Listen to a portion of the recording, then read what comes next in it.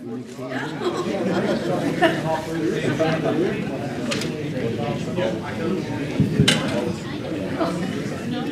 morning.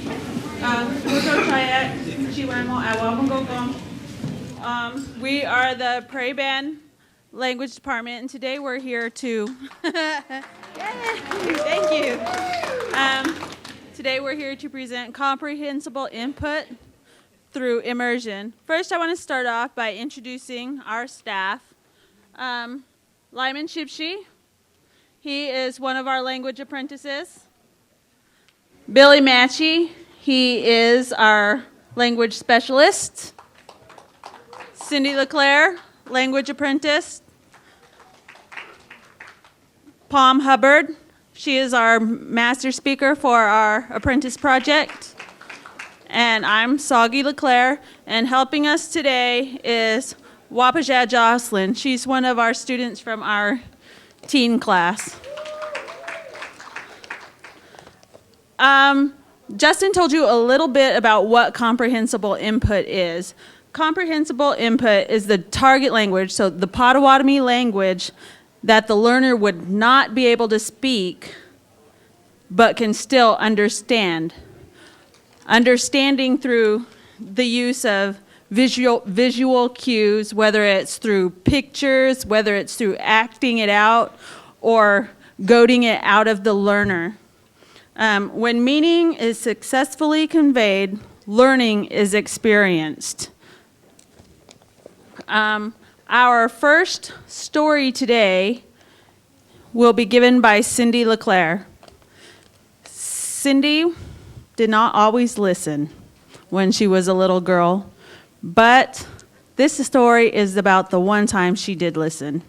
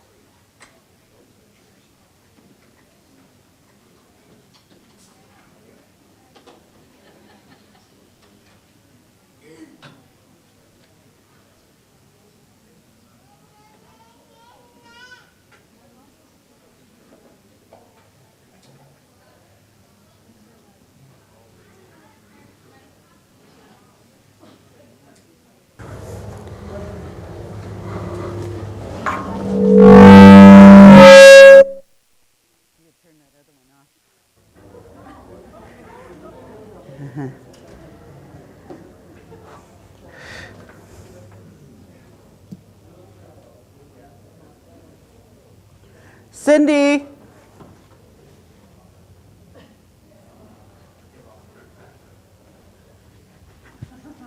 Wagney. Josh. Kamatoyan. Gichuka.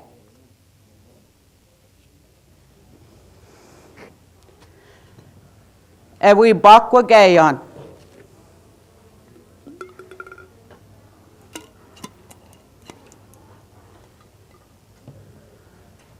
Dwendone, ewi ni shok magayan, emendaman ni kametoyan.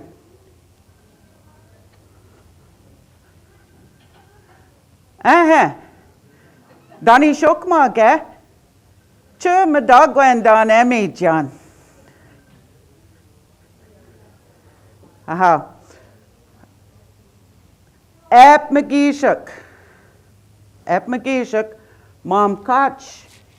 Bish, Kuyon, and we call Bautoyan. Mina,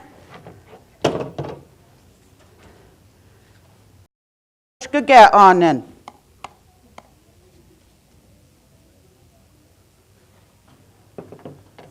Ija, Agish, Gish Gawat. Kamiktonen.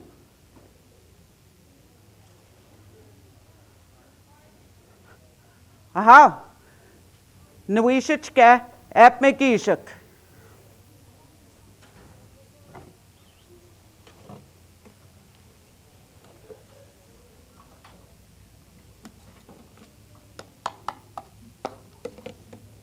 Bonjour.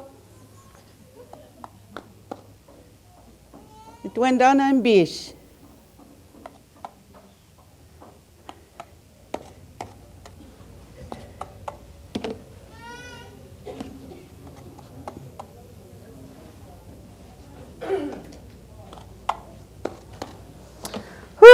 Dat was nooit onbaar.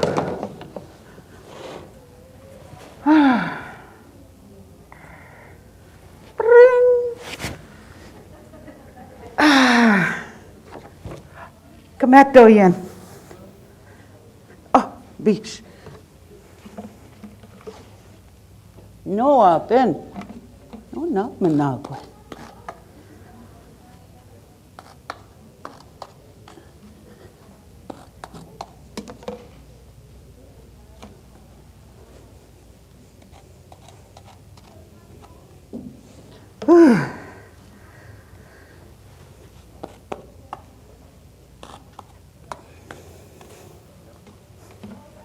Pamamina koabman wabak.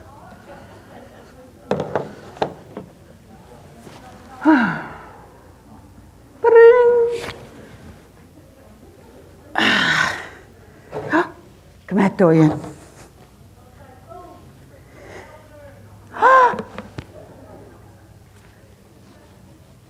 Nee. Kijk als je hebt dan niet kom maar doorheen. Oh, choke als je hebt ze non. Sam sagnok. Mam catch. Nui kop domen, she tagok.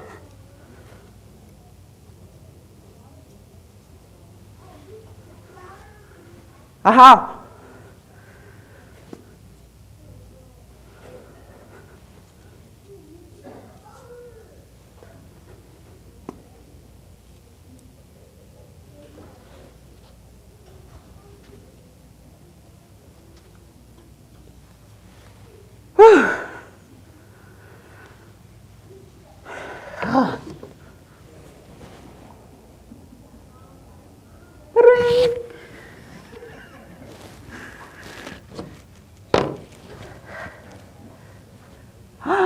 Such. Gishko nikamet doyen. Nene we chiwen mo.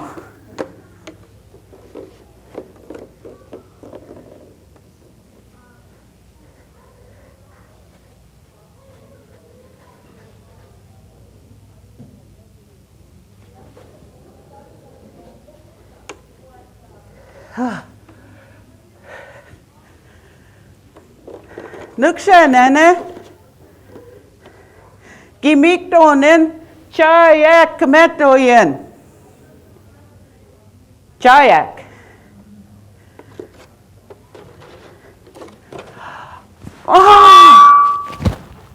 Ja, nishkena. Megwas kapkiaton. We mas kwakpaninen.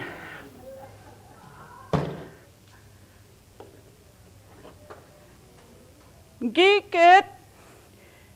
Gigiskawat. Damiktonen.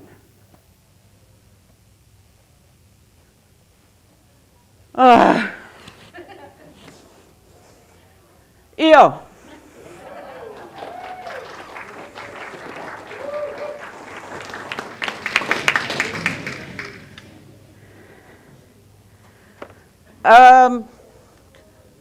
Wagnice, Kajiket, O Cindy, Neneman. Wagnice Kajiket. Kemetoyen. Wagnice Kakatot, O Cindy, Neneam.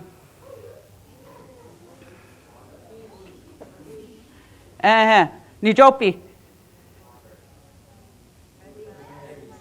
Every day. Wag nije get. Oh, Cindy.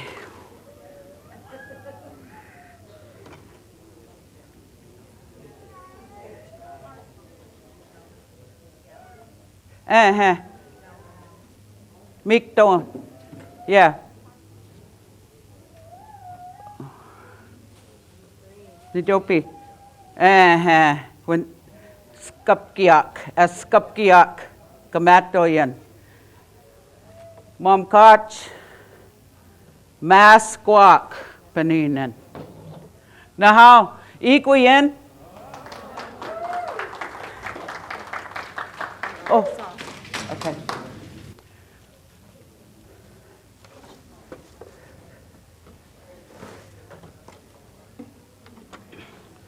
This next story that we're going to tell is about one really hot summer day. It was 1980, and we were staying at my husband's home place.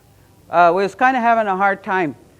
And back then, when when you would have a hard time, people would help you out. Maybe they'd give you a place to stay, feed you, and give you clothes. Anyway, this is about, let's see, my daughter, she must have been about 3 years old, Misagi kwa. She was 3 years old. And she didn't always listen either. And this is about what happened. Oh.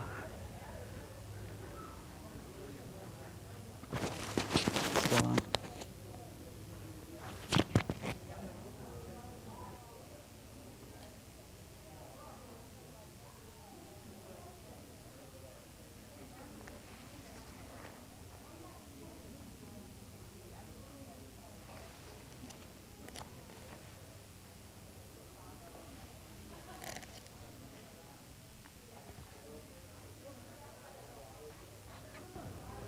Ashnik, pian. Nagsaka piatoy. What? Oh, how? Oh, Naksha.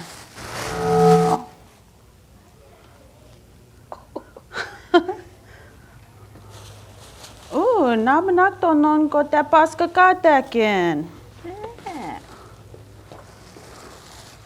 Nene, tapis ka na oda. Cho, whisk, shatem ke, kago besagi kwa.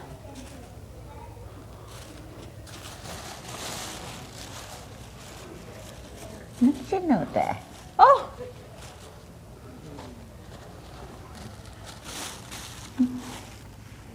Nene, tapis ka na oda.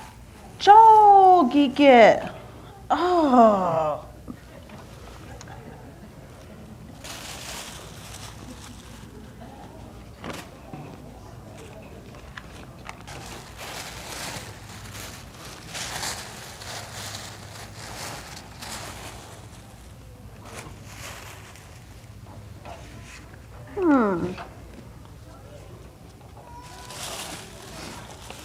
Oh, look siya.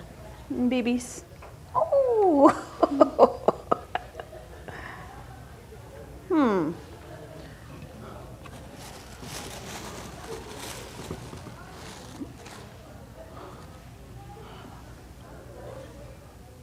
Oh, look siya. Oh, Look siya, Oda. nakwet. Ah. Oh, yeah, quest go chip kitman. Oh, how?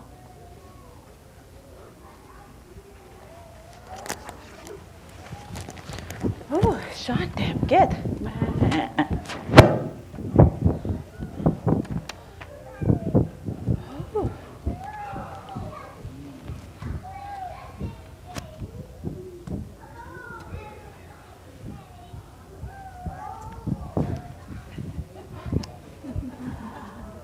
Yeah, nagsha. Pink Panther mamaptoshi. Yeah, man kakama. Oh. Ew.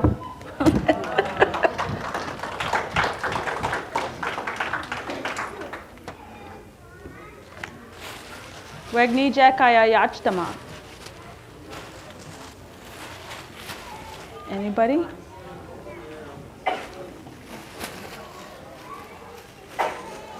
Anyone?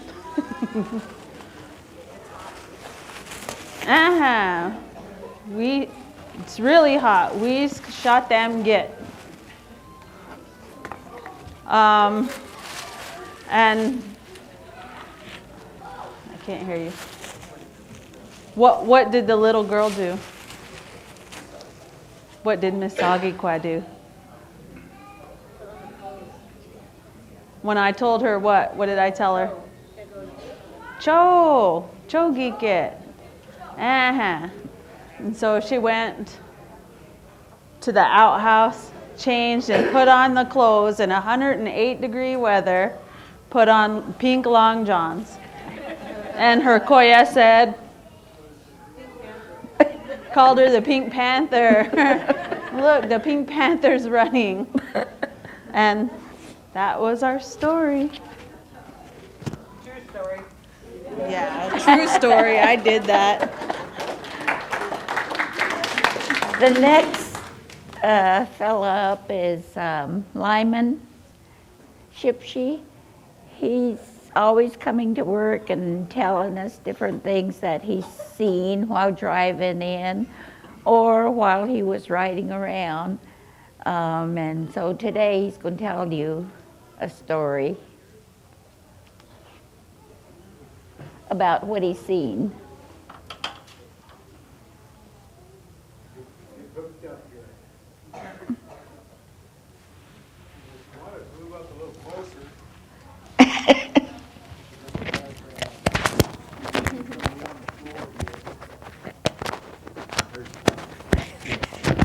If not, that's all right too.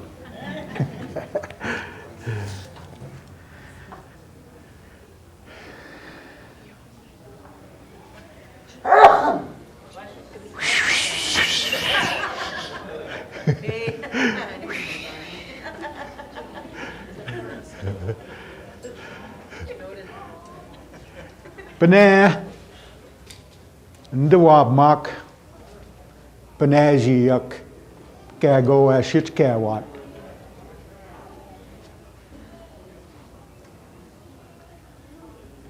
Ngodak emat bozot me goat walk nyanom danash in swat so meow she skotenes kwengen. Ngodak emat dabiat koyan she cheek kudakik.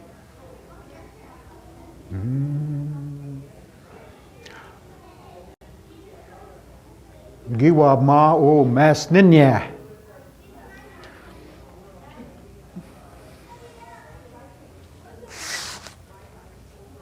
Mas ninya.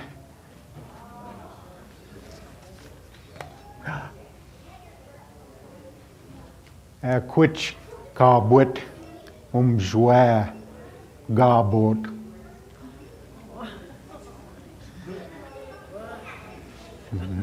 Mas ninya.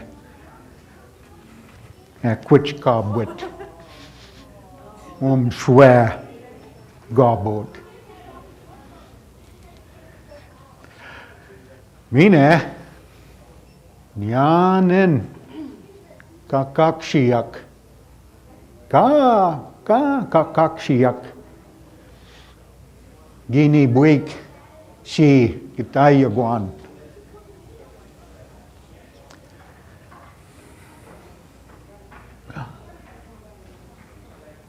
Gidwan donawan and we meet what shwa.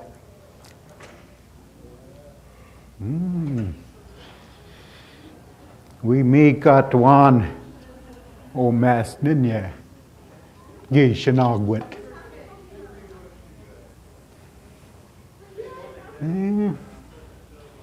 Shwanon gi na manaksik Adwendum wat, we mi kati wat. Mina ginish, gisag sanak seek.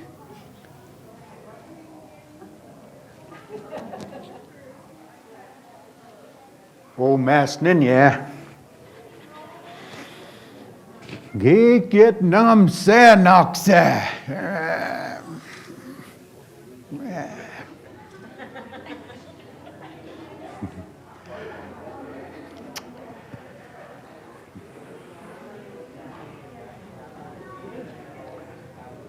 Zam pejoch ngejia. Gisakwak.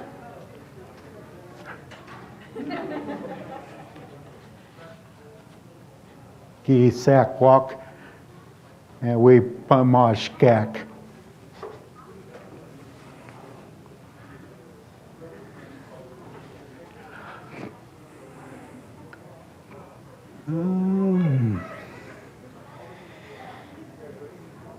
Wakwanduk. Agishwabuk. She. Wa. Bozot meyan. She.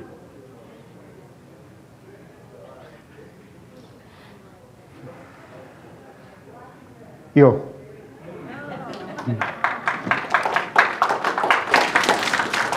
Eknije kaya yachtaman.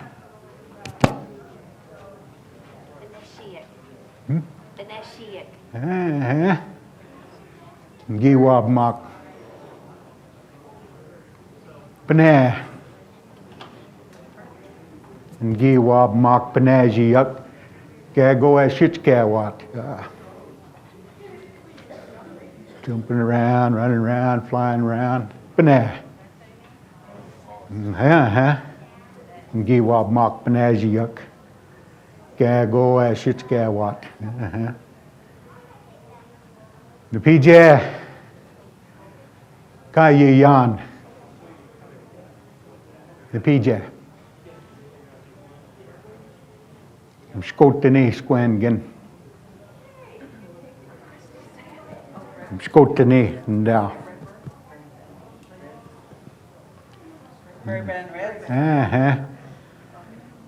Meow. Meow. Road. And goat walk. Nya nom dana.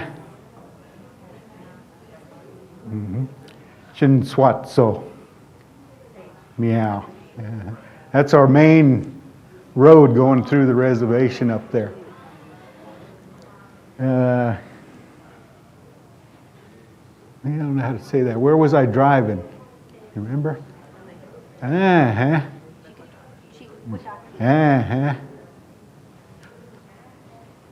Meknije kawabtaman. Meknije kawabtaman. Meknije. Nyanin kakak shiak. Mina meskninye.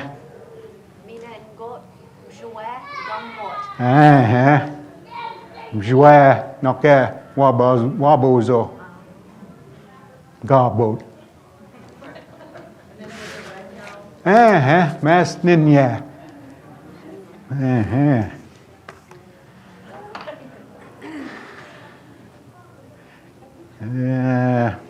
Gishinagwit.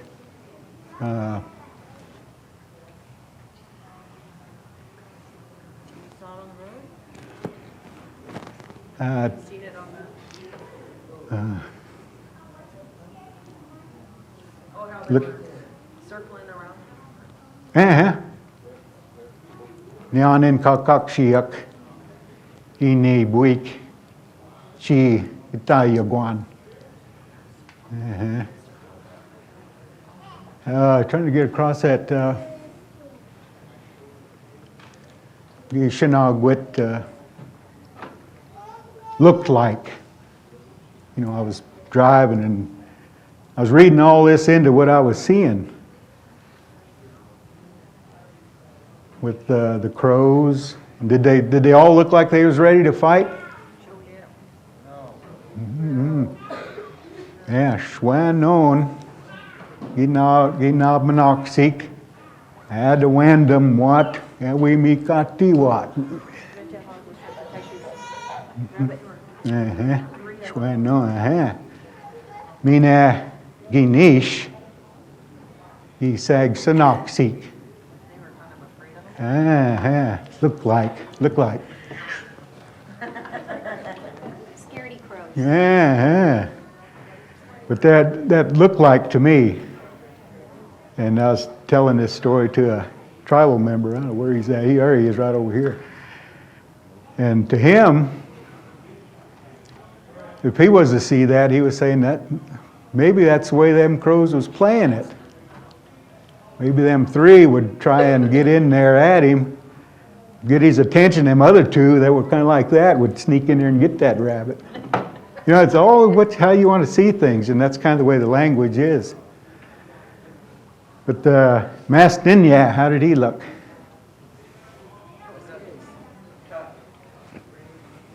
Yeah. Ye get nam sa knock sa. He was pretty confident that it wasn't going to be much of a big deal there. That's what it looked like to me. I see, how hawks look. I don't even know if it's possible for them to look scared. Yeah, but that Maston, he had it under control, and then what happened?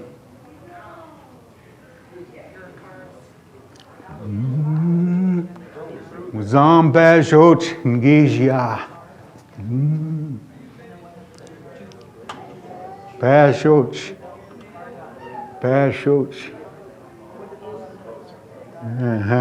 Zom Pashoch. I got real close. Gisakwak. Giwapamashkak.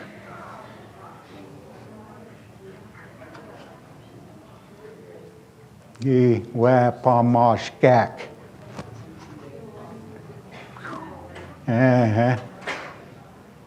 Flew away. Wakwanduk, I got to think here. Wakwanduk, I'll geese you wabuk.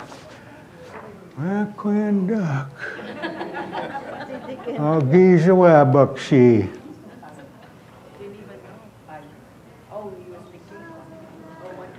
I wondered. I'll geese you wabuk she. I wonder what would have happened. Bois bozot meyan. Bois bozot meyan. She. Anybody know what that is? Well, You didn't come down the hill. yeah, if I didn't drive there. Bois bozot meyan. She.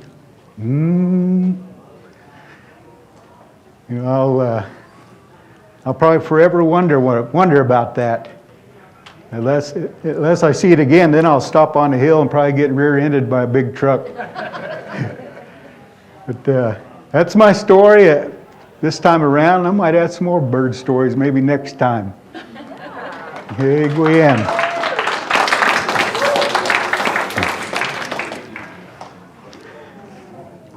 Poor Schwab stomped on him several times. Our next presenter is Billy Matchey. And as the theme has been going, he's going to tell a story about his teenage years, which he claims wasn't not too long ago. And it's all about also, trying to get it over on our parents and things, which we never could. But anyway, here's what happened when Billy tried to do that. What am I supposed to do with this thing? Hello.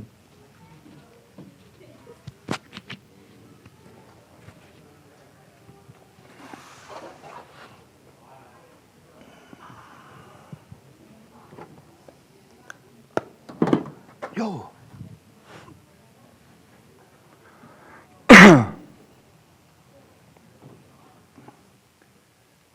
Skinware, egi yayon, nom yogo. Ndatso, shinuak, gitsupongis. Gindoandon, awi wan gunosyan, awi wan gunosyen, toak.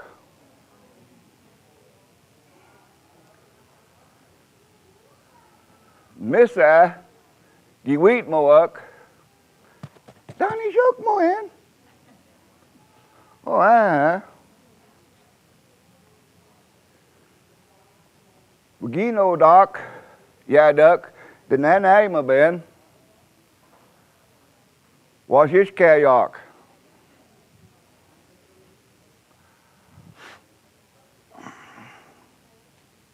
Missa, Gion, Kotaswin, Skakagan, she took. Abwa, Moshe Aman,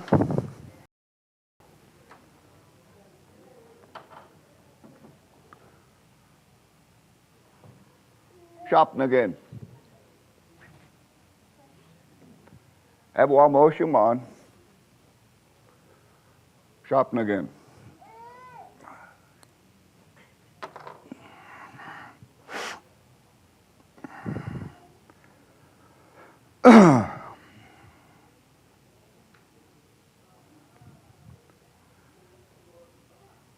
Shopping again. Gion, Howie tote, the toak, she sabah piece. Gikandon, the nanay ma ben, Howie ojiat, odonke, Howie wawap chigat, Awab shittiwat.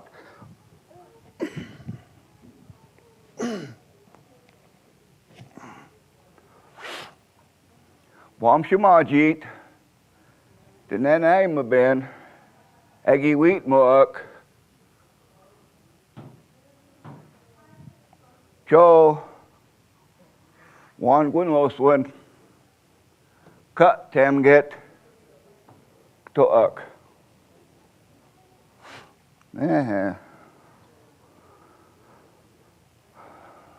Kagish majit, pamo, mine. Kagish majit, the nanay ma ben.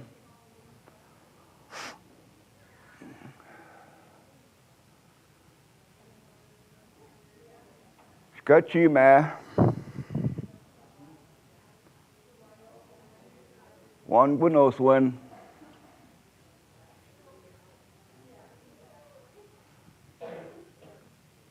Gi togen.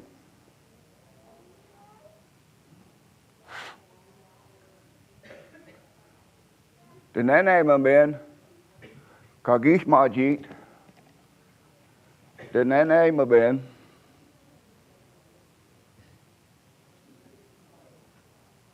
Wigi kandon, as it carry on.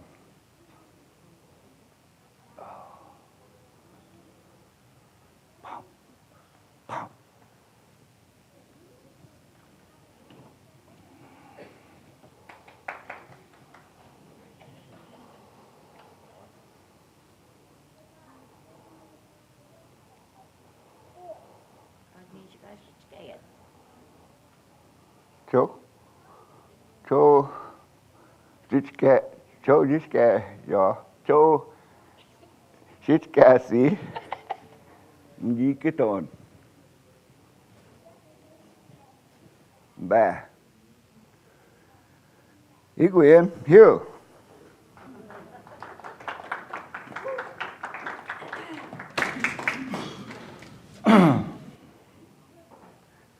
Nijitso.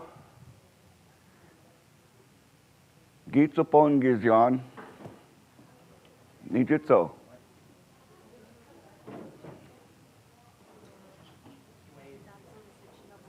Uh-huh. 17. Uh-huh. Batso Shich. Noak. Gitsupon Giz. Agi Jichka.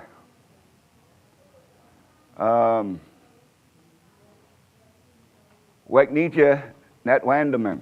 Waknija Netwandaman. Ah, I got it. I got it. Joe. Oh, one goes one top.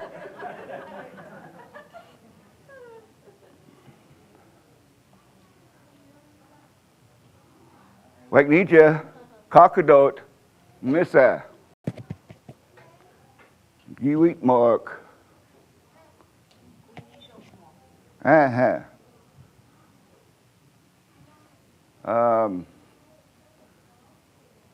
Waknija Cockadot Dananama Ben. Uh-huh. So one goes one. Uh-huh. Uh-huh. We shot. Web chitty what? My dog went Don. To name of Ben. What was her favorite wrestler? Bob was our walk. Oh, okay. Oh, Scott's there.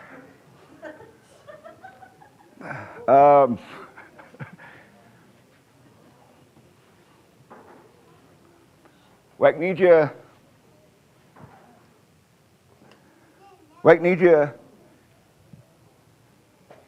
Agiot the Missa. Oh, your older sister. Shopping again. Mina Sabapis. Mina Kotaswan Skak again. Skak again.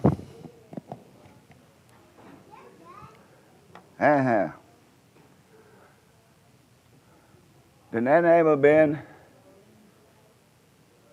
Agigiat Neop Waknija Kauzitkayon.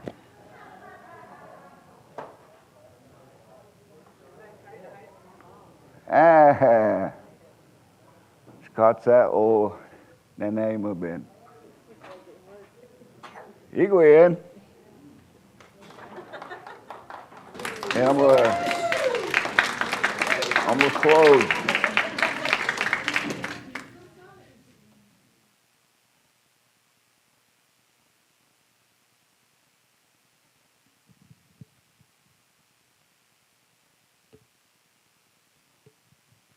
Hello. Hello.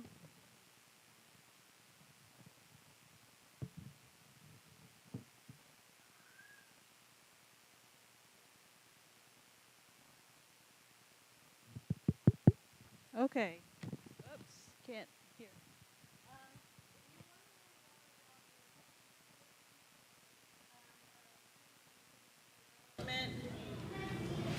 We got comprehensible input and the input theory from Stephen Krashen. He's a world-renowned linguist.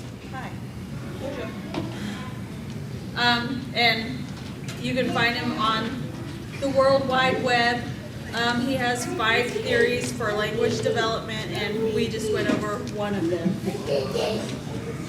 But that's all we have today.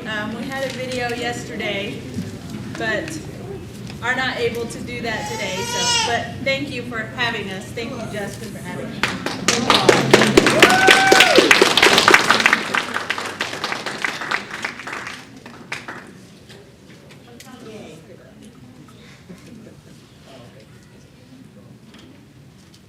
Sorry, the video. Test. Hello. Hello. Hello. Okay. Anyway, the video is my fault, so I apologize. They had it yesterday. I put it on a little zip drive deal and I did not bring it back. So I apologize about that. Again, did an awesome job. We appreciate them coming down and doing this for us. There's about 15-minute break or so. Stuart King, I believe, is going to be presenting next. He's actually going to be coming to us from Canada. He's going to be in Canada, and he's going to be up here on the screen, his smiling face and whatnot. So come back to this one in about 15 minutes, have a little break. Or if you want, in the other room, we have Christy. Christy will be going on in the other room. So check out Christy's presentation. Hers is an activity that she works for the Hannahville Potawatomi in their K through 12 school. It's actually, as far as I'm aware, the only K through 12 school. Well, I think Walpole has a school on that now. In the U.S. side, it's the only K through 12 school for Potawatomi kids. And her kids worked on a presentation talking about different cities and things like that, but I don't want to steal any thunder. But check out Christy's presentation. It'll be on the museum floor. And Yo.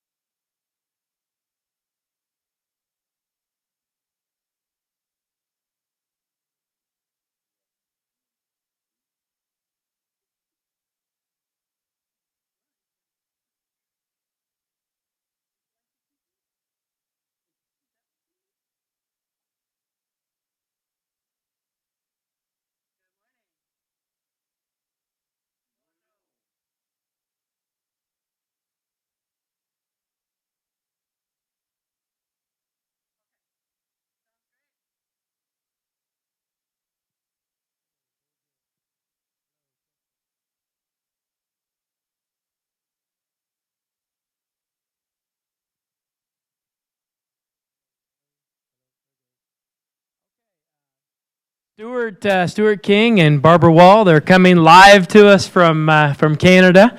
We're going to take about 5 minutes, and then we're going to get started with them. I'm going to try to get everybody to kind of make your way in here. So in this room, we have Stuart that's going to be speaking. And I believe in the other room, we have, I believe it's Christy Phillips on the museum floor. So kind of make your way in here, and we'll get started in about 5 minutes. Miigwech.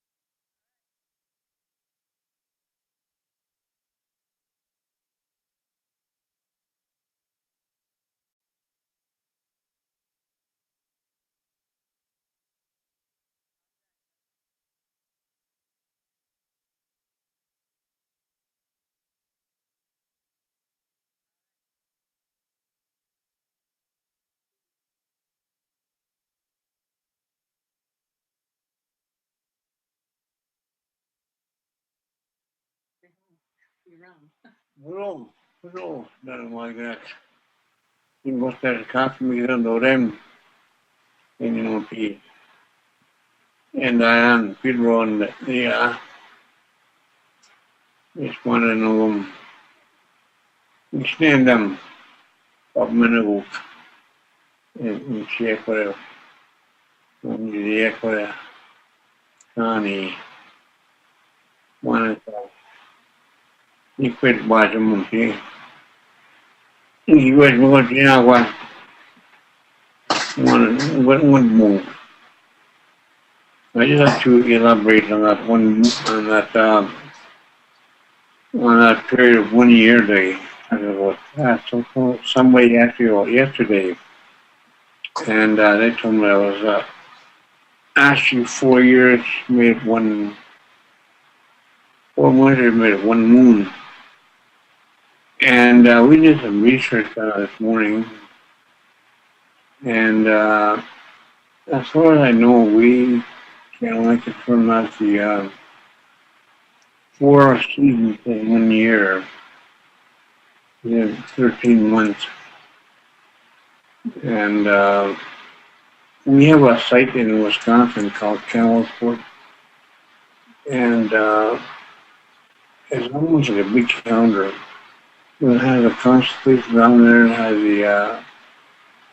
It has a solstice light on there that's cool in the year, and that is 13 months ago too.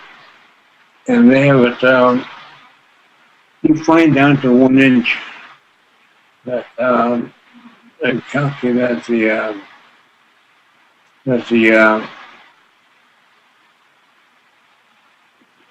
solstice light have moved in 1 year or 5 years or 1 inch period. And so that was confirmed our research of the 13 months is in fact 1 year. And Mishnah being very frugal with their time and knowing exactly what to do at each of 13 moons is something that I'm going to be talking about in this next session. We'd like to elaborate a bit more, maybe tell you some stories about the seasons, and we want to get to Lindsay's question about the blackberry. And so that's what's on this morning, and so without further ado, we should continue to the slide. Ask if you can hear me. Can you hear me okay, Justin?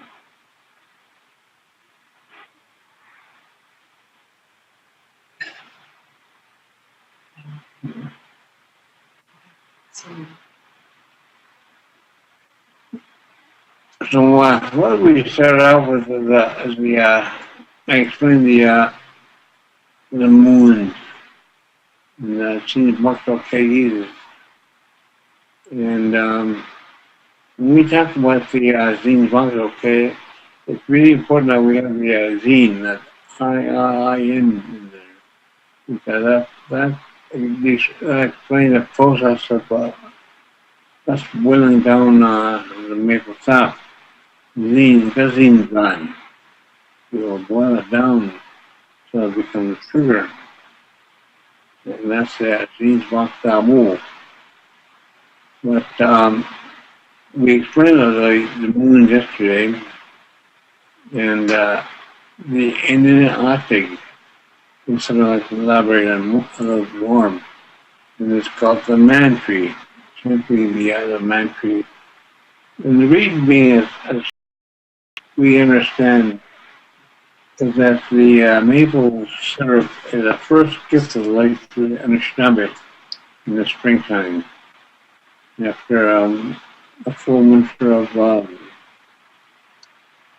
limited resources, and not really has a lot to eat. So the Creator made the Anishinaabe, he made sugar, made syrup, and that was to give us energy to start a new year. And that, and then I think also talked about about that first gift of life that was given to this family. And it's really talking about with the male sperm. And what that talks about is that first gift of life. And that's where that male tree came from in the thing. And when you talk about that sperm, it's called Bemaziabuchke. The first gift of life. You see the fish when they spawn, the female comes along, lays her eggs, and the male comes by, and it drops its sperm on the eggs, and it fertilizes that way. So it is the same with a man tree. It's that gift of life. And that Zines Maknabu doing, that is actually a feast. And they probably had that during the sugar making moon, because that week to win is when they call people in, and they would probably got them working. And there's an awful lot of work involved in make syrup. So they would need a week to do up. They would call each other in to eat, to feast. And there'd be songs, ceremony, there'd be a bit of a celebration, but you really had to work all the time. And so the next one is the Hishibak Makuk. And that is the start of the spawning season for people. Rob will come in with me, Rob and Rose. So we had ducks, and we made good meals. And they were also spawning this time, they would be laying their eggs. And the Olga, the next one. And the Olga is makes for a very, very good meal. We would have fish cheeks. We have the eggs. And we would fry the whole mess of football. And we would go spear fish. And you have to be very careful on those slippery rocks. So you have to stand up there and shine your light, and you see their eyes in the dark. And we would spear those fish. So we probably maybe get 20, 30 fish in one night of spearing. And so it's pretty much been so most of the tribes in this region.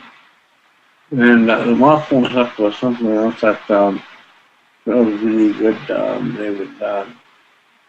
They would bake these fish eggs spawn, and someone would use the spawn for they make sacks with them, and they use for fishing in the latter part of the year. But I just want to say we did forget about some of the very important foods, and these occurred during that in the fall. And we would eat the basketball. Okay, did more. We would eat blackberry, macaw. A lot of people didn't eat the black bear because it was really taboo, and the reason being is that when you kill a bear, you bring it home because you want the bear grease, you want the bear claws, but the bear meat itself was full of meat. Uh, was probably given to those that could eat bear, but the reason being that the bear is what it's our brother. And when you skin a bear, it's laying on the ground, and it really looks like a man. And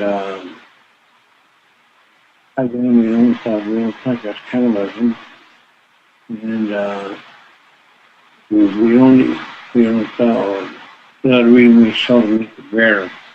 We do use parts of the bear, and our people pretty much ate it and killed. So you would probably think that they shared a lot of the meat. And We're going to talk about Gog and Mosul. oh yes, and the other one we forgot was the porcupine. That was also in the fall, and that's called Gog. It's called Gog. And as you know, it's full of pools, and it's only good at certain time of the year. Maybe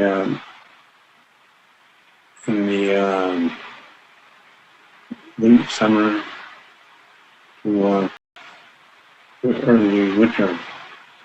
And that's what the only time they we use a pool. But after you do kill the dog,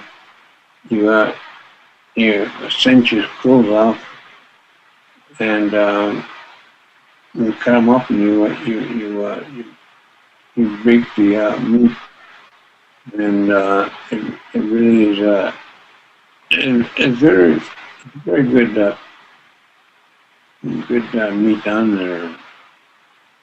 And that brings us on to another question that Lindsay, our friend Lindsay, had asked about that Gog Minnock.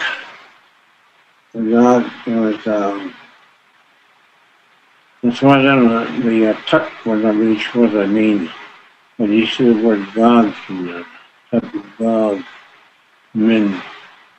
The Gog Min. The Min is a berry. I'm not sure what the tuck means, but the Gog really right to the berry. It's got little hairs on it that are quite sharp when the berries are green. And that brings us down to that. And the one important thing we got was moose. Moose. That's really that's really our filet menu in December, and when the hunters got the moose, it would take a lot of mass part of the moose tank. So they're probably around about in excess of 1,000 pounds, and you just put it in your back of your truck and drive off it. So it would take good 6 or 8 men to bring the moose in from the bush. And one of the first things we ate, this was the ceremony. You would 5 legs up, which we were tied securely, tied to a tree, and then we'd skin it. And first we tied it up, we tied the legs up, we spread them apart, and because we were working with that moose, and you're on the ground, kneeling over it. Those hooves would sometimes kelp coat and would kill you. So you make sure you tied them. And one of the things, the first cut was a tenderloin, and that's stripped along the back. And the strip of meat, it's, no bone, no fat. And you would start right away and fry it up and get a nice big piece of scone, and you have a scone and moose sandwich. And there's nothing record with that. And big great chuckle, tenderloin, and scone. That is that's the life. Okay, next one.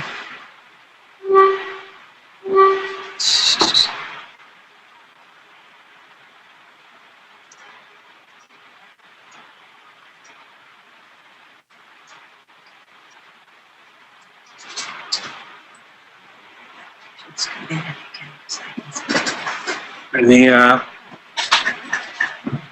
the maven Hebrews, that's a clan. We're a clan fish.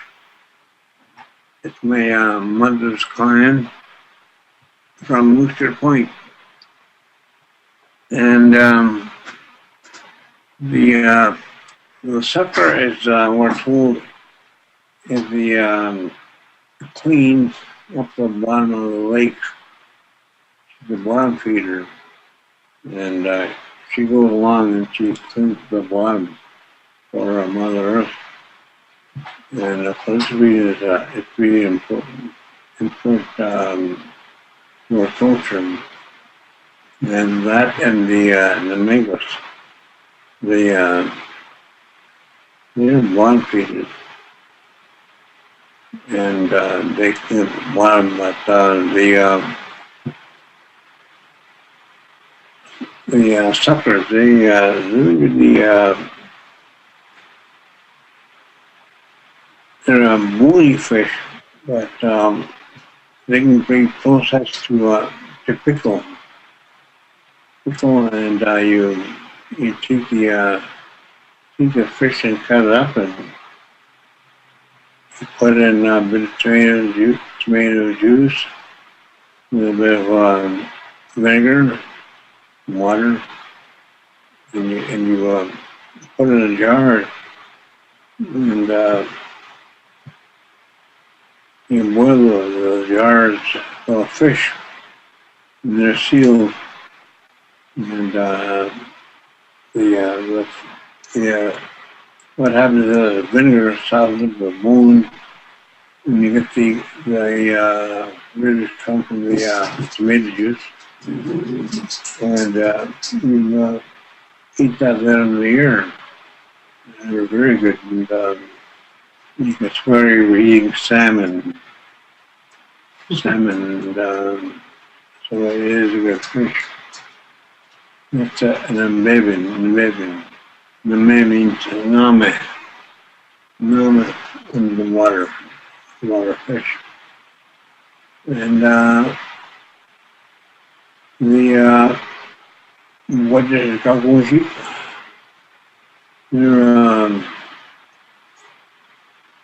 They're mixed in with the namibin sometimes, and they make soup or and what they do is clean out the more of them combined. They're actually good medicine for cleaning out. It's when they go. And as far as I know, men didn't use this medicine, but I recall my mother eating the fishes, eating the suckers, and she made it look really good. So the season is really started to change now. But it's you see the little buds come out, and they show us that the little buds come out, and as soon as they turn the leaves, that's when the bush ends up, the little black lights start coming out, and we really didn't go to in the bush too many times. It was time because the black flies, the mosquitoes, and the deer flies, fly flies, this sort of stuff, they would carry you away. And so for this reason, we changed our habits and we switched our eating habits to having the fish with light because there weren't too many flies and there was plenty of fish that when it started coming to spawn. The bass I told you about yesterday, we caught in nets and the young people have to go and bust the bass out of the deep water. And as a young man, I remember coming from deep water, you put your neck, and that water cold with spring, and you'd be all red and you'd be shivering. We didn't really enjoy the trip till we're done. So, Wasp-Connection.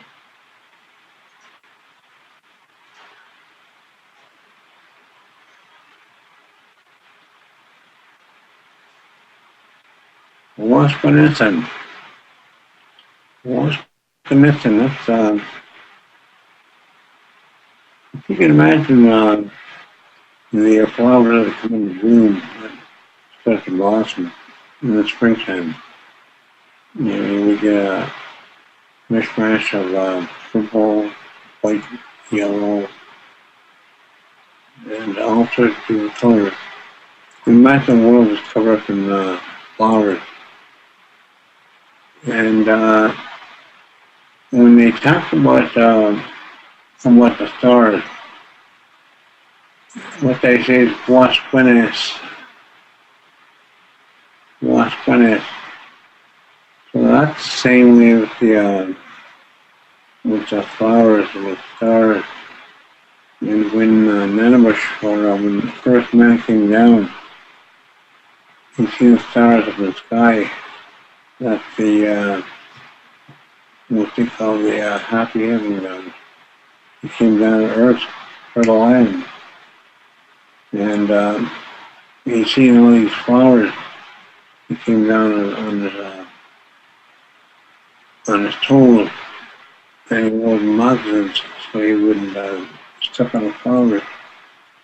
And that's part of creation. Part of a creation story. And our language is very much spiritual. And you can't really get away from language without relating that spiritually. All things are connected. How we have connected everything. And the weed wasp, the birch bark is all part of this, these stories associated with that. It's part of our culture. It's part of who we are. And I know as young children with my sister and Linda, we grew up in the woods. We seldom came home from lunch. Whatever we found out in the woods is what we do. There's inner bark, that birch bark that we break off, and we'd rip in that. And there's a thin white film inside there next to the wood itself. And we would eat that, and that is sweet plum juice. And then here's a jewel, the rhubarb. I don't really care for rhubarb myself because it's sour, and you would mix it with the rhubarb and the strawberries, make a pie, and I really never cared for that. I really got to the legend side. And pie. A raisin, the pie is called beef cheese chicken. Beef cheese chicken. Some of the beef chicken. We were underwear. But the pies is made that you have an in out inside crust. You got the filling, you got the top layer, and that's the beef cheese chicken. It's there, and you bake that, and that's your rhubarb strawberry pie. It's quite popular this time of year, and this part of the season. And another signal for our culture, and signal that time was changing for our people, they would watch the deer. The deer would be pretty scraggly and scrawny, and their fur would be starting to come off in chunks. And you see these deer, pretty big chunk of fur hanging off them. But this time of year, they would, after the blackfly season, they would start shedding this loose fur, and their fur would be turning red. And that was a signal for the men to hunt for the male deer. And you could eat the male deer, this time of year. But the female was not be hunted like the four-legged, because they were nursing the young. They were looking after young ones. We were feeding them and teach them how to lead this good life. The male there you could eat, but you don't eat too much because that would give you diarrhea if you ate too much. So there's caution as well too. That one that stick that really you watch that new moon, the new moon, that blossom moon, and that would tell you that, hey, you should make garden. And that's when you go out and you start turning the ground, plant your seeds, start your watering. And by the time the wingish would be, the fruit flies be coming out. And it's all in time. We had to watch all these things that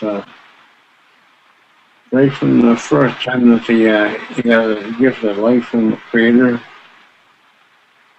you have to prepare for the coming winter at the time if you're gardening. So,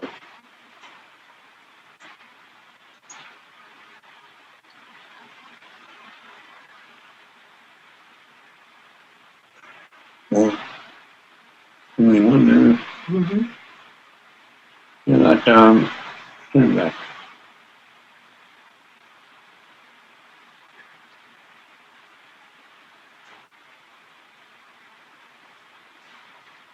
That is a really important area. That's old dam, and the word old dam. That's what the heart. It's called Hutberry. And the color red, and the shape of the berry itself is a heart. And that's part of the nutrition cycle over the year. That's the first berry that you got. And the lines on the berry represent the arteries of Mother Earth, and the berry is the heart. And it reflects back on the culture dramatically what's been the teachings of our people to carry with that. Okay. And here's that such government uses TAT, It's a T, it's a T-U-T, a God, the God, the God winner. And that minute is actually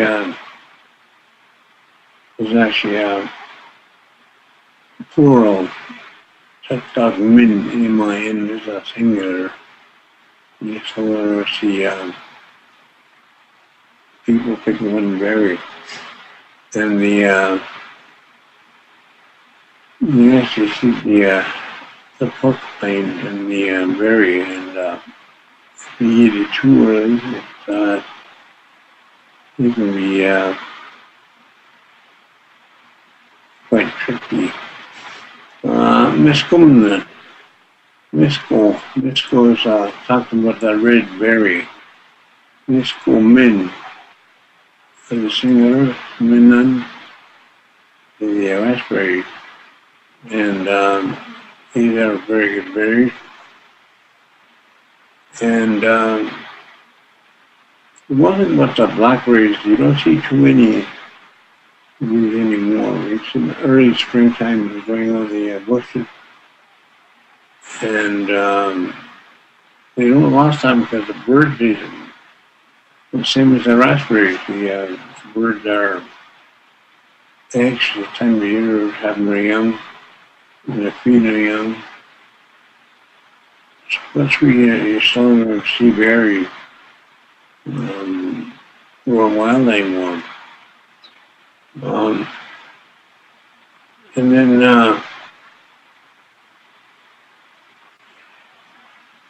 we didn't toga, Mazamin. That's the early corn. And then there's toga is maturing. And that's when the start getting tassels on the corn. And you have the milk in the corn. And all these things that Mandamin talk about the good daughter, Minda, the Min the berry. And it talks about everything what the corn gives us. And that's one of the traditional foods of Nishambe, corn. And again, there's a lot to be learned once you learn the culture in this corn. It tells us a lot. Just get me in the early vegetables, young. See, I mean, that your church is what your onion is coming out in fruition, and you can have a lot of good meals like yourselves. And read it the Skipnese.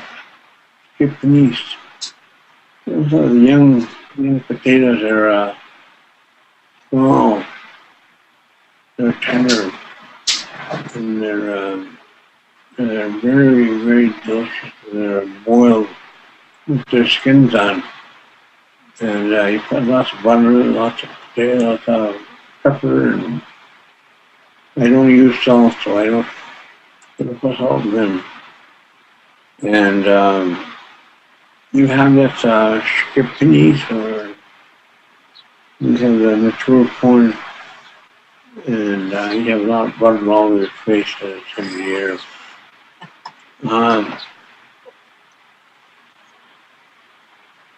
Toga, meaning elite vegetable.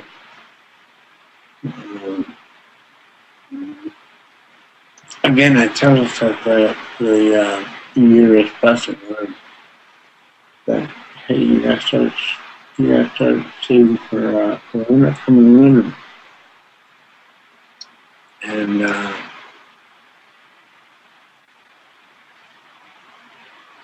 you know, all your character coming in, and all these vegetables come in. And by that time of the year, we also get these cherries, sesame. And that sesame just talks about that the scatter of seeds all over. And that's exactly what the birds do.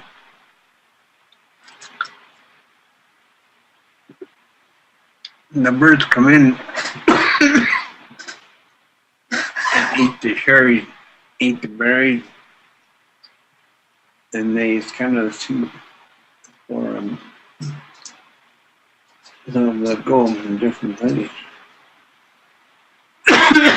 And that's one that I took cherries. It's Latin right now. It's starting to show wolfram and I think of wolfram and that the kids would eat too many chocolate. And your mom would be all coated and maybe running pretty loose. And they weren't really good to eat too many. They were nice to have a few of them.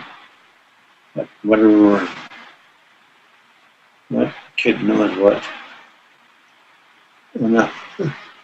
You gotta eat till you're full. So the next one is that Nibno. Nibno Wikiwan. Nibno simply means the time of funny. Nibwa. Nibwa. The feast for the feast of funny. And that's pretty much like the government that we have that you're in right now.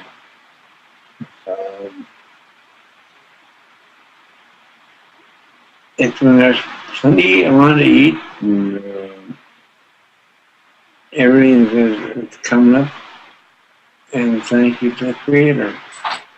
So you have to give thanks for everything that you have. All that fish, all those birds, all the berries, and the garden vegetables you get, and everything coming, and there's still yet more to come.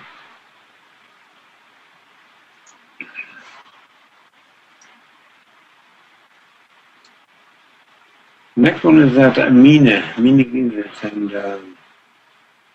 that really says a lot about the coming season. You're looking at the end of the season of honey, and the blueberries that we have. That's probably one of my favorite berries. And it's a time that state that she wet. It's like that rattle that you have. She wet. And that also goes. The story comes for a long way back. At the time of creation. That's one of the first sounds I heard. Was that the rattle? The wet. It's also sound around grass. Blowing in the wind, dry grass. And it's also called that manbluet. That rattlesnake, manbluet. And I think that's where the association came with the Nottoway, with the Yellowpaw. They were dangerous. And they would relay that to how dangerous it is. And that we have to be very cautious. But there's another story that I've come across that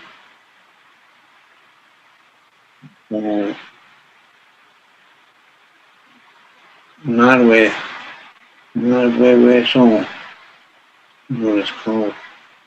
And Nottoway song talks about that Nottoway, the Iroquois.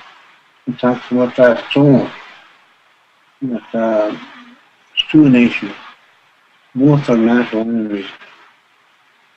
And you see both those fighting, one's in the west, one's in the east, and how dangerous it may, how many battles we fought with them. And that's where that story comes in. And also we have the clones at the center here, the big guitar.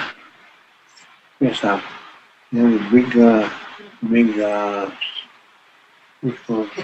Pits inside of it. And big your teeth feel in that feel stuff. As a kid, you're supposed to be careful of that.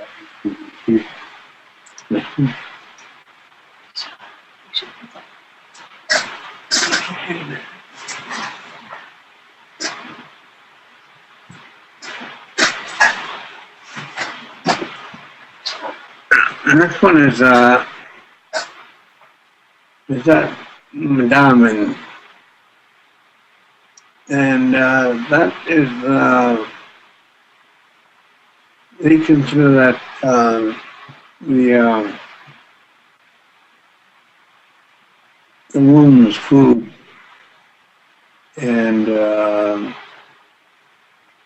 when you look at the corn, it gives you milk in the previous one, corn milk. And you see the tassel here tassel. You see the rows of corn and how beautiful it is, yellow and even, and it relates to how beautiful a woman can be. And it's got the robe and the blanket of rain. And again, there's many stories associated with corn. And it brings us to the Menomen. Menomen. And again, when you break that word down, you see the men at the end, which just indicates a berry. Meno.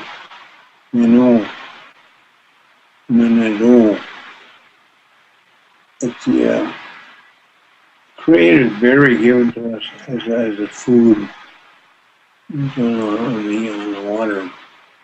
And again, this harvesting this food is a lot of work. It takes time. It takes a unified effort of many people to get one little bit of rice. And the same thing with the corn. That takes a lot of work. When you get a pile of corn cobs and you know there's a lot of weight to it. And our Shawnee corn.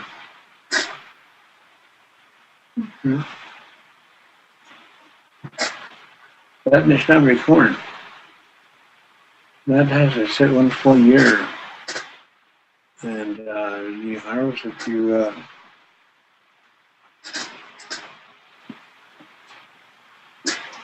start preparing it after a year. And you only select certain kernels for seed. The rest you dry out and there's a lot of preparation to making this corn soup, and it takes a lot of effort. You use ashes, you boil it down a number of times, and to really clean it out, and you get the corn itself to open up that husk. It takes a lot of work, and you really have to be selective what type of corn to harvest to prepare for your meals. And to make corn soup is probably one of the best things that you can have for a feast. And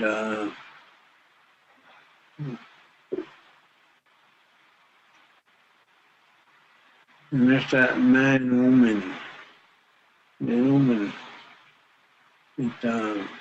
what are you in parking?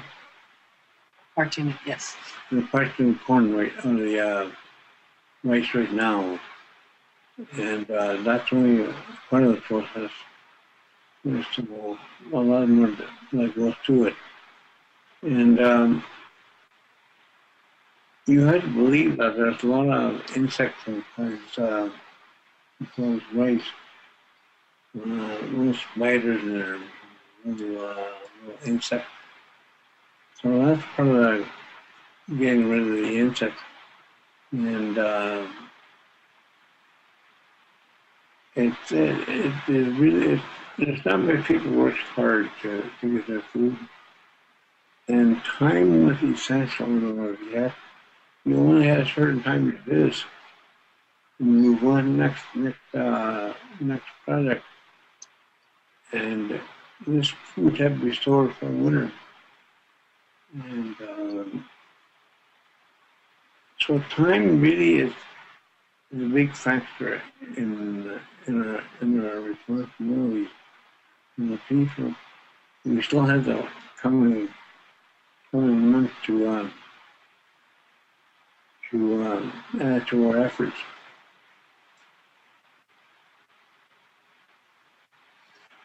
And here's where the calendar went. It's got the day. And time is moving on. It's getting colder. Leaves are turning color. And it's harvest time. It's called the wallgate. The time of the blending colors. And it was in Shawnee that had its first Thanksgiving. It wasn't the white man they tell. And that really is to give our thanks. Me Christmas them. We worked from them week to the one. They would bring all the food together. They would have a big feast. And they would have ceremony. And probably, more to the calls, dancing and singing, and giving thanks to Creator. And Mushkib in.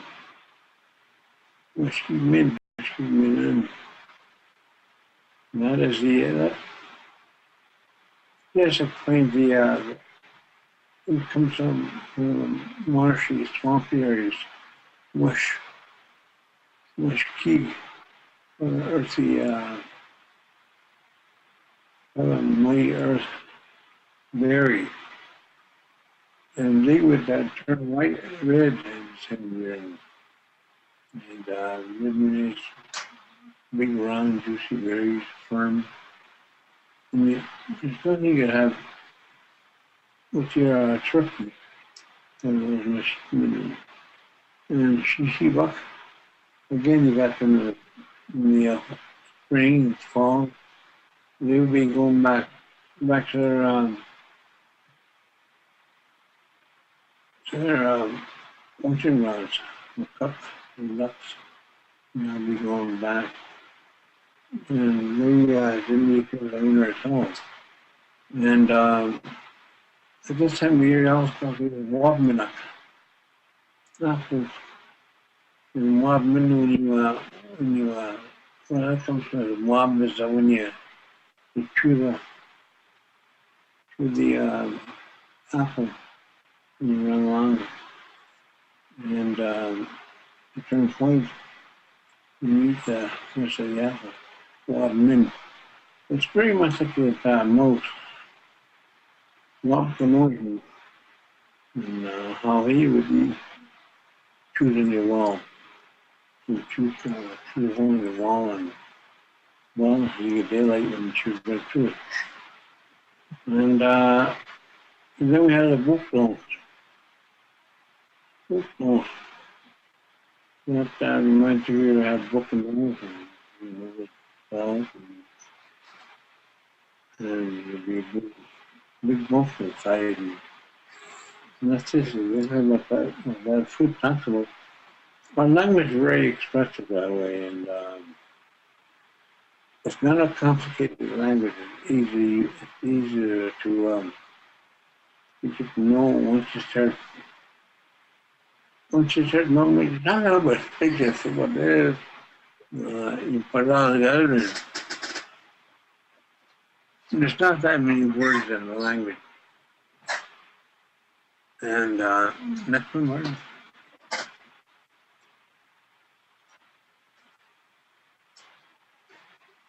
Again, we have that on the mix. Num, num being, number being in the water. He cleaned the bottom of the lake and the mix at the trout fishing, and they wanted to be a good size. At least they really go deep in the water, knee deep, not with the that sucker. It doesn't go too deep, and they're also good eating on the beach, nice beach, trout. And the same goes for chick meat.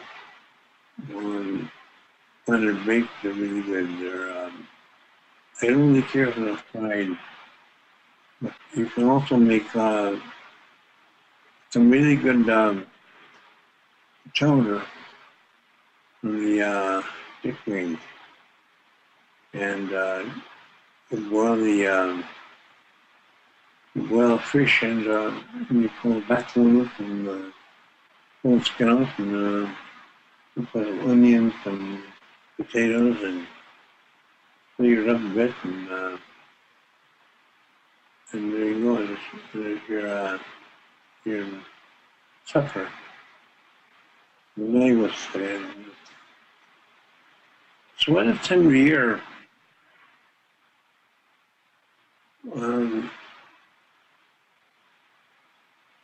the season is getting on, and people are getting anxious that the all the others are passing already. When you come this far, and we come to Jibia. Jibia had the bucket. We could win. Jibia had the bucket. We could win. That's a lagoon street. GY. GY is it's a lagoon. GY.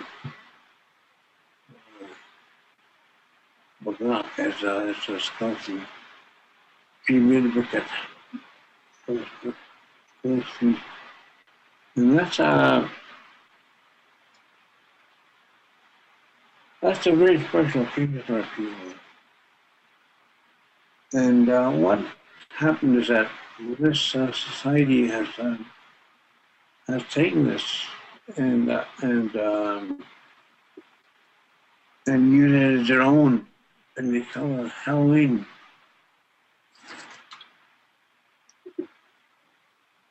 And Halloween people on their false faces, and they play tricks on them. But the whole season is very sacred to our people. That they would have a feast at night. There'd be no lights on. And they would have a ceremony, and they would sing the song "Week Before." They're calling it a fast. They would sing the song 4 times.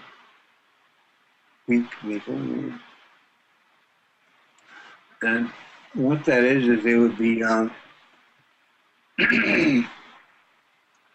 we call the ghost, the spirit that died that year to feast them before they left the blood. So they would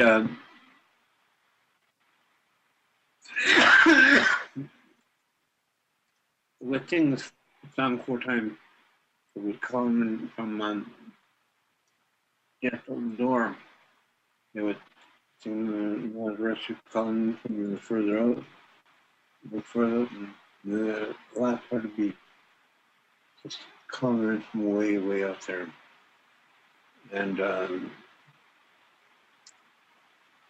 the ghosts would come into the lodge. It was dark, and you would see these spirits coming in. And many of them would have died from their wounds.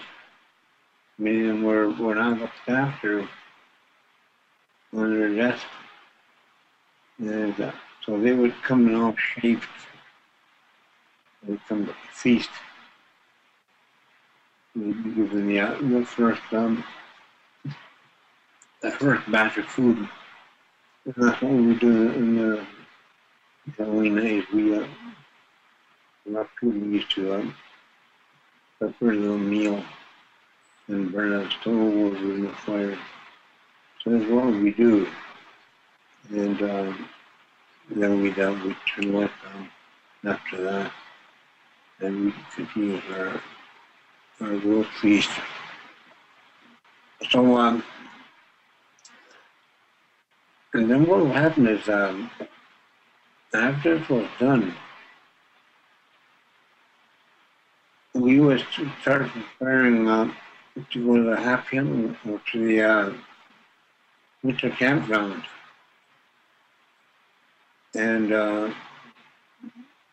what would happen is that at the ghost feast, they would go to the to where they came from, and our people would start to get ready for happy hunting from the what's it called, winter campgrounds.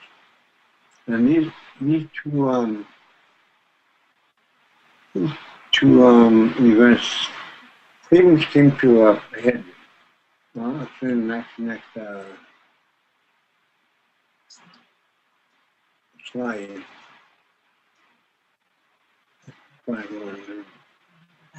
Yeah.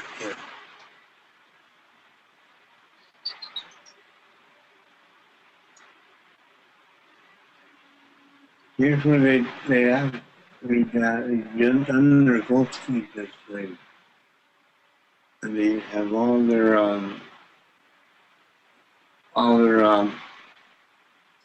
the food gathered, and they would go in the canoe. All their the birds that they harvested, the meat that they harvested, God, the little bear meat they had, and they would go over the canoe, and they had to leave at a certain time. Because, as you know, the canoe itself was made of driftwood. And if you waited too long, you would push your canoe with the ice, jagged piece of ice, and then you'd lose all your winter supplies, and you'd be stuck in the middle of your hunting ground with no food. So I tell you, it was crucial. Again, the timing is really important. The timing you have to leave before you get almost stranded up there. Okay.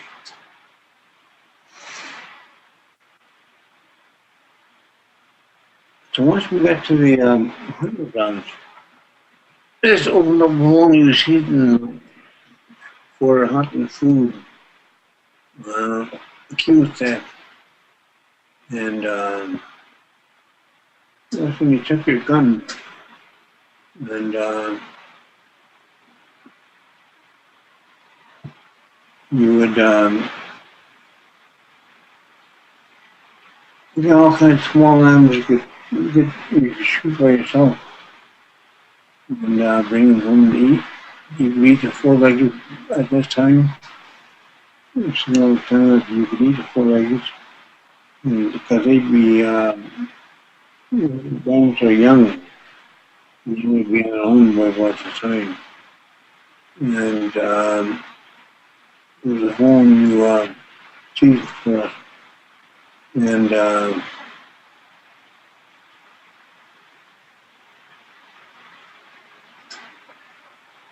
it's a baboon cod that we everybody under a camp.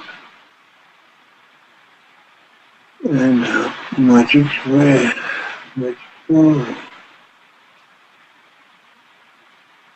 it's wild. But then my cheeks red, we started paddling in the canoe to budding the full door. And at this time of year, the people would and the ones you go up, the ones you go, they come as a group of many would go with me. They would run back to the daughter. They would big moose, elk, deer, and so many deer can be pretty big. The moose was huge. The elk, we never had in this part of the country, but we were to go to French River and get our elk. And they're quite big animals. So we really Talk louder. we would I think get a good group together to bring the meat home because the mooses are probably 1,500 pounds and the hindquarter is 200 pounds, 150 pounds. And you just don't have that kind of meat by yourself. And once you got the animal, you don't want to leave it back in the woods because the animals would get it. The birds would get it. You went out too much left by the time you got back the next day. You had to get as much as you can. And some of this food like the deer, moose, the elk. Once you got the deer or the liver and the heart, the kidneys, we would want to get that home right away. And the liver itself was a delicacy as well. We had to cook that right away. Okay. And just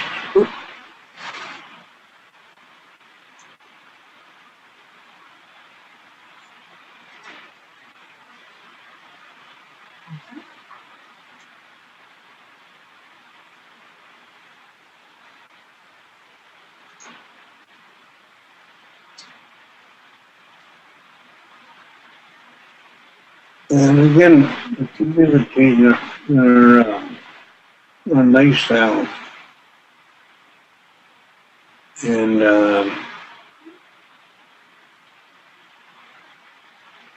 we got to travel for different health at this time in Landau Island. That is probably what I say Landau function because they were our traders and they would take these coats to different communities and trade.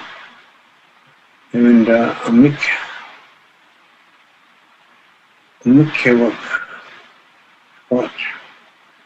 That they would, the beaver probably left them, they transported, they freeze them. And the beavers took them up to the, in the air hole they'd make. And beaver is actually a really, really good food.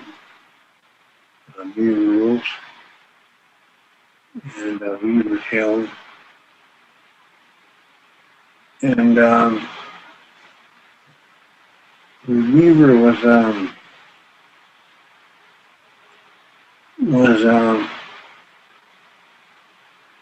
I guess an animal that they really honored. There's a lot of cultural teaching for people because it was the one when they built a lodge like you see now. And it had young, it raised young. It stored food that much like we do.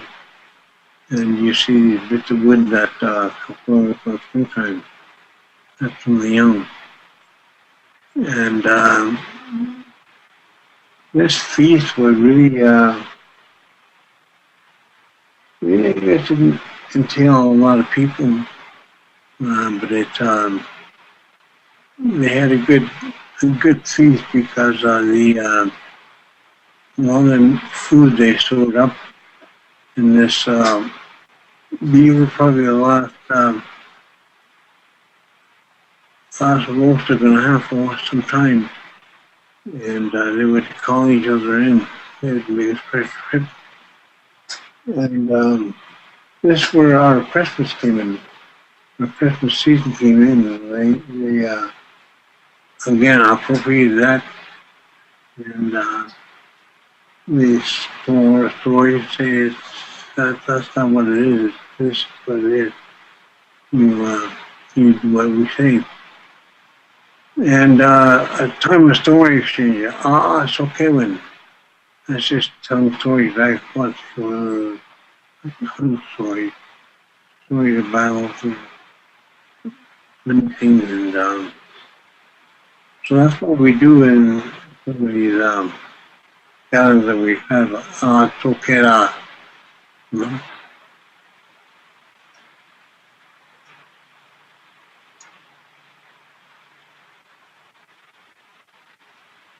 So near with the moon, I think it was a little fast because we're running out of time. And this is the accumulation said to what you spoke to God. And that's our small game that we had was a perfect rabbit. And the rabbit, I must say, is very much like the bear. It could have been a cultural taboo for some people to eat because they connect to Nanamuzo. It's a Nanamuzo. And I know my folks didn't eat it because my grandfather told a story about how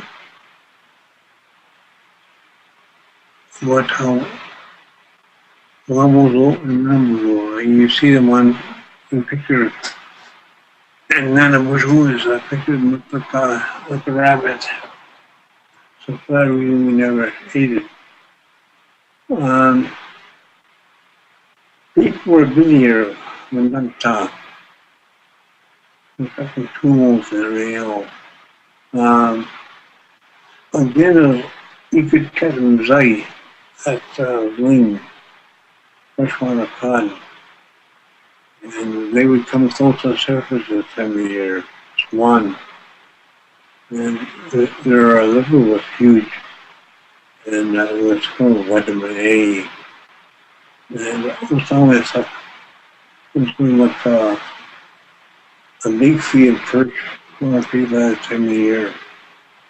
You just call it with a hook. And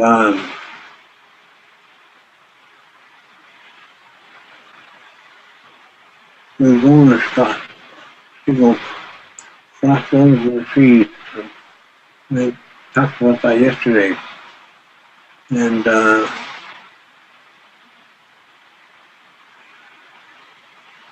this one, what's the moon, rare moon. Mighty that's all with you. Well, leggings are supposed to give birth. They look about February. And, there's many stories of the bear giving birth within a year, and so it comes out. And, folks, you're talking about, yeah, well, plus, easy. This one, mostly snow and coming down bright. Your skin would turn black, really dark. And I know my skin turned black when I had a 10 year. And I was crossed thing all of a sudden. And with that,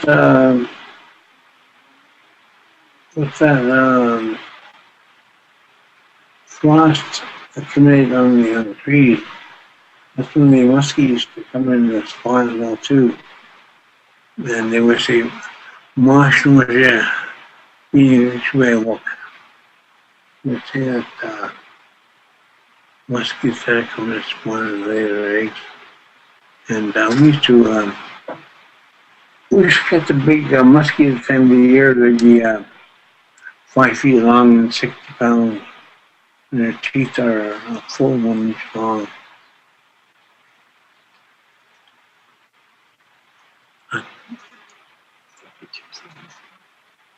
You're going too fast. Go back on me.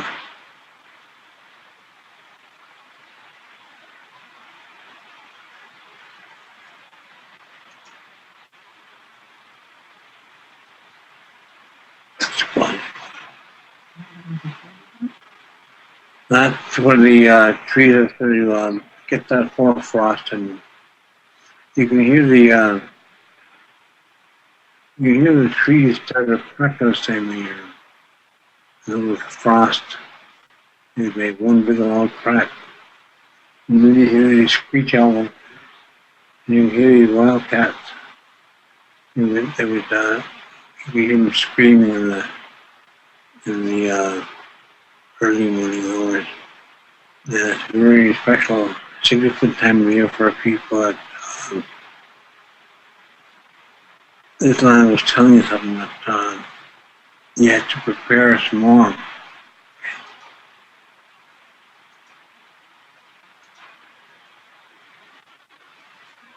And the last one is that one Albany Jesus at that's the moon on a hard crusted stone. And tell us that there's when an ambush walked about, or Windigo walked about. That you could run a hard crusted stone, walk on top of it. And at this time of year, the sun is coming down the snow, reflecting, and ice forms on top of the snow. And at night, it's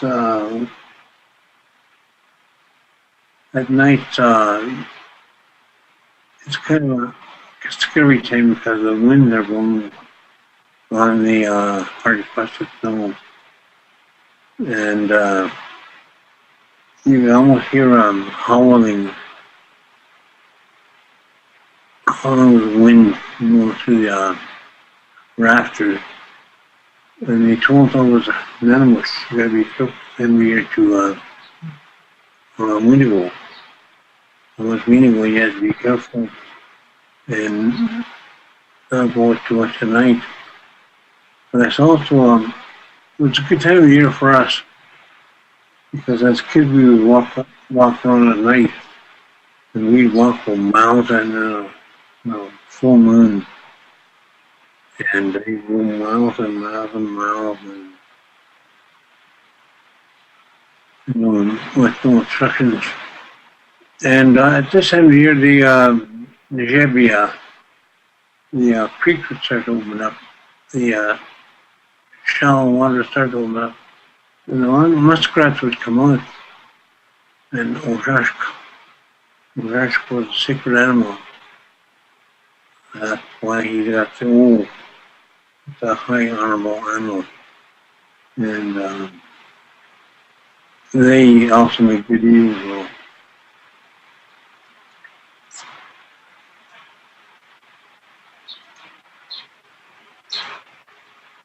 Any questions? You have 5 minutes. 5 minutes. Okay, my boss told me we got 5 minutes of questions.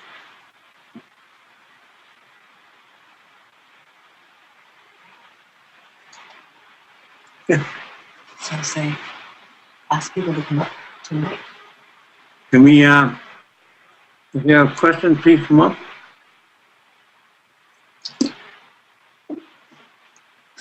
This old man can't hear you. So if you guys have any questions, come on up to the microphone up by the laptop on the table there, and you can ask your question, then Stuart can answer it.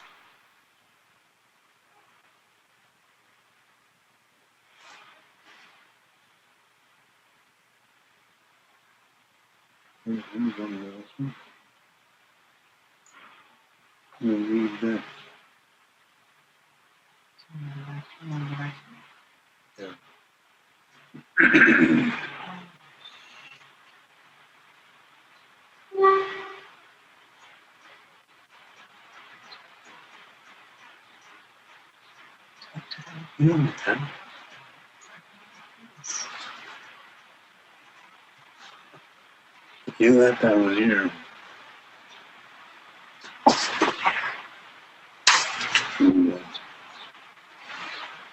Do you want me to get this on? You got it? You can't find it. Technical difficulties. We'll be there in a second.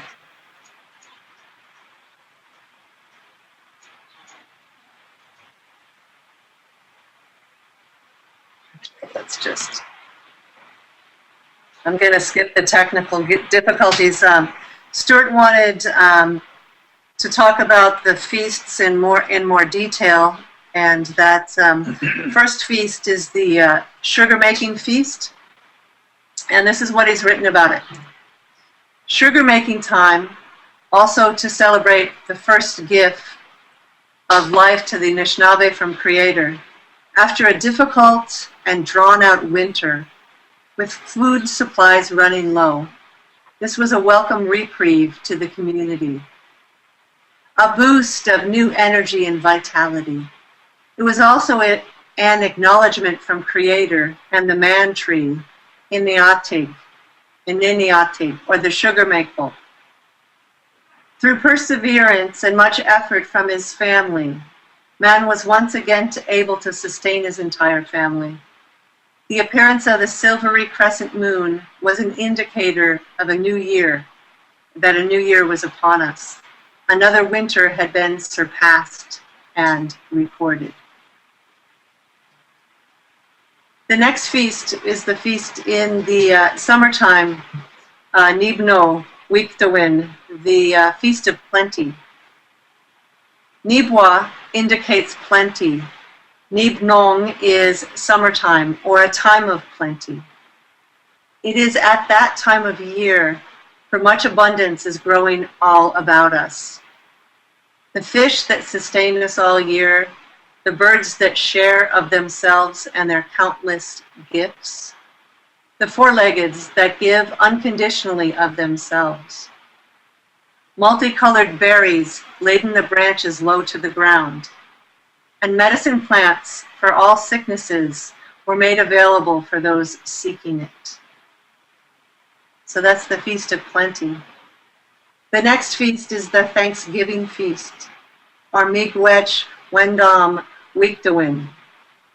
We as Anishinaabe people regularly express gratitude for all that we are freely given. Abundance has reigned supreme on Turtle Island since time immemorial. There was an excess of all foods for consumption to be harvested for winter needs. Fish was stored and preserved, migrating waterfowl smoked and packed away.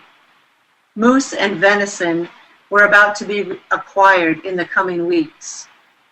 To feast on game birds and wild turkeys that abounded in the villages was a treat in a subsistence diet of fish. Life was clearly in abundance and a reason to express gratitude. The Thanksgiving feast. And Stuart talked a lot about the ghost feast. And here's his words on that. A time of separation for the spirit world and the world of man. The spirits depart for the spirit world away from the cold of one more winter. Wandering spirits, long lost, were called to feast with an ancient song. They appeared slowly, hesitantly, as some were mutilated, injured in their lives, and were shy about their appearance. Many were not given the proper ceremony in death. These spirits remain forever on this earth. Those spirits that return to the spirit world will return on the arrival of the first thunders in the early spring, along with the song of many frogs. Man only migrates to their warmer summer camps to subsist on the fish that spawn all summer. Fresh meat from the four-leggeds is a welcome variation in diet. To take the life of a nursing mother or any four-legged, is forbidden to us by Creator. Stories of familiar, old niche humor tells us from many years ago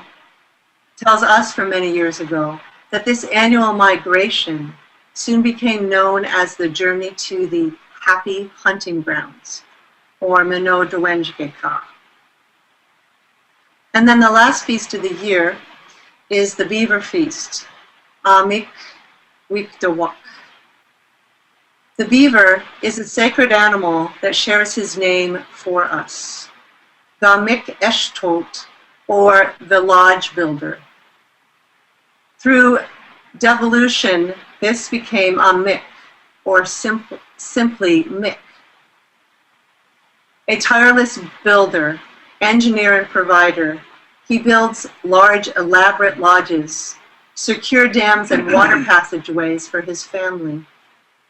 Working through the entire night each season, he will defend and provide thorough maintenance on his projects and store away an entire supply of winter provision. Fur from his pelts were very much in demand by the newly arrived settlers in the early years. Many stories of the exploits of this animal go back in our history. Stories with Nanabush. Stories of huge beavers speak of the existence of the blanket beavers. Trade for guns, powder, and shot, along with other trade goods, soon exhausted the quantity of furs available for exchange, which in turn led to the beaver wars of the 17th century. Aha, miigwech. Aha, miigwech.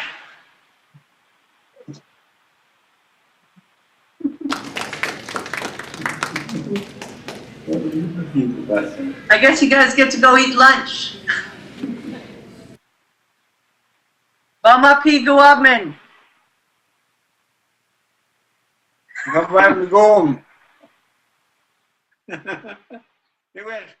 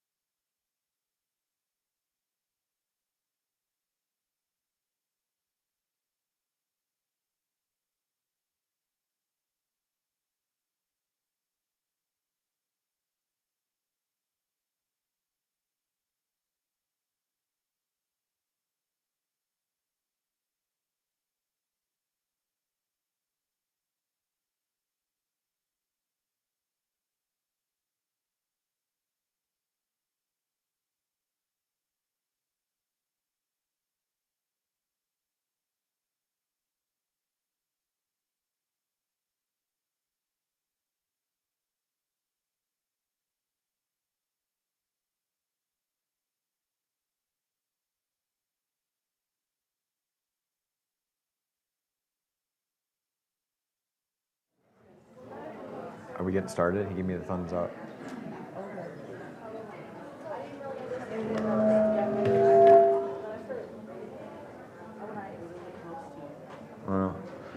Buju Jayak. Buju. Aneen. Kevin Finney, Indigenous Cause. I know a lot of you, some of you I don't know. It's really good to be here today. It's always an honor to be invited to come and to share and to learn and to participate in these gatherings. My name is, for those who don't know me, my name is Kevin Finney.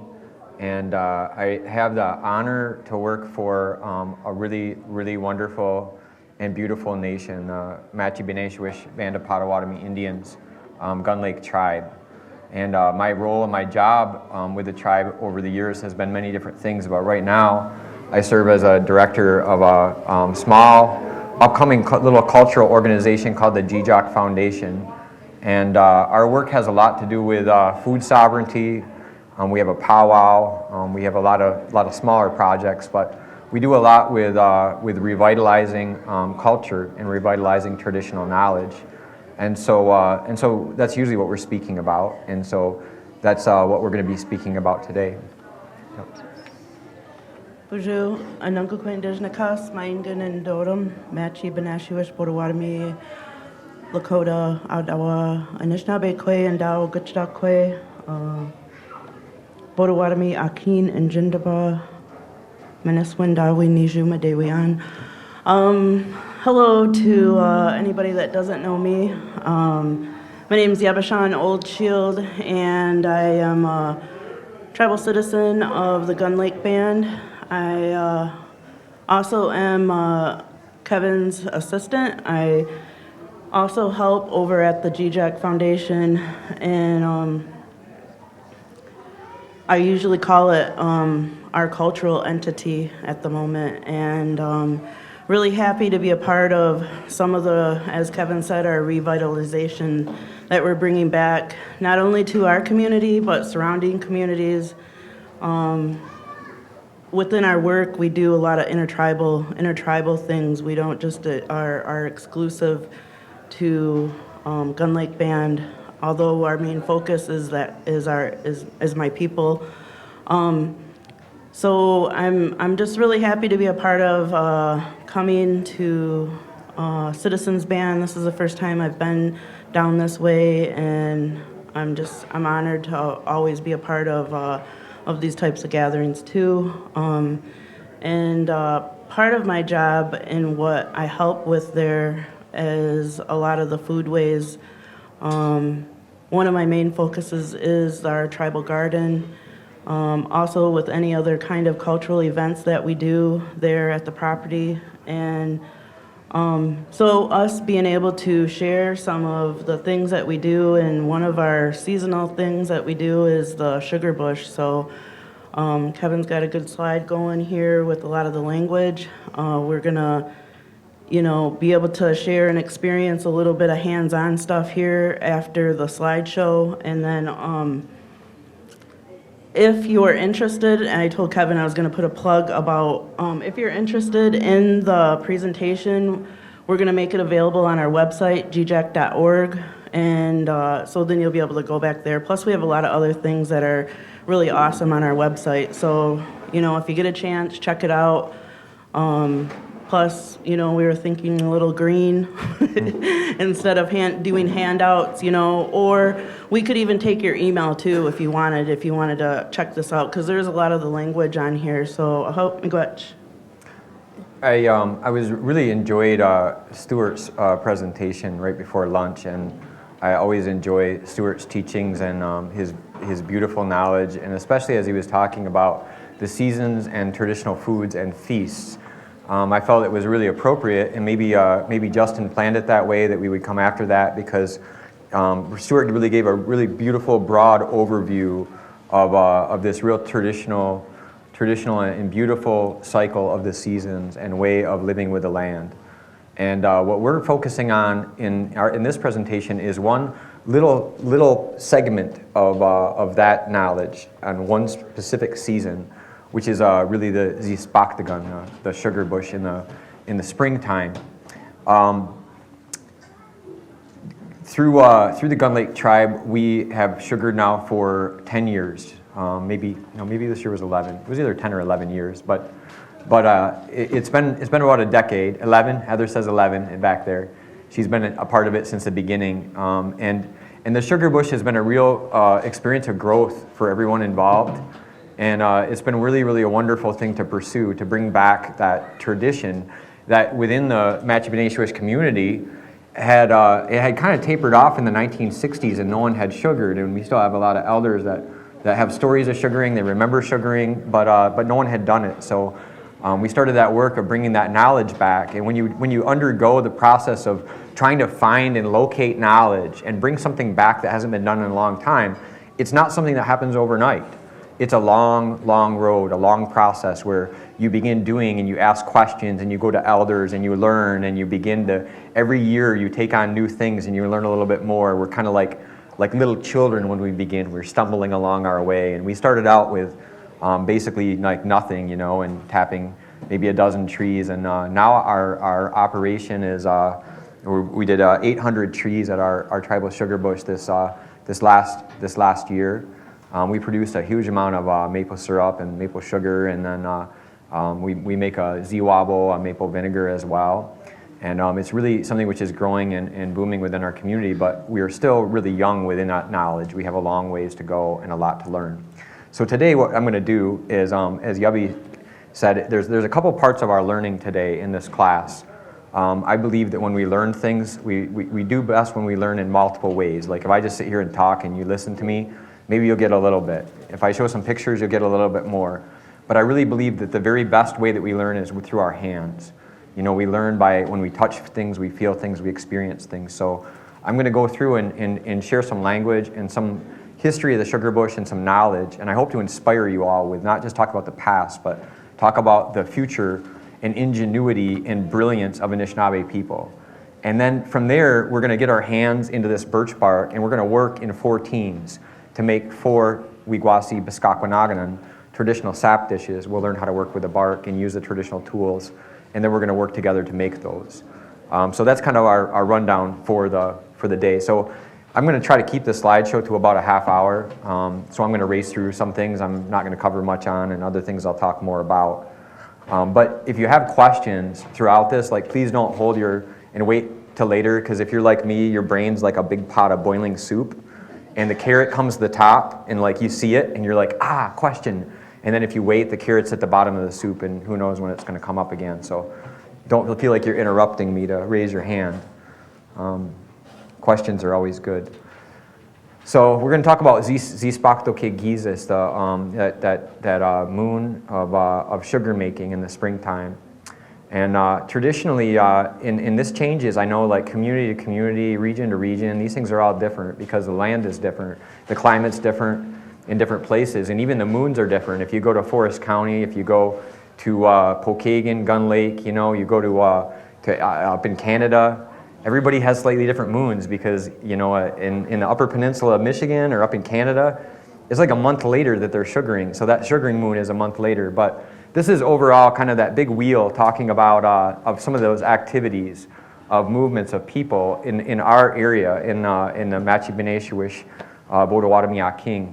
So at the beginning, we have the beginning of that new year, and Stuart talked about that the madzabo, that liquid that comes out of that maple tree in the springtime being the beginning of the new year. It's the first thing that comes to life in the forest is those ninetagok begin to produce that life-giving water. And so that's really the new year. And I always like that with sugar bush. When I think of sugar bush, I think of New Year. And I kind of hate the real New Year. It's not really a real New Year. I hate to say real New Year, but you think about January 1st, it's December 31st, and everyone's like, yeah, New Year's Eve, and they're like, it's a whole new year, and you wake up the next day and everything's the same. The snow, we got a new number. But Anishinaabe New Year is not like that because everything's based upon this creation around us. So that New Year is something happens.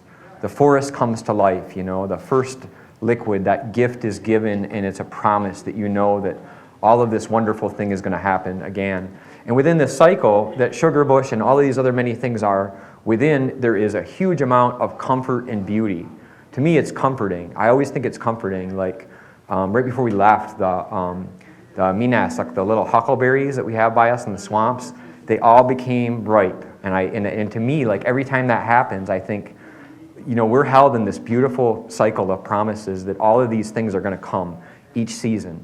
And it's comforting to know that. It's comforting that we always know where we are on this cycle and that all of those gifts have been provided. And it provides something always exciting and new, that that, oh, this is going to come up next. And pretty soon it's going to be time to go ricing and it's going to be time to harvest corn. All of those things. So the biggest thing I want to get across, and it doesn't really relate to this slide, maybe a little bit, is that the story of maple sugaring that has been told in books and by nature centers, just like all things that relate to Anishinaabe history, the stuff that's being spit out and has been regurgitated for years is garbage. And if you go to pretty much any nature center that has a sugar bush, they'll tell you the same thing. They'll say that a long time ago that the beginning of sugaring was primitive, that Indian people were primitive, like they gathered maple sap by making a cut in the tree, and then they threw hot rocks in boiling water, and they demonstrate that. They have a hollow out log, and they throw these rocks in, and it creates burnt stuff everywhere, and it makes mud. And then they're like, and this was what they ate. But then they go to the Pioneer Station, and there's like this big kettle, and they're like, oh, look how wonderful the syrup is. Like, geez, white guys making the world good again. But it's a wrong story. And then they build up to today, and they're like, and now today we have these amazing technology. We have these evaporators, and we have reverse osmosis machines, and look at technology has made our world better. That story's garbage.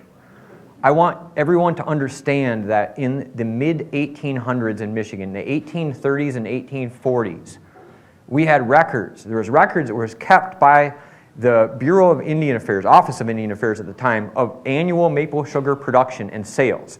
And there wasn't overall production, so we don't know what each Indian community produced in Michigan. But we know what they sold.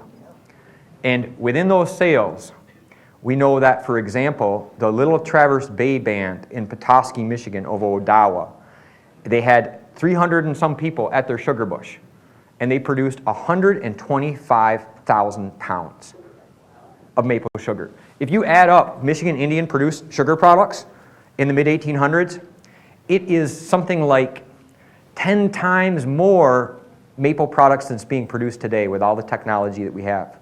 And what's brilliant about that is that traditional Anishinaabe knowledge is a beautiful thing. It's very, very powerful. The knowledge of how to be able to do that. And what we're in the process of doing now is kind of relearning in baby steps that knowledge because some of that isn't around anymore. I mean, it's not accessible easily. So we're trying to bring that knowledge back again. And if you think about that production, this isn't with metal buckets and containers. This is using bark. This is using everything by hand.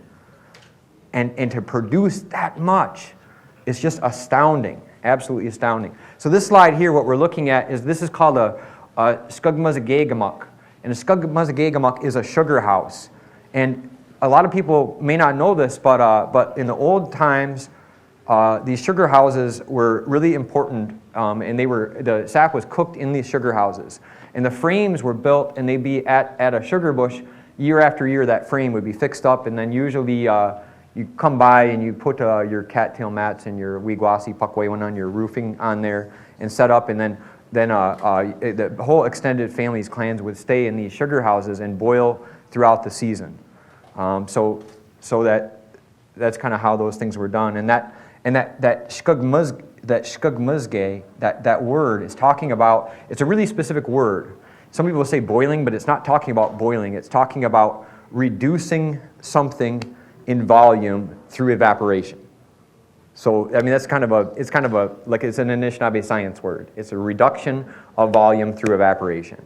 And that's really the first part of maple sugaring. So here's another picture of another shkugmuzgagamuk. And all of that sugaring equipment was stored in these storage lodges at the sugar bush.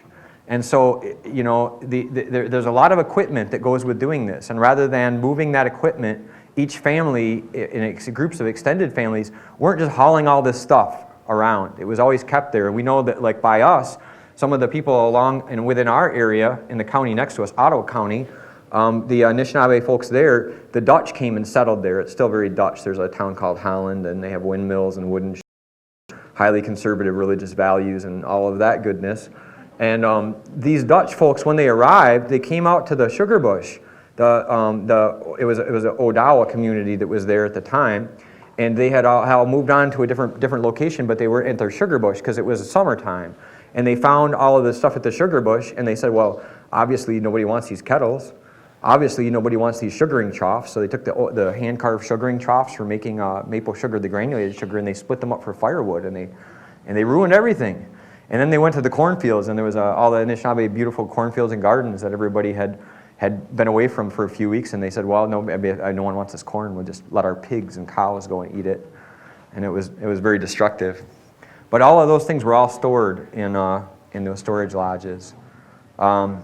So some, a few words. Minokamuk, talking about springtime. Yeah. Are the pictures that you're using, are they of Bradley settlement? No. Actually, I do not have any. I have one picture of sugaring, old picture from sugaring from Bradley settlement. These pictures are throughout. Like some of them are Michigan, some of them are Minnesota, some are Wisconsin, and some are Ontario. And they're all Anishinaabe communities, but they're not all specifically Potawatomi. I don't know if you're going to say this or not, but when I was here in Oklahoma, not up north yet, in my mind, everything had time, but I didn't realize it happened so quick. Yeah. I don't know if you want to say it's not like you can sugar whenever.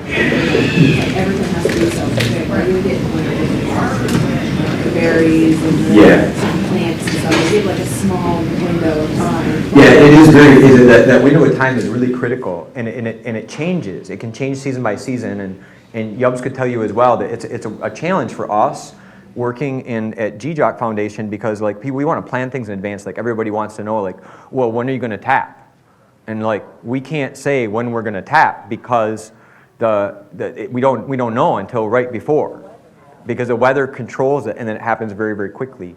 And I should mention too, I was going to mention this earlier, that this year something that really significant that the community did that was just a huge, in my mind, historical event that was awesome was that the Matchibeneshiwish community raised up a sugar chief this year. So Johnson Bush, Heather Bush, back there, that's Heather's husband, who has been really leading our sugaring work since we first started, and has carried that responsibility for the community. We had a traditional feast, and elders from the community were able to assist in running that ceremony, and it was raised up to be a sugar chief in a traditional leadership role. So that was a really, really great accomplishment, I think, for the community.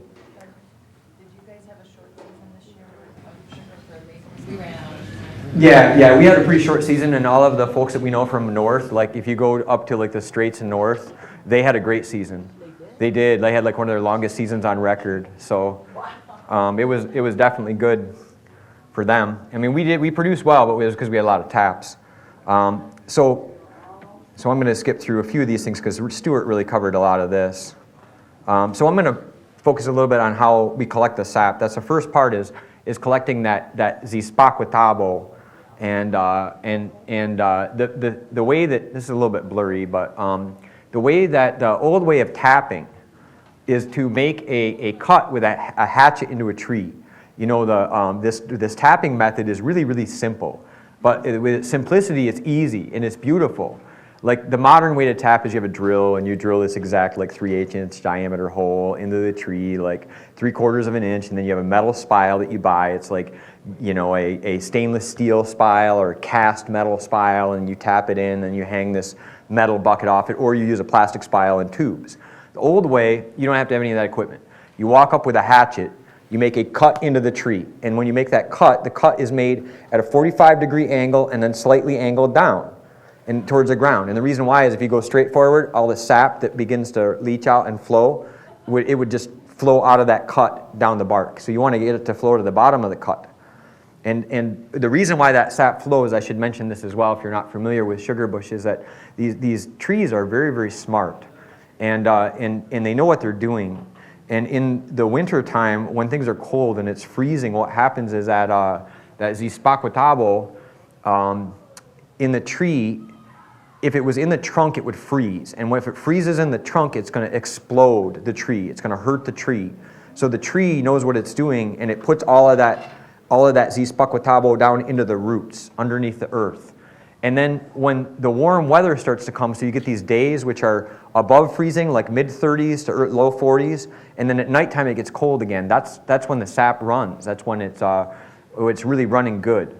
And that's because the sun comes down, it hits the tree feels that warmth, and it says, it's time to make my buds again. So it pumps all of that Z. spuckwatabo up through its trunk, thousands of gallons, and they go all the way up to the top of the tree, to the branches, and as soon as it gets cold again, the trees think, oh, we have to like hide our sap away. So in the evening, it all goes down. So every day that you get that with those weather conditions, now if it gets cold for a few days and stays cold, then it won't run at all. You know, the tree will hide that sap until the conditions are ready. And if it stays warm for too long, then the trees produce buds, and then the sap begins to change. And so you could have a really long season. It could be 8-9 weeks. It could be 3 days. It just depends on the weather. But at the bottom of the cut, you have you use a flat wooden spile. It's made sometimes out of cedar. Sometimes it's made out of wegopatuk, out of basswood. It can be made out of hickory, taguabak. And then the dripping sap is collected in a dish like this. This is what we're going to make today. And this is something that these Anishinaabe Kwewak, Anishinaabe women were always the leaders of sugar bush. You know, like because part of that is too. I really think that, and this is just my inclination. I haven't had no teachings on it, but I think that you know, it's working with that water. You know, and so that makes a lot of sense to me. And another amazing thing is that most of these sugar bushes that a family had back in the mid-1800s, when this was all at its peak, at its height, it was like 1,500 taps, 1,500 taps that a family would have to empty every day. That's a lot of taps, which means that you need a lot of dishes, a lot of birch bark dishes. And so this dish that we're going to make is called a biskakwanagan. Everyone should try to say it. Biskakwanagan, yeah. And that biskakwanan, what it's talking about is folding. And when I first learned the word for this, I learned it up north, and I learned biskitanagan. But it means the same thing. It's just it's more of an Ojibwe way to say that biskita is referring to folding. So it means a folded dish, because that's all it really is. It's a dish which is folded up. It's very simple to make, and the reason why it's simple to make is because you need 1,500 of these. That's 1,500 that you got to make. That's a lot of work. So they got to be fairly simple. You got to work smart. And so this is a really wonderful photograph from Millock, Ojibwe. And you can see these dishes are all being stacked up, and they're being folded, and they're being tied in these bundles. But what's really neat about these dishes is that these dishes were not left folded up year round.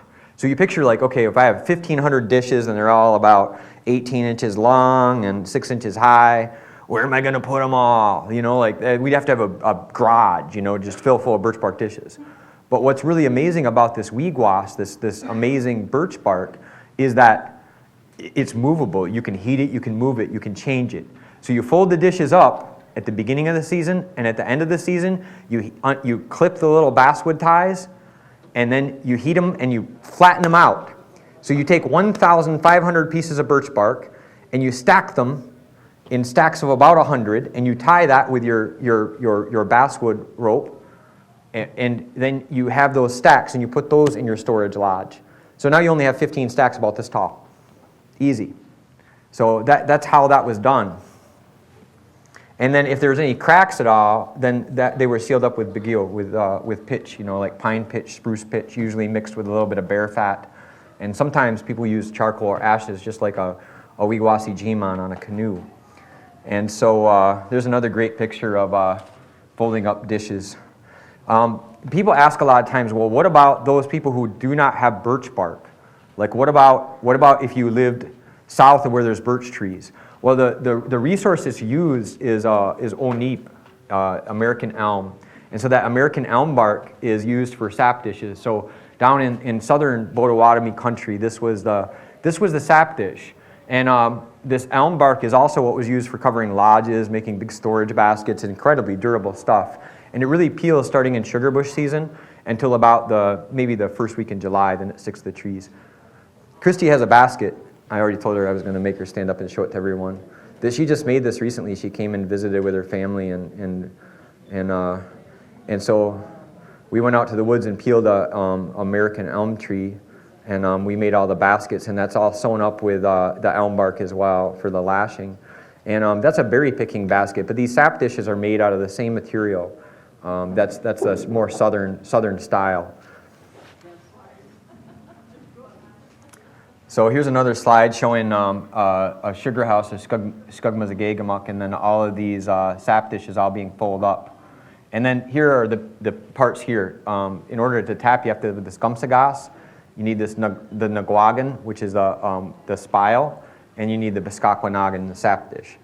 And this is really the way that you do it. These are pictures of old taps in northern Michigan, probably taken in the 1930s or 40s, but hard to see. But here's a cut here. It goes from here down this way, just like that, and it's just that angled cut, and then beneath it, just tucked into the bark. It doesn't really go into the wood, the spile, because if you put it all the way into the sapwood, it would leak sap out of there. So it just has to direct it out away from the tree and down into the dish.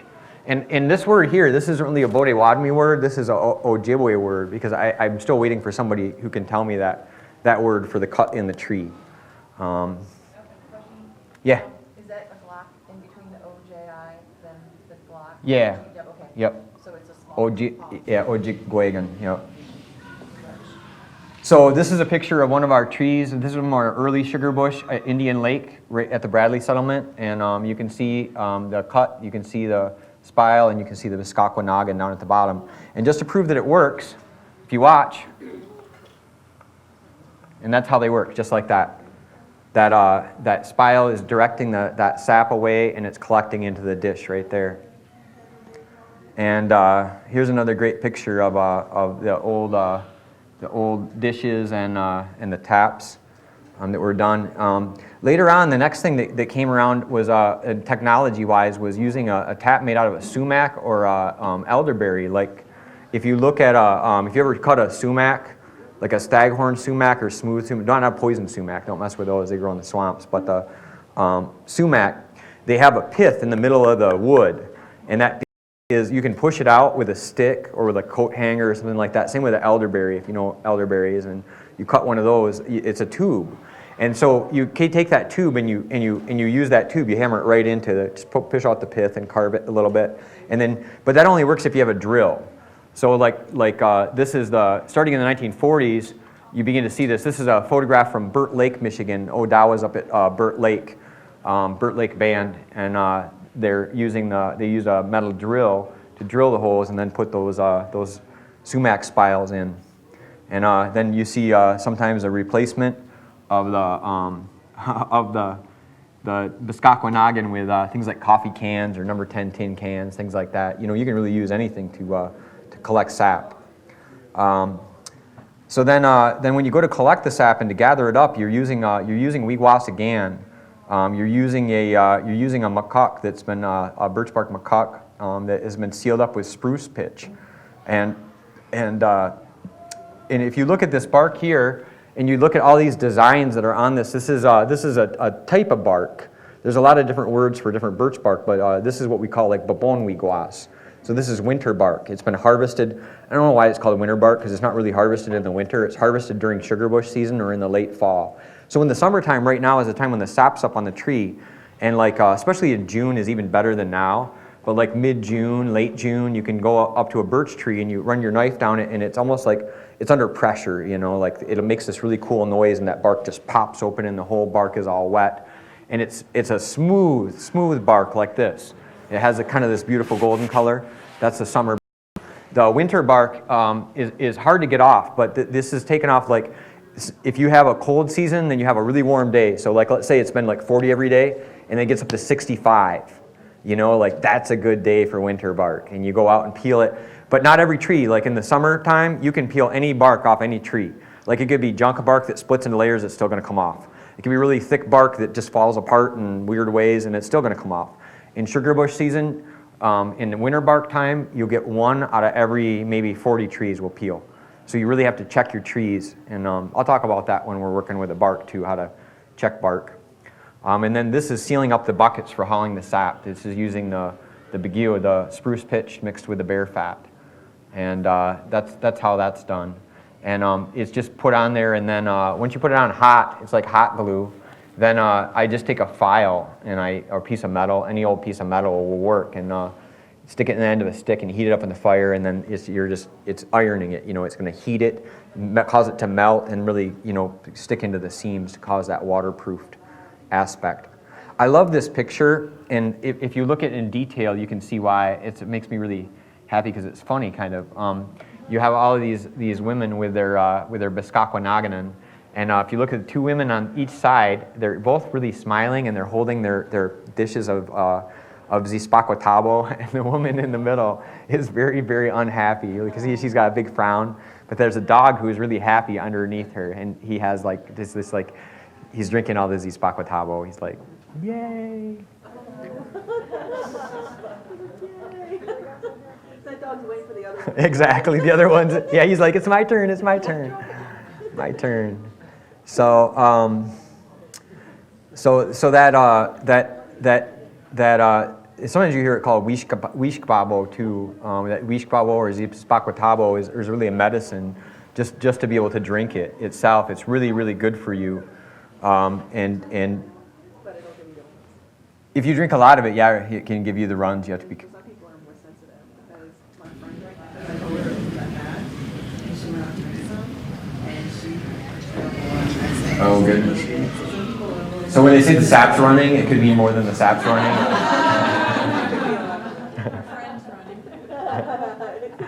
Oh. So all of that was stored, and I'm going to zip a little bit faster. So really in maple sap, it's about 3% sugar and 97% water. So that's you have to get rid of a lot of water in order to be able to do it. So it takes about 30 to 40 gallons of maple sap to make 1 gallon of maple syrup. And maple syrup is really like a pretty recent thing, because traditionally everyone always made sugar. They made zispaquat. They either made sugar cakes or grain sugar, and syrup is much more recent. Like the last 100 years. And so it's a lot of boiling and a lot of work to be able to do that. So there's a few old tricks that was done. Like one of the tricks is called freezing off, and that's where you put the sap out into a big flat container, and you let the cold air do the work. So once again, science. Water freezes before sugar. So there's a ratio to this. So if you have a large, let's say we peeled an elm tree, a big elm tree, and we folded up and made a dish that was like a Bisquaquanagan, but it was, let's say, 3 foot wide, 15 foot long, and 4 inches deep. And we poured it like a ton of our Zispaquatabo in there. We left it out overnight, and it freezes every night during sugar bush. So what we did, like, we have 2 ways to go. One is we could let it freeze all the way through into a giant ice cake, and then we could throw it out. We'd lose a lot of sugar if we did that, because the first thing that freezes is the water, and then after that is the sugar. So what you do is every hour or so you get about a half-inch ice, and then you go out and you pull off that ice and you throw it away. And then you get another half-inch ice, and then you pull that out. And you can reduce like 75% of the water out of the sap without having to do the work of boiling.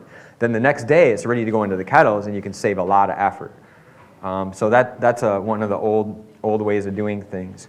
And then you have to filter the sap. In the old days, they used to use wheat beech, basswood fiber bags, like a basswood shkamot, to run the sap through to filter it. That's one of the ways.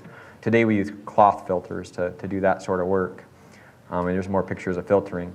So the boiling technology, the next word I want to give is skugma, that's cut off there. It's skugma zagaganatuk. So it's talking about the evaporating, and then the atuk is talking about the wood, the frame, the stick. And so this is a big frame, and it's made by taking 2 trees and leaning poles against it. It's really ingenious. The way that it holds all the weight, it leans up against there, and then these cross sticks go across there, and then you can hang all your kettles off of that. So you can hang thousands of pounds of weight, and it's really, really strong, and it's easy to build. And so all of these kettles is really important. You have a lot of kettles. And I'm going to explain how that works. Like when pioneers came here, like American pioneer families, like you always see the picture of like everyone standing around one big cast iron kettle and then watching it boil, and like it cooks down and then you add more sap. What happens is that the sap then starts to, you're reboiling everything as you add more and more in. So the idea with this is that you have many kettles, and you begin to add these kettles down into other kettles, and then at the end it all goes into one, and that turns into sugar, and that's called Bakto-Kewin. And that's sugaring off. Call that sugaring off when you finish it. So it's a good way to go. And these are just pictures of some of the old kettle frames. So then the final step is sugaring off and making the different sugar products, which is when you take it from syrup to sugar. And so that was done usually in a cast iron kettle. You don't want to do that in a copper kettle because it's easy to burn it. Like the copper just gets too hot too quick and it's hard to control. And you use a conifer bough, any conifer bough tied to a stick as a kettle stick, so that if it starts to foam up and it's going to boil over, which it likes to do, that's a good job for the kids. You give them a stick with that and they dip it in and it causes all the foam to go away. So that's something that you can use. And then a sugaring paddle, which is used to constantly keep and stir the hot sugar. And the first thing that you get is you can make a bagode, maple taffy, if you cook it down. And what that is also called, some people call it bigowizigan, but kind of like its pitch. But this is when you cook it down past syrup, but it's not yet to sugaring stage, and you pour it on the snow, and it turns into taffy. And it's really, really good. Everyone likes that as a treat. And then the next type is you make mezweak, which are sugar cakes. So you take the sugar, you heat it up, and you get it to a certain state, and you can tell by the bubbles in the sugar is one way. Another way you can tell is by putting it on a paddle or a wooden spoon and using your fingers like this to make hairs and strings with it. And you can read the grain of the sugar and how it strings. So if it starts to string and the strings are long, thin, but still flexible, like thin as a hair but flexible, that's good for making mezweak, to make the sugar cakes. And then and they get poured into a mold, like one of these molds, either a birch bark mold or a wooden mold. And then, or you could just put it in muffin tins and whatever else you got laying around. And the last is to make a tombiagan, which is a sugaring trough. And this is made out of a log, usually a maple log, and they're hollowed out. And you take and heat it all the way up until there's no water left. None. Which means that if you go any further, it burns. And then it smells like burnt marshmallows and you ruined all your sugar. And so you get it that way, and that's when you make little hairs, and those hairs are hard. If you go to try to squeeze it back, it'll just crumble. And that's when it's perfect. And you pour it into this wooden trough, and you stir it with a paddle like this, or a big spoon, and it turns into this beautiful, beautiful golden grain sugar. And we call that nasegan, that golden grain sugar. And then the last is making ziwabo, which is out of the last of the syrup of the year, you can make your maple vinegar. And that's the dark syrup. It's when it's starting to turn over. It's not the high quality stuff anymore. And that's a real old traditional thing, is to convert that into, making vinegar is making alcohol. It's just that the alcohol is evaporating into the air, and what you have left is vinegar. So if you ever know someone who makes wine or tries to make wine and they mess up and it ends up being vinegar. But the goal with this was always to make the vinegar, and that's used as a way to cook meat. It's used on salads. It's used as a medicine. It's used in lots of ways. You get a very limited amount of vinegar, right? It's like a specialty thing, right? Yeah, it's kind of a specialty thing. Yeah, we've made quite a bit of it. You know, we've been doing it in batches of, 20 gallons, something like that. Yeah. So here's a couple of pictures of our sugaring operation now. This is our Skugmazagig Gmuk, our sugar house from the front and back.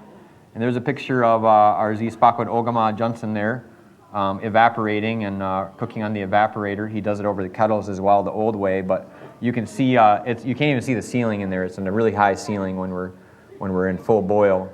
And here's some of our nasegan, our maple sugar, and I see Amanda back there making little mezweak, little maple candies and cakes as well.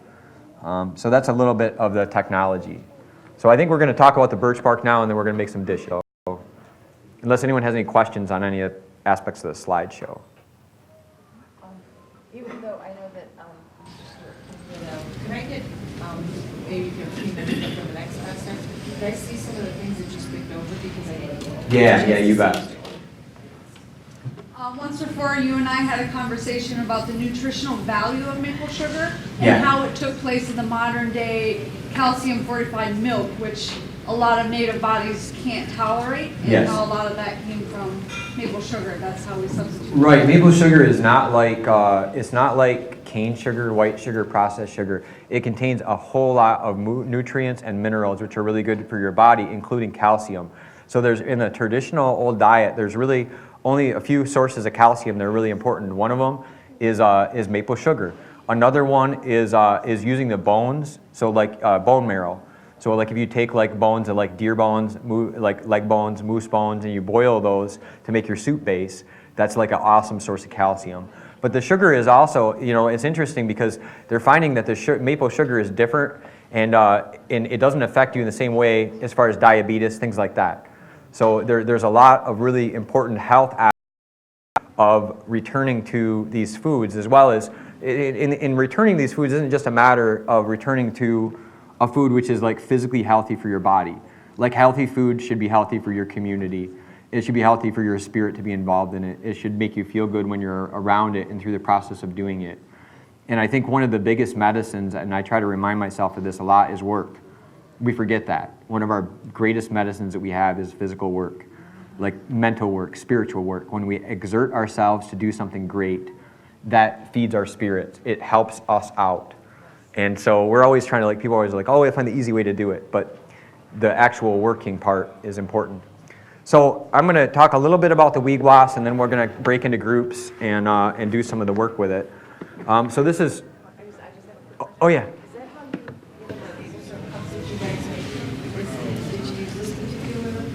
Oh, the cups are actually made by my friend Sirde. Yeah, and this bark comes from, that's where this one came from. So wheatgrass is a word for birch bark, wheatgrass. And it's a special gift. It's like one of the most amazing gifts. And there's a lot of teachings and there's a lot of stories behind how it came to be here and then how everything came out of it. And they usually relate to Wewena Bojo or Wena Bojo, Mana Bojo, Nana Bosch, all of his trickery and great feats and everything else. But it's really an amazing gift. It's amazing because a lot of reasons. Number one, wheatgrass is not water soluble. It's 100% waterproof. I can take a piece of birch bark and make something out of it and put water in it, and no water will go through it because it's not water soluble. I can take a piece of birch bark, dip it in a bucket of water, pull it out, and when it's soaking wet, light it on fire, and it will still burn. I can demonstrate that for you in a little bit when we're outside. We'll do it. We'll do it. The reason why, according to people who are chemists and understand these things, is because they say that this is the most similar chemical thing on Earth to birch bark is styrene plastics. And so it contains chemicals like creosol and propanol and all these other things that make it flame like crazy. It burns well. It's waterproof. It has a lot of unique qualities in a natural way. One of the things about it too that most people don't realize about wheatgrass is that it is antibacterial, antiseptic, and antifungal. So if you've ever been up north, like in a birch woods, and you're walking around and you're looking in the woods and you see the birch laying there on the ground, and you say, oh, there's a birch log, and then you actually go and pick up the birch log, it's a tube of bark. And all the wood rotted away, but the wheatgrass is still there. It's because it's antibacterial and antifungal. In Sweden and in Lapland and in northern Russia, so over on the other hemisphere, traditional peoples in those places make birch bark containers to store dairy products like milk, yogurt, kefir, things like that. And the reason why they do that is because they stay longer and they don't spoil. And scientists who've studied this say it's because it's antibacterial. It's antifungal, so the things that cause stuff to spoil, it's like imagine if you had Tupperware that kills what causes the stuff to rot. That's this stuff. That's how amazing this is. In a lot of places, like in northern Scandinavia, the treatment for athlete's foot, which is a fungus, is cutting a piece of birch bark and putting it in the bottom of your shoe. And it'll get rid of it, instantly, because it's antifungal. So it has all of those good medicinal aspects to it. There's different parts to, yeah? And isn't with the Thunderbird, you can see the Thunderbird on the Yes. bark. It's so spiritual to our Christian. So I'm going to talk about the different parts of the bark. So if you look at weegwas on the tree, it looks like this on the outside, right? It's beautiful. It has white. It's kind of papery. It has these little kind of crumbles to it. And then on the inside, it has kind of this beautiful golden color if it's summer bark. These things here is what scientists call lenticels. But in the language, they're called skijik. They're eyes. These are the eyes. And this is an important thing. When you're harvesting bark, you know, when you go out to harvest bark, there's a lot of ethics of the right way to go about doing this. You can peel a birch tree, and that birch tree will live. It won't kill it. But you're going to take your koma, your knife, and you're going to go down towards the base of the tree, and you make a little 2-inch cut. You know, you offer your asema, you talk to the tree, explain what it's going to be used for, make that little cut, pull it back, and you're folding it on itself, and you're moving it around. You're checking the thickness. Because I'm going to throw out another geeky science word that I really like, which is phenotypical. All right? We're looking for phenotypical differences. So let me explain what phenotypical means. I was taught this by a friend of mine who's into like botany and everything. I was like, that's a really cool word. I like that word. So phenotypical relates to differences in genetics between a population. So if you look at everyone in the room, everyone here is all people, right? But people have different color hair, different body shapes, eye colors. We're not all identical because we have phenotypical differences. Trees are the same way. Not all birch trees are the same. Some birch trees could be, you could have a great big birch tree with really thin bark. You could have a little tiny birch tree with really thick bark. You could have a birch tree which has thick bark that splits into layers really easily. And you could have thick bark that stays together really well. There's a ton of variation, and that's the phenotypical differences. So that's what we're looking for when we're checking. And depending on what you're making is what you're going to harvest. So let's say we're going to make quill boxes, which I don't do and I've never done before. I've watched, used to go up and visit this guy. His name is Bernard Parkey. He lives up by Burt Lake, and he was made beautiful. He's walked on now, but beautiful quill boxes, and that's an amazing art.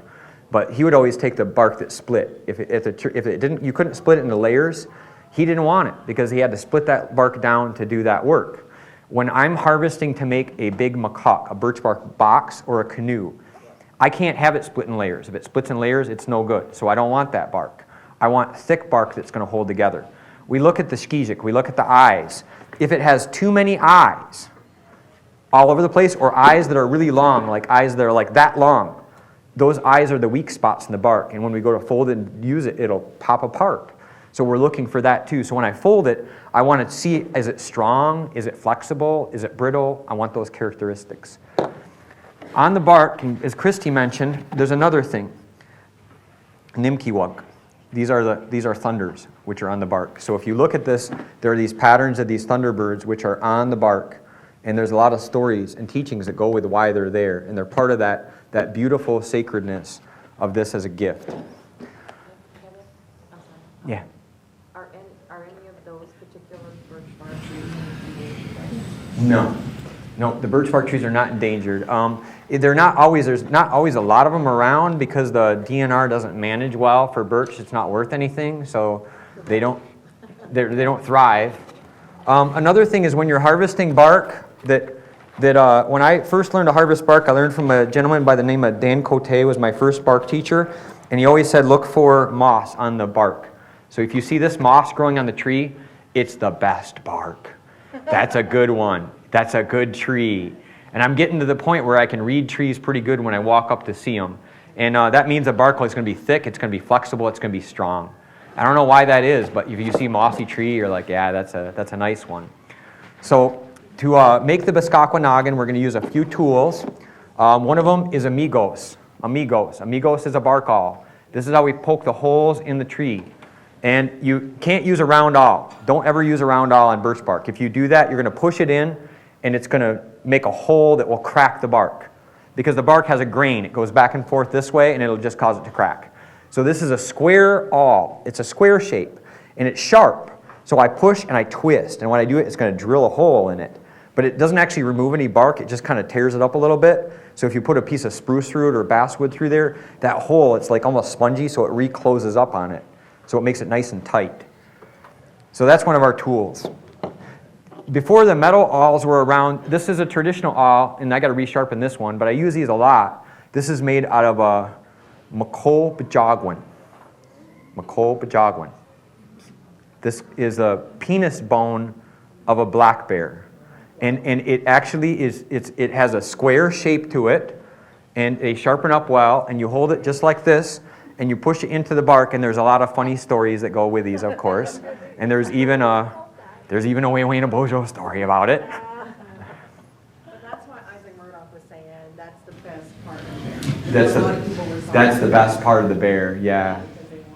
Yeah, this is a valuable thing. It's really, really strong, too. Yeah. So then our next thing that we're going to use to do this work is we're going to use weak-ob or weak beech. Weak beech is basswood bark.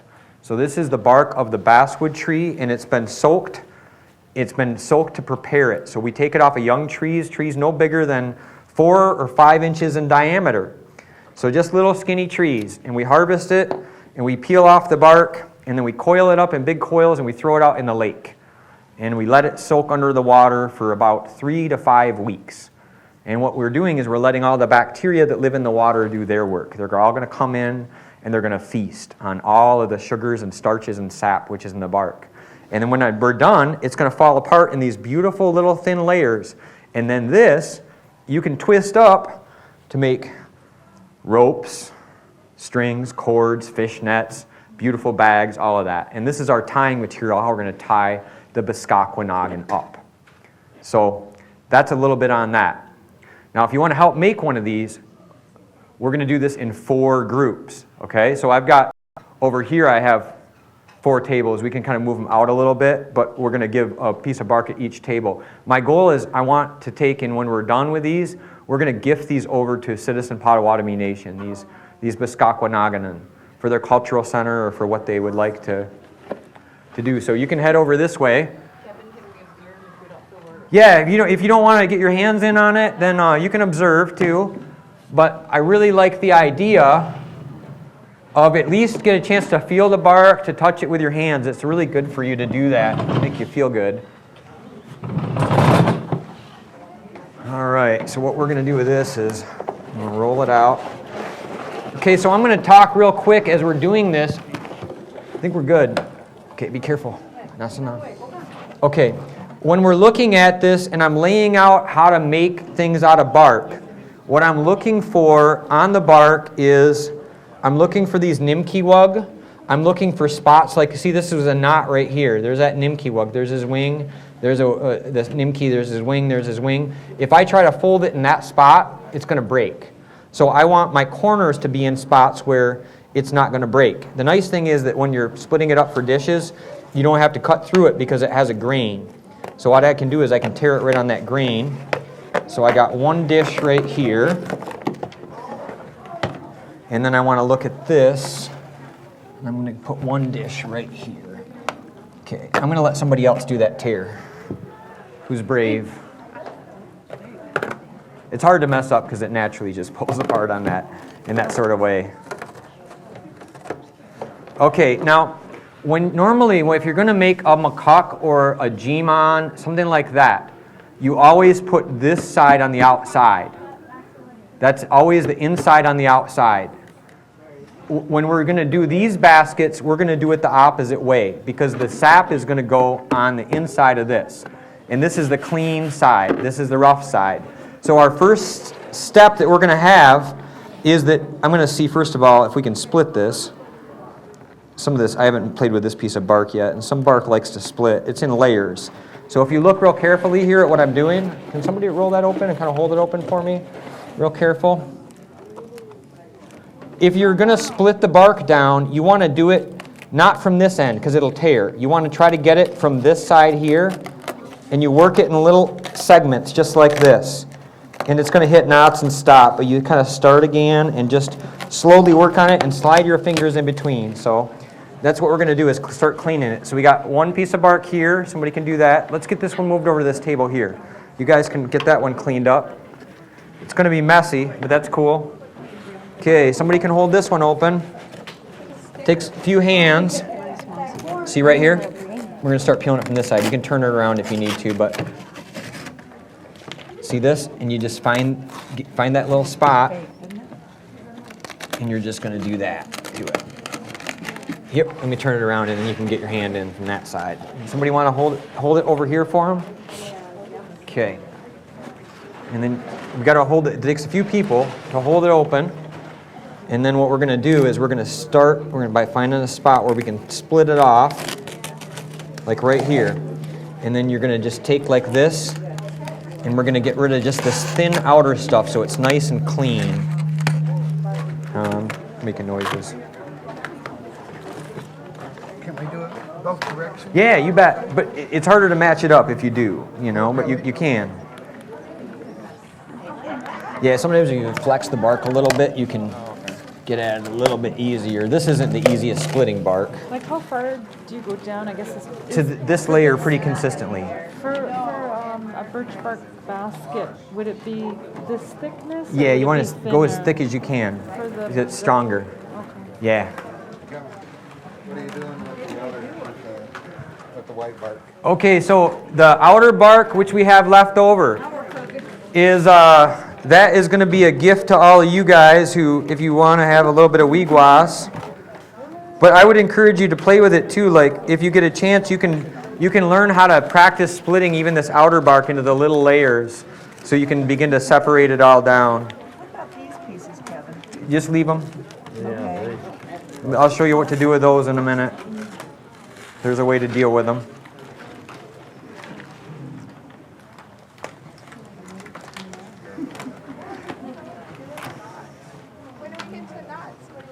Okay, I'm going to show you what to do with the knots. I'm going to come around and show each table. Okay, so right here I got a mokotagan or a wagikoman. This is a crooked knife. This is a traditional Anishinaabe knife and Anishinaabe invention. And what I'm going to do is when I find a knot area where it's thick like this, I'm going to go very carefully. And I don't want to cut all the way through it, but I want to thin it just a little bit. You got the naughty stuff. The naughty girls over here. So you're just going to lightly kind of cut and scrape. You don't want to cut all the way through it, but that thick stuff, you want to try to get that off of there.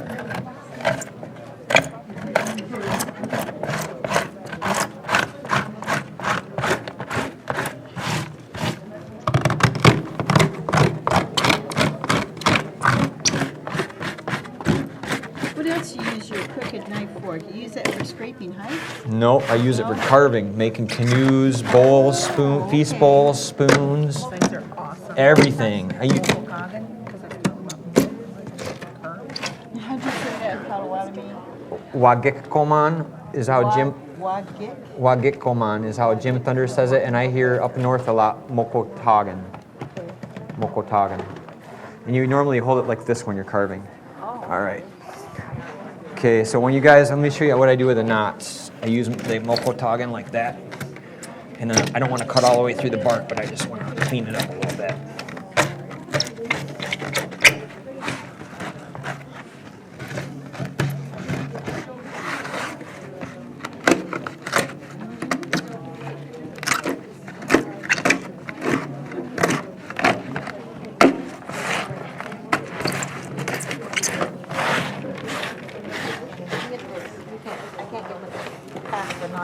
Okay.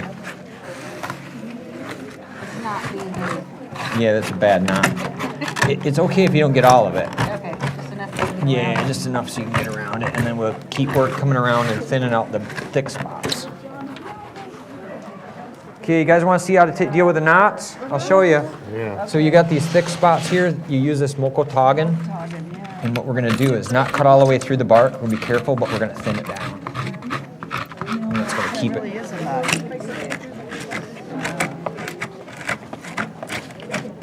We're just cleaning it up.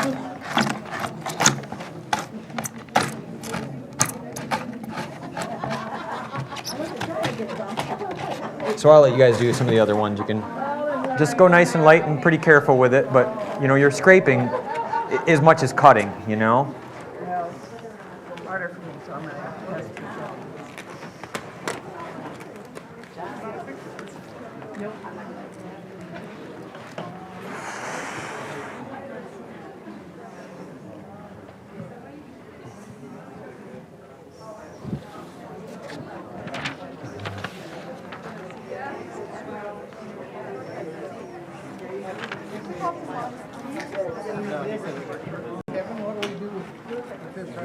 They're using the mokotagan over there. In a minute, it'll be ready, and then you can scrape it down as soon as they're done getting that one cleaned up.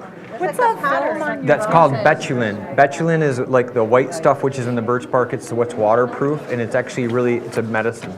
Yeah? Yeah, it's white. That white. Powdery. It is. Sticky. It is. Little bit. Yeah.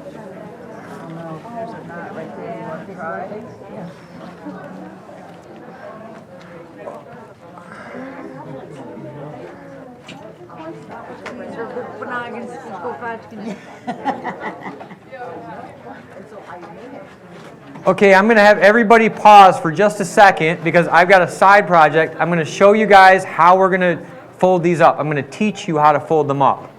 You've done this before. You've all done this before in multiple ways, I mean that. First of all, on the deepest level, everyone here has blood memory that you carry within yourself. You have the memory of all of this from many thousands of years before you. The second thing is you've actually done this fold in your lifetime. You just haven't done it with birch bark. You've done it every time you've wrapped a present. If you take wrapping paper and put it on a box, you have made the same fold.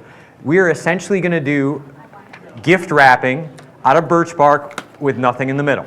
Now let me explain how. I have a piece of paper here. I'm going to start with a fresh piece of paper. What I'm going to do with this piece of paper is I'm going to make 4, let me draw the lines on where I'm going to make these 4 marks.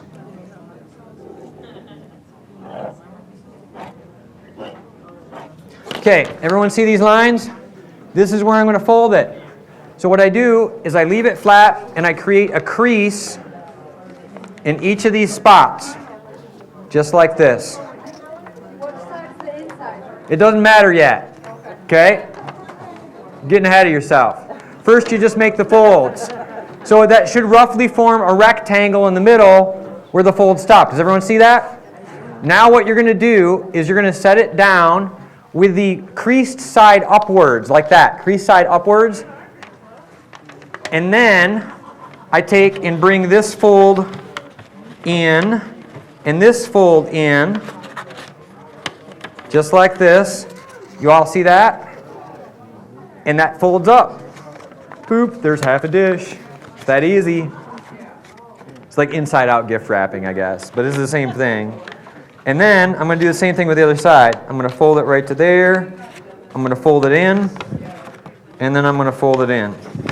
And when I'm done, I actually have a stapler around here someplace. I don't know, we grabbed it. It's over there. I'll grab it. And then you staple it up.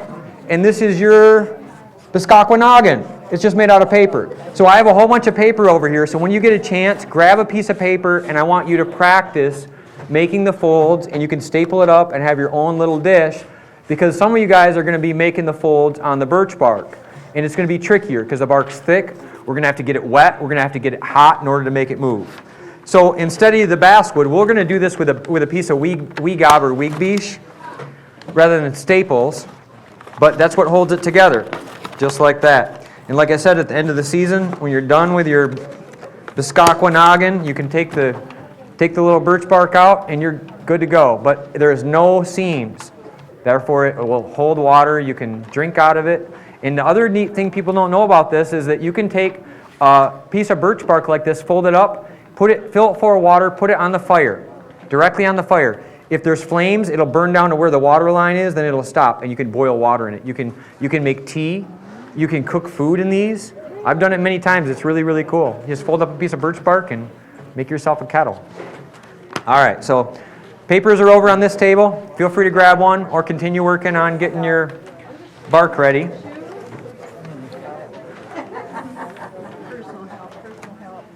Okay. Okay, got this far. So now we're going to set it down. Yeah. Like this. Push it flat. Yeah.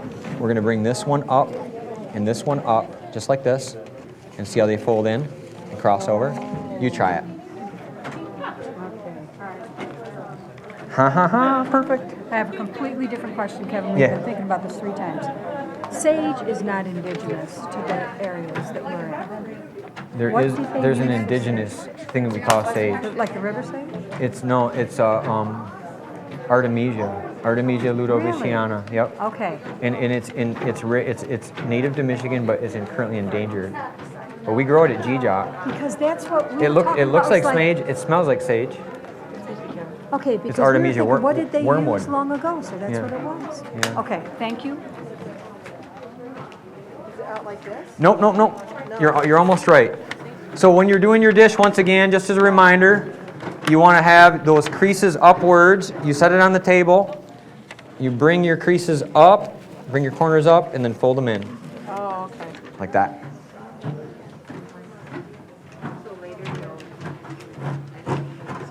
Okay. Watch this. You're going to set it this way. This is what throws everyone off. Okay. Now, when you do this, you want these to be about even. You bring them and then fold them. See, because everyone wants to do it the opposite way, but that's, yeah. And then you can just, once you get it up, you just fold it and staple it. Boom. Just like that.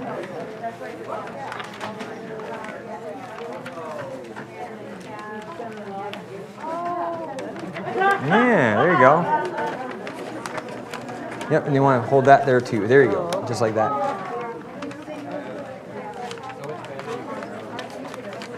Oh, you're almost right. Do it this way. Fold from there to there, like this. Okay. So 4 folds like that.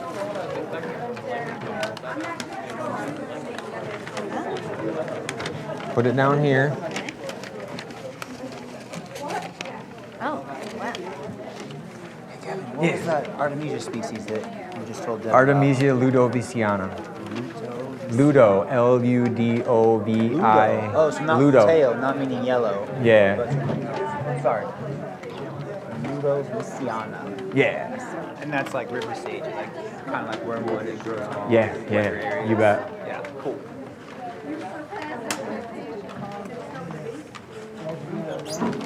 These are looking great. Did you guys get it figured out or do you need help? No, she's good. All right, I see good folding going on. Was it upside down? Oh yeah, no, you're almost right. Do it, see what you did is you were folding it this way, which is how you fold a gift wrap. Do it opposite, so now fold it. So this becomes the inside, like that. Oh, easy. Ta-da! Oh, yeah. See how that is? Now we got it. Yeah. Yeah.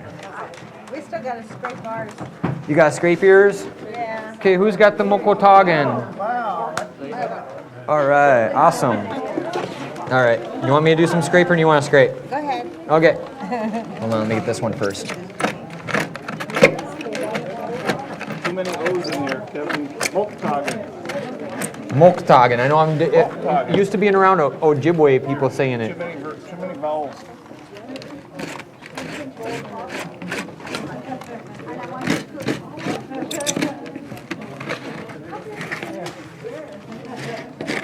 Mr. Finney, Yeah, is it true that this is what they used to write our scrolls on? yeah. You got it.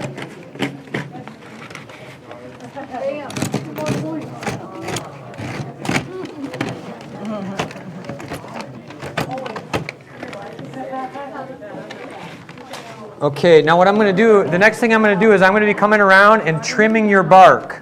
So I'm going to use a little sharp comb on, and I'm going to look at each piece of bark, because the fold's got to go through here. That might work. It's a little bit long, so I'm going to cut it off on this side. Here we go. When I cut, I hold the knife at a 45-degree angle. It actually cuts better.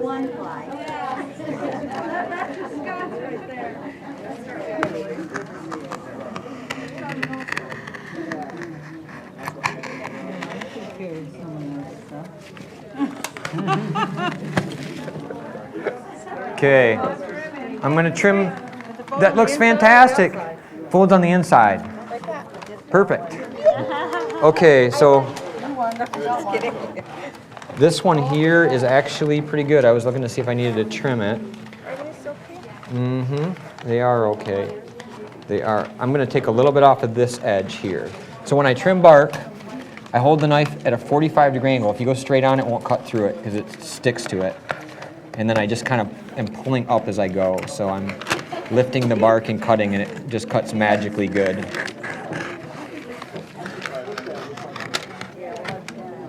Ta-da!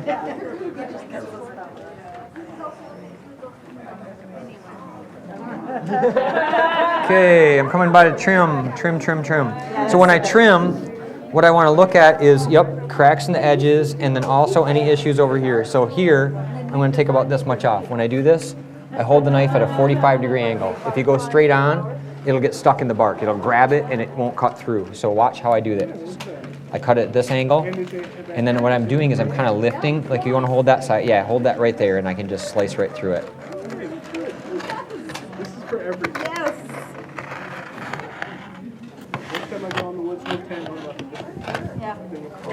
Okay, let me look at this side. Yeah, let's take that off of there. I'm going to do the same thing here. So just hold this down here. Okay, hold on. Here's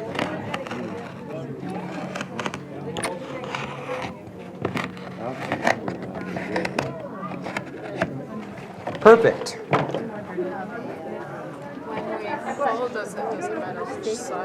It does. I'll show you when we're out there. Okay, guys, I'm going to see if we need to. Did I decide we don't need to trim this one? Is it good? I don't know. I'm going to take a. Yep, I'm going to trim it up. So what I'm going to do is I'm going to have you hold your hand right here on the corner to give it some tension, and then I put the knife at a 45-degree angle.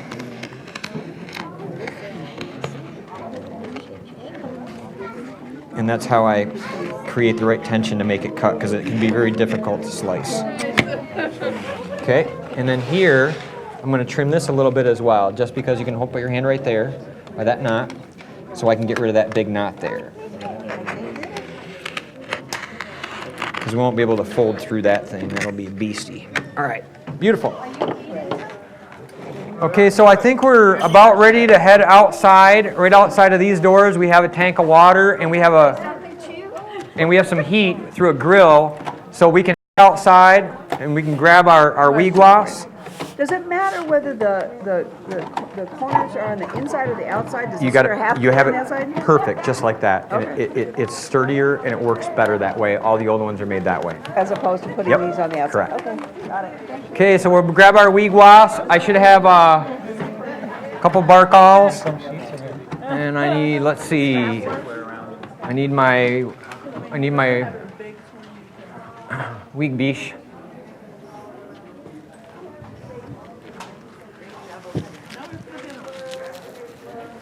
All right, so these double doors right here lead to outside.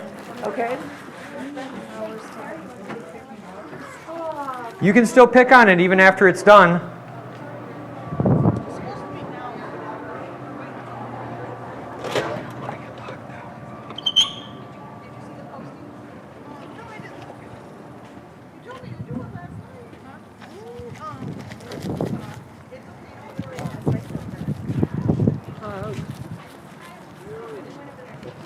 All right.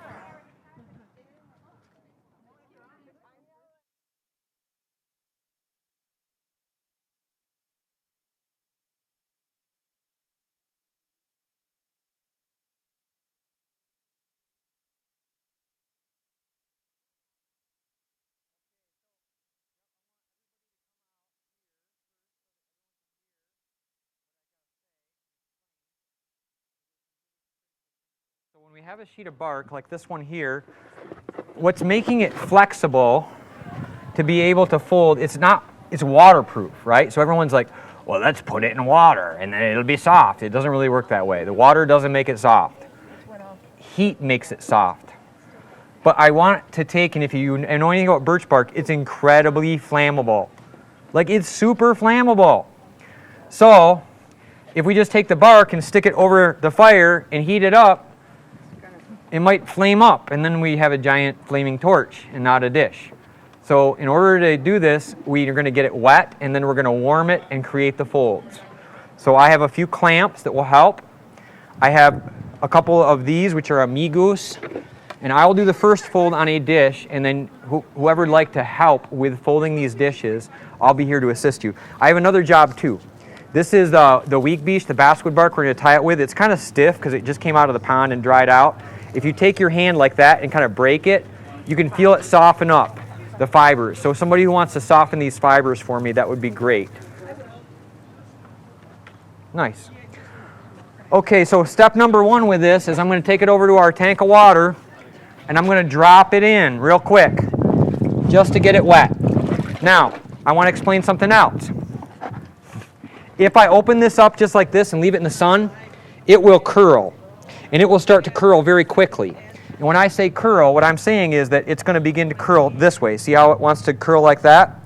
Once the edges curl in and take a set, you will never uncurl them again.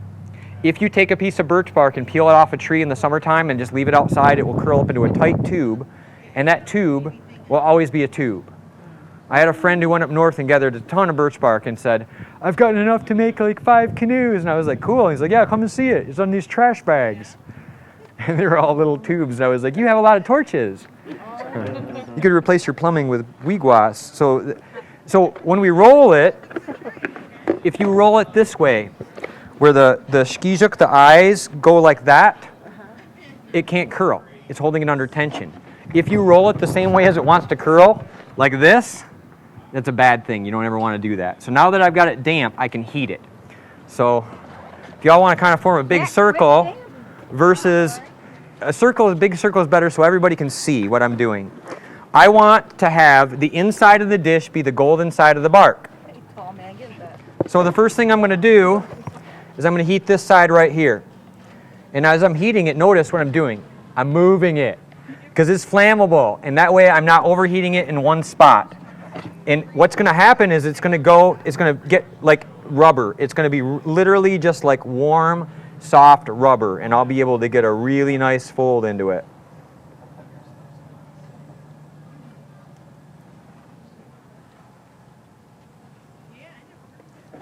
Okay, so now it's getting, well, it's still not super warm. Can I make this hotter? It's probably because the sun's so hot, it's taking its time to heat up. I think it's because there's that grate right there on it, you know, and maybe this grate's not really hot, so I could slide this grate back and see if I could get that.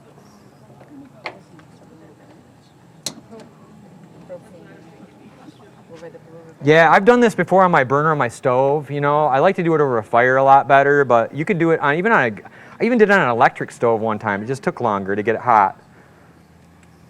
But can you see how it's curling and moving? Yes.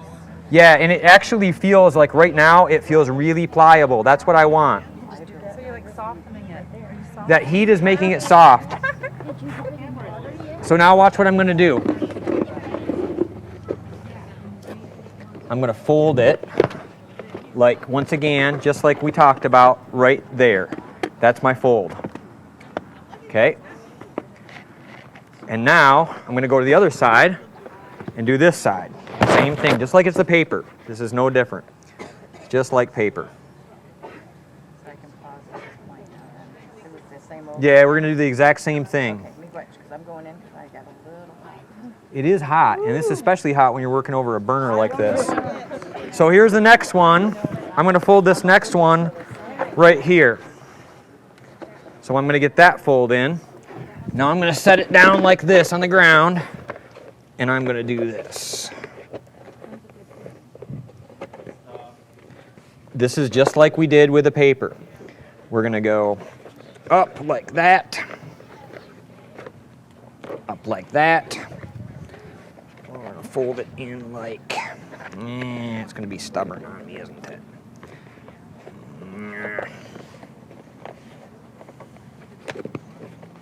There's one side. It's particular. And then this one is going to go like this. And once you get that crease in there, you can kind of work with it a little bit. And there is one side of our dish. Now, there's two options. What we're going to do is we're going to put a clamp on it because, you know, and okay, everyone always asks the question, like, what if we didn't have clamps? Like, you know, the easiest thing to do is take a stick, any stick, and take your knife and split it halfway down, like make a giant clothespin and stick it on until you can secure it with a basswood bark. So who is brave and adventurous and would like to do the next fold? I'll help you do it. I'll do it. You'll do it? Okay. You want to take it over, dip it in the water, dip that side in the water so it's nice and wet, and we'll bring it over to the burner.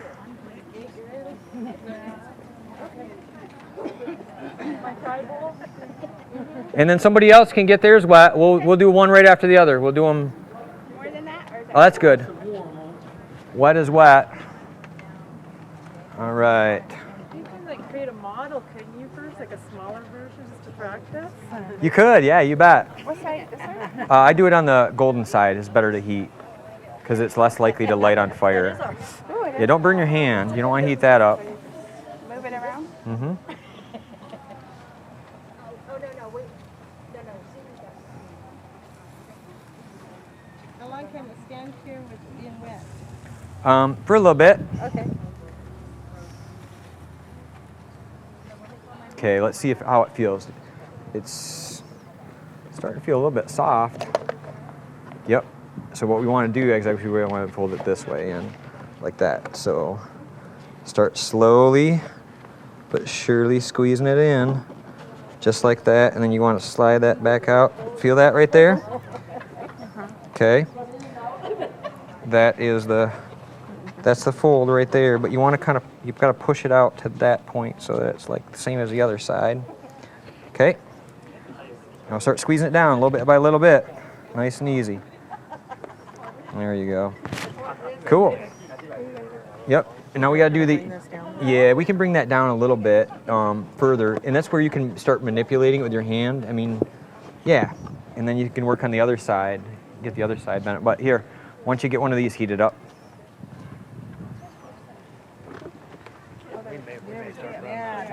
So we can either, you want to keep working the basket, we can bring tables out here, or we can stop here and always finish up tomorrow, or I don't know, what do you think? it doesn't matter to me. I mean, Soft and pliable. we can Okay. push Should it we? back a little bit. Yeah, we can. Let's get 2 baskets done. We're almost. These will go quick, and then we can do more tomorrow. We'll let everyone know. We'll continue tomorrow. Hey, no problem, man. Been in the sun too long. Okay, that one's ready to fold. Let's get it down here, and remember that fold is just like that. So just feel like that. Now squeeze it really good. Yeah, yeah. Now do one the same on the other side. Yep. Go ahead. Oh, yeah. Yep. Bring these lines together so they match. That's the key. Just like that. All righty. Okay. Now we're gonna flip it upside down just like we did with the paper. There you go. Now bring this out and see how this goes up. Now make that one go up too. Lift it right up. Yep, right here. You ready? Here we go. Bring him in. Wow. And a clamp. Okay, hold on. Only because I watched you. I'm gonna show you a trick with that. The trick to making this work is when you are making your fold, unfold this one first. It'll go right back. You already trained it. Now, line these up so that these 2 sides align. Then you end up with a 45. And then when you go to fold it, you can go in like that.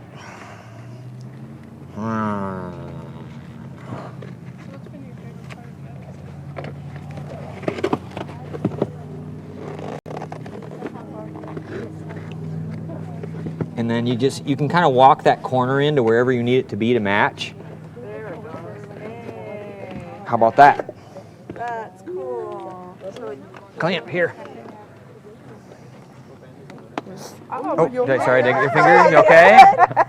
Didn't mean to clip you in this part of the basket. I mean, we're having to match up their sleeves. This isn't that. I don't think that's bending right. Yeah, it's okay if that doesn't bend right. Okay. So what we're gonna do is we're gonna match these up like this. Right. That's just on the edge, so I'm not worried about it. Okay. So when I'm matching it up, I'm lining up these 2 edges like that, and then we do the same thing over here. You ready? Bring it in and line up those 2 edges to make your fold. You got it. Now what we're gonna do is lay it out flat, and then bring these folds up. And let's pay attention to where it is on the other side so we can try to get it to match. How about that? Ain't that good? Yeah, that's fantastic. We got another clamp? Yeah. Okay. All right, I think Justin was saying we're running low on time. So what we're gonna do is we're gonna fold the other two up tomorrow, and we're gonna take and do the basswood tomorrow. Yep. So for now, what we're going to do is, if we got bark, this bark which is already ready, we're going to leave it rolled just like this, and we're going to tie a little piece of basswood. So let me see the weed beach here. I'm going to take just a little bit off of there. Okay, so I pull a little bit of weed beach off, and then I'm going to do this little trick. I'm going to twist it up. So what part of the tree did you say this The inner bark. The inner bark. This is the inner bark of a basswood, American basswood.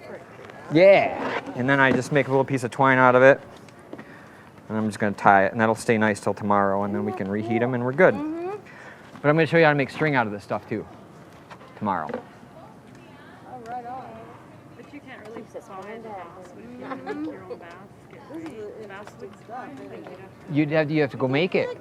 Like you have to wait 3 to 5 weeks. Yeah. Put it in a river. You don't have to. There's a trick to make it go faster. You know how to make corn soup? Corn soup? Yeah, with wood ashes. Yeah. Yeah, it's the same thing. You just take your basswood bark and put it in a iron kettle.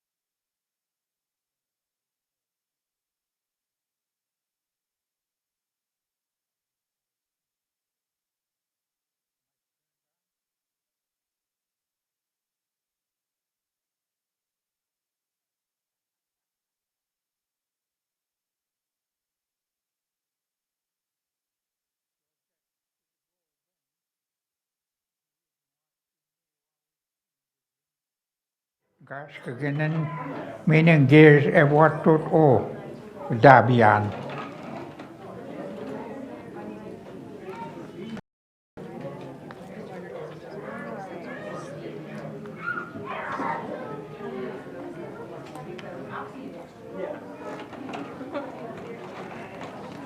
This side's ready to go.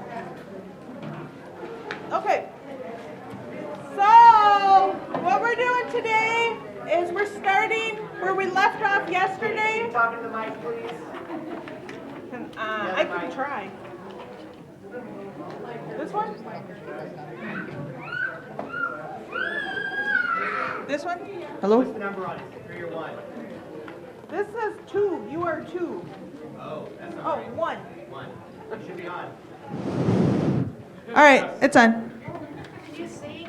Do you, no. Can you guys hear me when I talk into this mic? Hold it closer. At least someone said no. That's going to be hard. All right. So we have, Jim read this first sentence, and we're going to do what we did yesterday. This is your first sentence on page 2.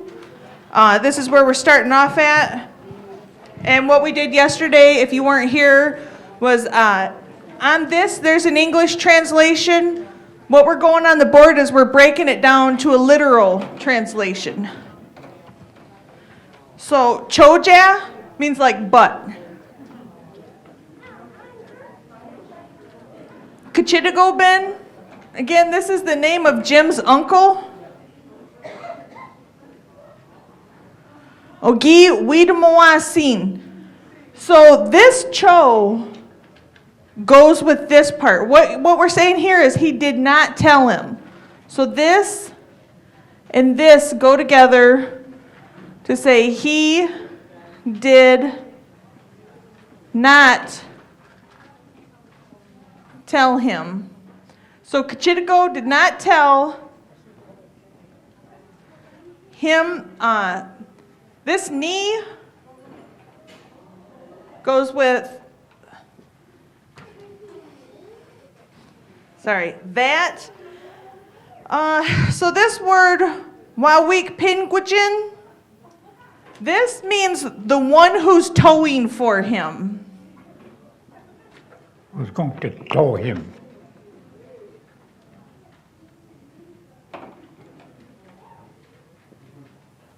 The one who will tow him. That's like a title of a person who is in obviative form. So he's outside of the circle.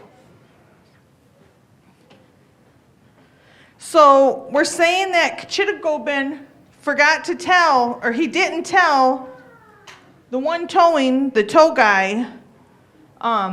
Here we have Ngashkagnen. Brakes, Minez, and gears, is gears. Bois. This bois is kind of like the cho, but this one goes with like a conjunct form.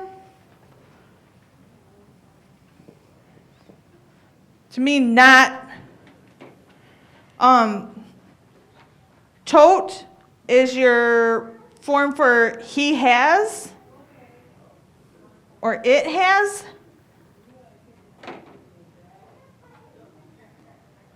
Them. O just goes with that.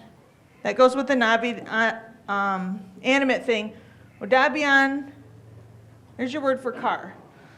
So what we have is, but Kachitago, he didn't tell him, the one doing the towing, that there's no brakes and gears in the car.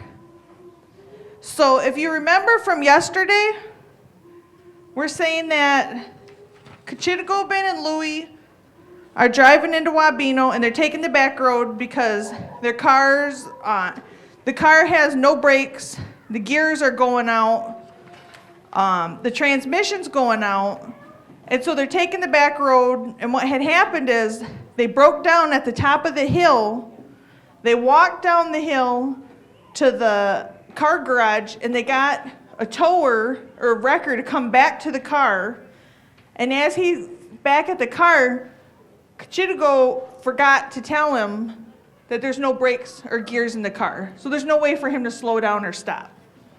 So that's where we're at now.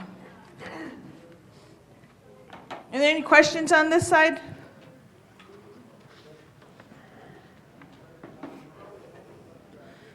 Do you want me to do the circle? Okay, so if you remember from yesterday, we were doing the obviatives. So this is the conversation. So again, I'm telling you that Chitagobin, he's number 3. And he didn't tell him, the tower, number 4, the one who's going to tow for Kachitago, he didn't tell him that there's no brakes. So this one, he's outside of the circle of conversation. So that's why he's got these inanimate properties on him. So he's still alive, he's still animate, but we talk about him like he's not because he's outside of the obviative circle.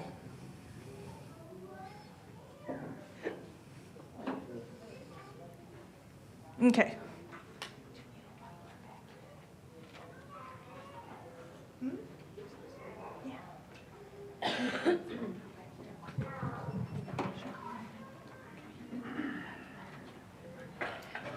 You're not going to flip it over like you did yesterday. No. We learned our lesson from yesterday.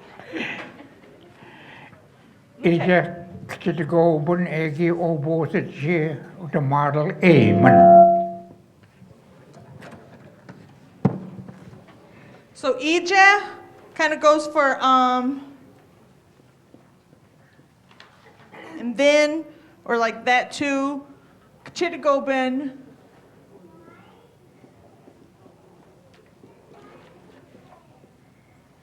Here's your past tense.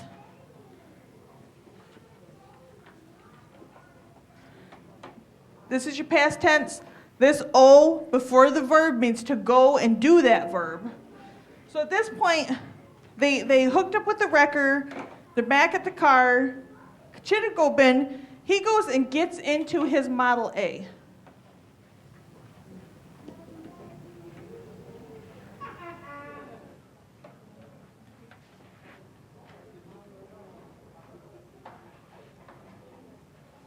So it's the Model A is the car model. Duh. And this M here makes you know that it's his Model A. That just shows possession.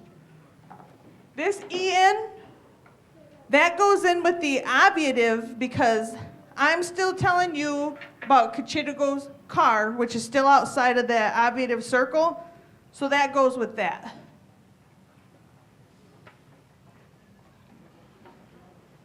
So now at this point, they're back at the record. Bosit is specifically talking about getting into a vehicle of some kind. Bicycle, wagon, sled. So do you have any questions for this one?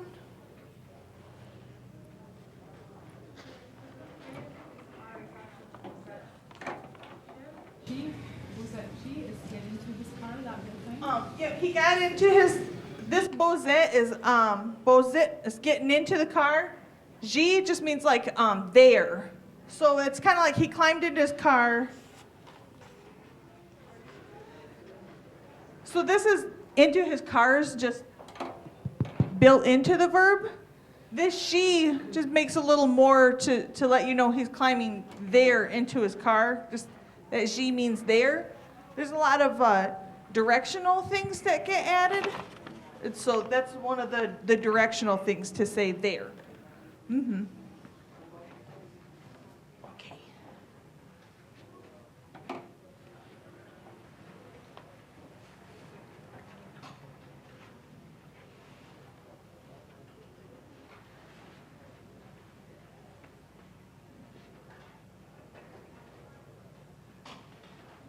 Le way, megwa, Bosit. G.O. Rector. So we've got Louis. Gawi is like as for him. Magua means still. So here's where it gets interesting. Bozet, that T was just your conjunct marker on there. This one, Bozet, it's the same word, the same verb as Bozet. It depends on what you're talking about. It means either getting into a car or it means riding in a car. So in the story Jim's talking about, we know Kachitagobin gets into his Model A. Louis was in the wrecker from where they, have the wrecker to get behind the Model A. So Louis gets out, Kachitagobin gets out, climbs into the Model A. Louis, as for him, he's still riding in. So that means to ride in or to get into a car. G, this is the same one for there, that, wrecker. So the cars are animate, wreckers are animate, bulldozers are animate. So it still takes on that animate O.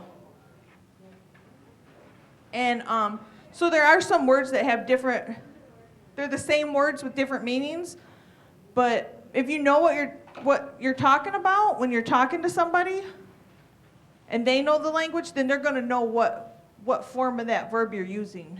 They're going to know what you're saying. On the we there, that's not like a tense marker or anything? No, this we is not a tense marker. It goes with gawi. So when if one we say gawi. Louis gawi. Louis gawi. Do you have any questions on this one? Kevin.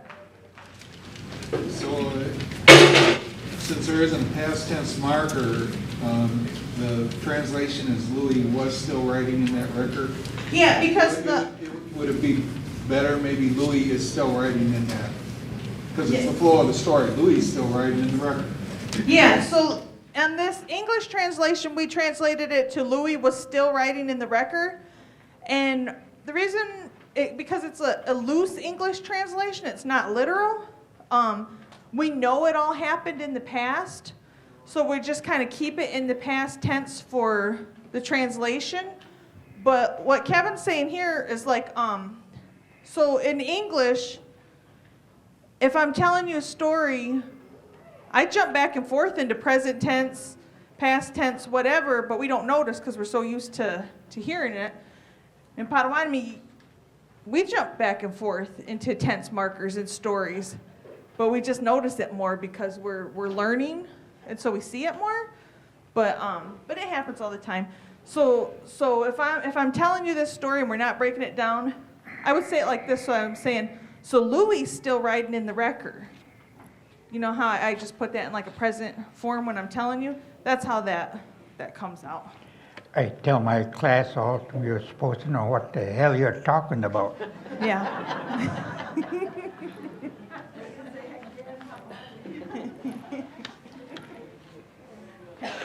Okay.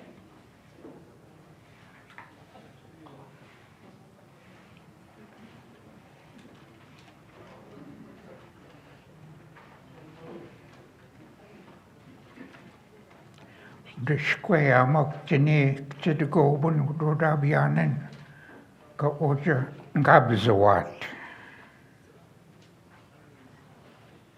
So yesterday we had this word to mean behind. Today it still means behind.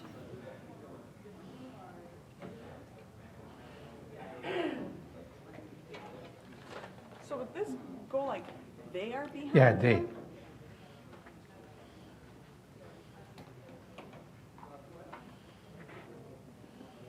Like that? They went behind him.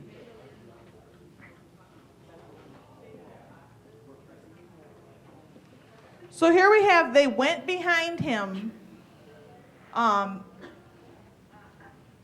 in the wrecker. They went behind him. What's this?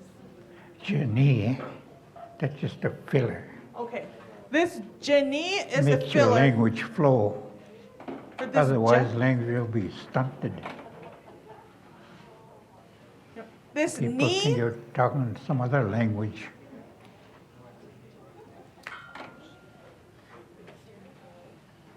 This knee goes with Kchitagobin or Dabianin, right?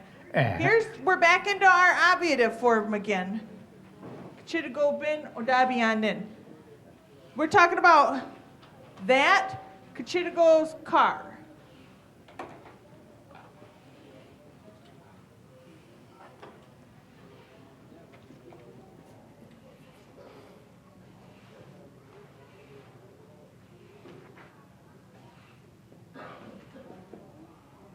So this is all one thing that goes together, that Kchitago's car. And then if you weren't in here yesterday, his name was Kchitago, but since he's deceased, he's got that bin on it. So that's where that Kchitago bin comes from. Okay. Ga, here's your past tense.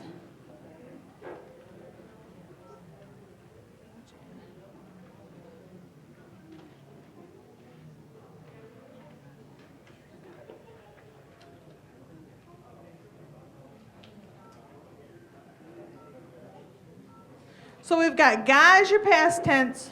O, before that verb means to go. J, this is the part that has to do with your location, where you're at. So what we're saying is they went behind Kchitagobin's car, and they went there and they stopped. So that's how it breaks down to say they pulled up behind his car and they stopped there.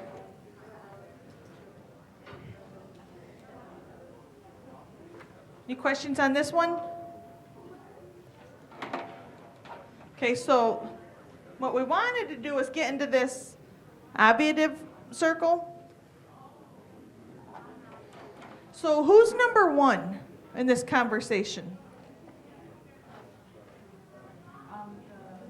The speaker. Yep, the speaker. Which is Jim. I'm just writing for him. So who's number two? Yeah, you guys.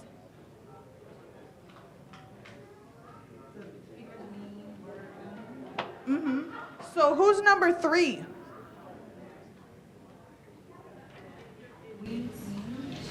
Between.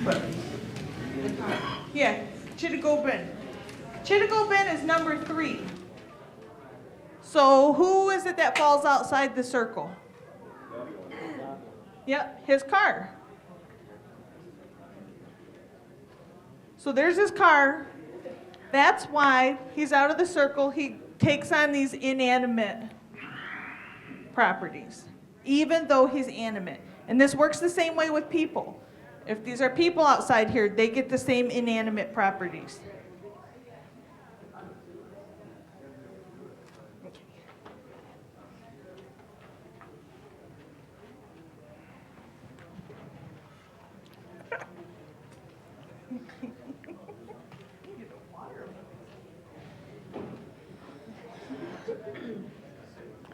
I think they're practicing for the powwow.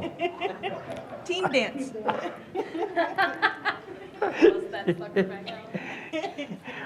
Kagish o bozit o Kchitagobin, pamasabi mamajibizit o mechanic.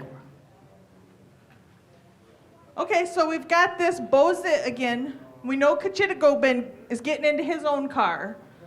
So gagish means after.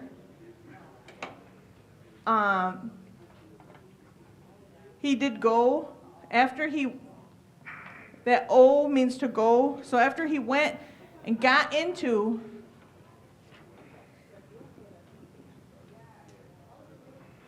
and this has his car is implied. Now this O here is not before a verb, so it doesn't mean to go.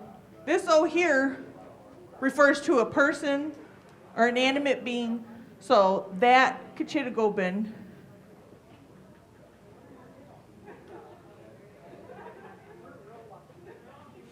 Bamaja means all of a sudden. So you see, Bama can mean wait. It can mean later. With this Bamaja, it can mean all of a sudden. So either way, it's got something to do with time, but so Bamaja, all of a sudden.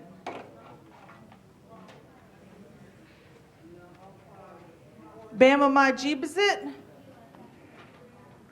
he started going forward.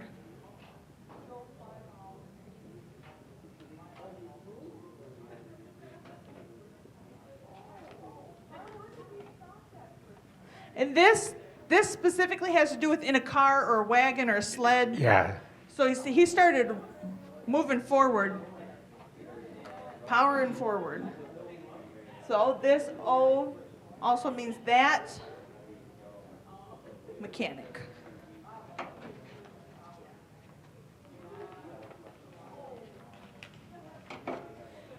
Is anyone in the circle here?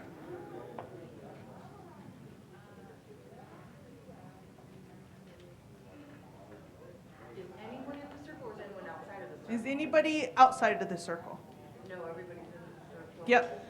So even though we have 4 different groups mentioned, our first part of this sentence, Kachitagobin's in the circle. We're saying after he got into the car, then our topic changes, and now we're saying the mechanic started rolling forward. Because we're not talking about Kachitago anymore. Now we're talking about what the mechanic did.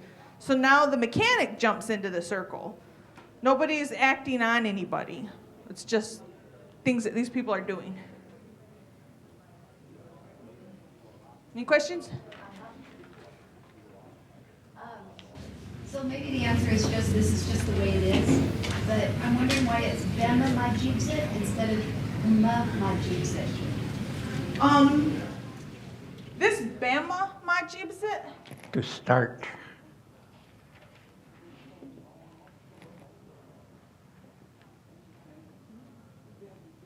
so what's the difference between Yeah, this and to this? be going, Okay, like Bamajat, where he's going. so this means it started and it's already in motion. Mm-hmm. This means it's just starting, right? Huh? I said that Bama Yeah, means it's just starting, yeah, and that Bama Majibzit means Yeah. it's already yeah. going. Okay, yeah. So the Bama, the different sound in there makes it. That's just starting.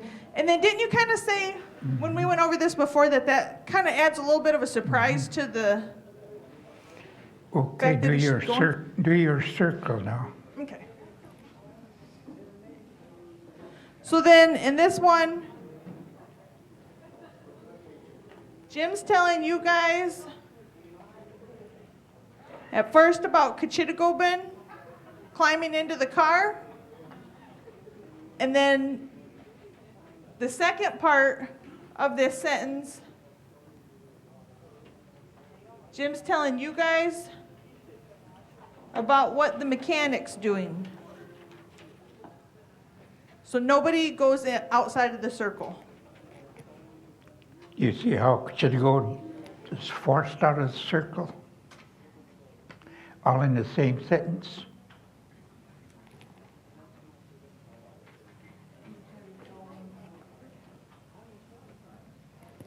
Ready?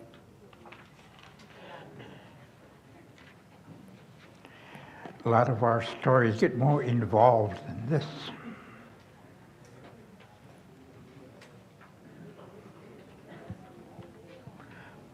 Teno nang gagajwep wa kado.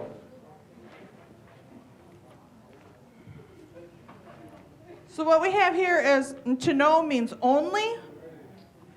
This shana is like an emphasizer that kind of makes it flow, but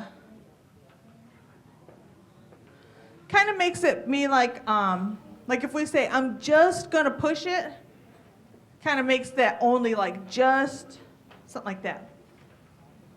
Nga means I will, and that goes a little bit faster than the we tense marker, so that's like a faster. I will push him.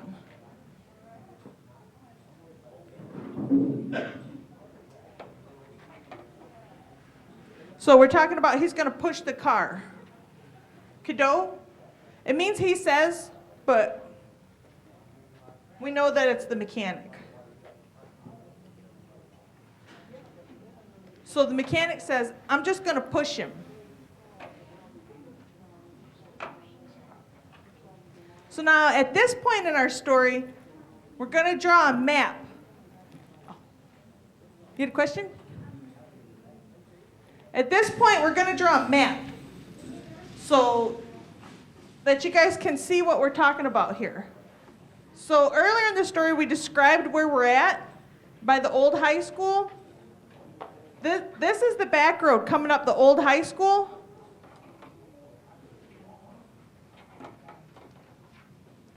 This is the hilltop.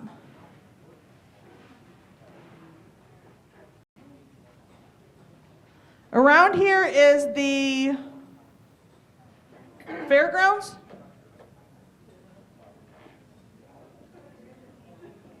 Here's the fairgrounds. This is Main Street, right here, which is Highway 32. So where's the old town hall? Right here? And here's the old town hall. This is town hall. That's the high school. So what's happening is, and here's Cheney's garage. This is Cheney's garage. They're taking the back road because the car is breaking down. So they're trying to stay off the main road. They get this far, and here's where they break down. So they walk down the hill to Cheney's garage and ask him if he can tow them. So he comes up here, and instead of hooking up the car like they thought he was going to do, he gets behind them and tells them, well, I'm just going to push you down to Cheney's, but they forgot to tell him they didn't have brakes or gears. And then you have to remember, he's talking about how big this hill is and how steep it is, and they're at the hilltop. So that's where we're at right now. I'm just going to push him, he says. Okay. Oh, any questions? Because we have a second.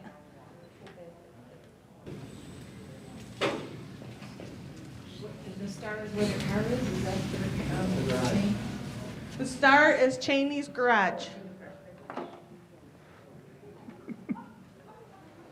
Oh, and this is Main Street. Highway 32.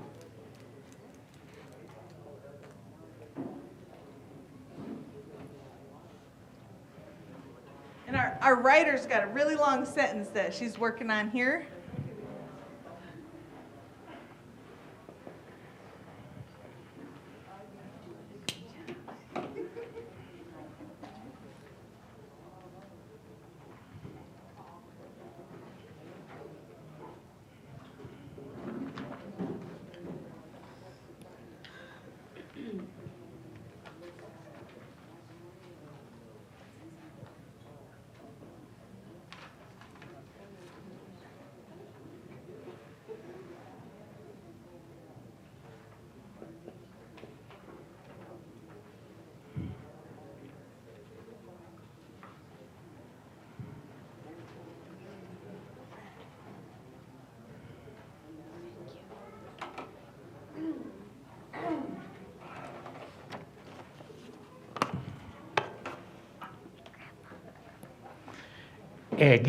Gosh, my visit. I got what from Sweden more Louis. Gosh, beginnen meaning years airport. Temkekje Dabianak.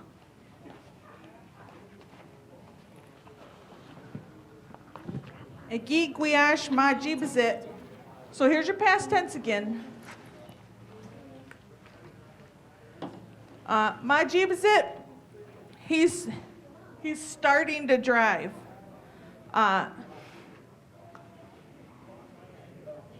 Now, he's not really going to drive very far. He's just starting to pull up behind Louis to give him a push, right? So as he starts going forward, now this one and this one go together, because this is the one that says they're pushing him. So as the mechanic starts going forward, they're pushing him.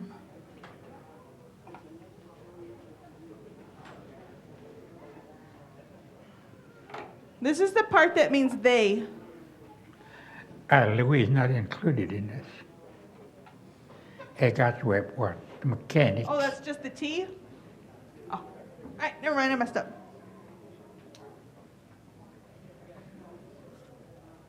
Okay, so these two go together to mean the mechanic's starting forward and he's just going up to push him.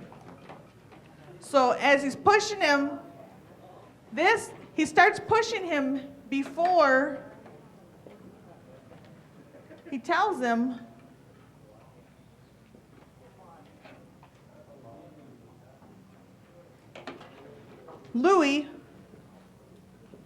before Louis tells him Ngash Kukinin is brakes. Mine and gears is just gears. So do you guys remember what ebois means?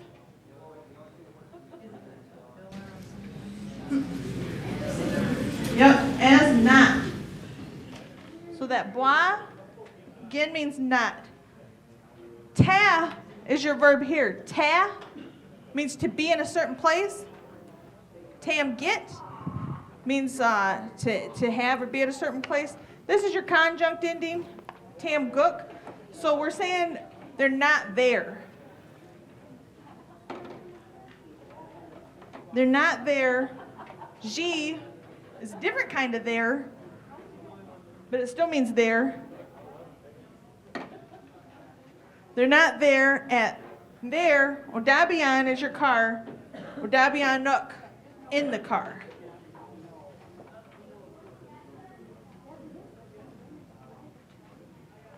So that's where that sentence goes. As the mechanic, he starts going forward, pushing him before Louis tells him, hey, there's no brakes or gears in that car. Any questions?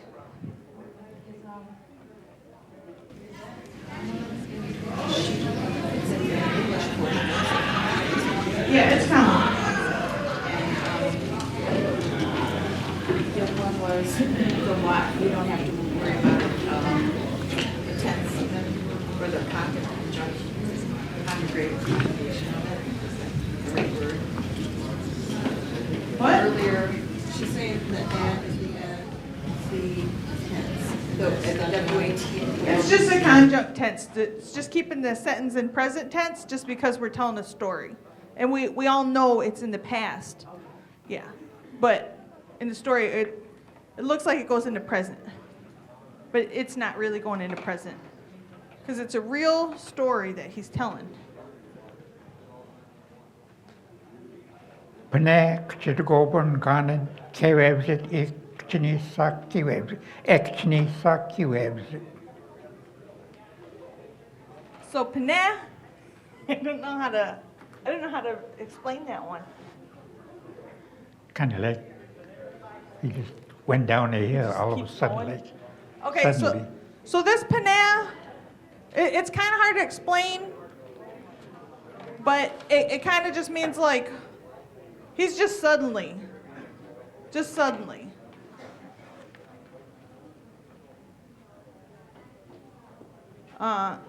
Chitagobin.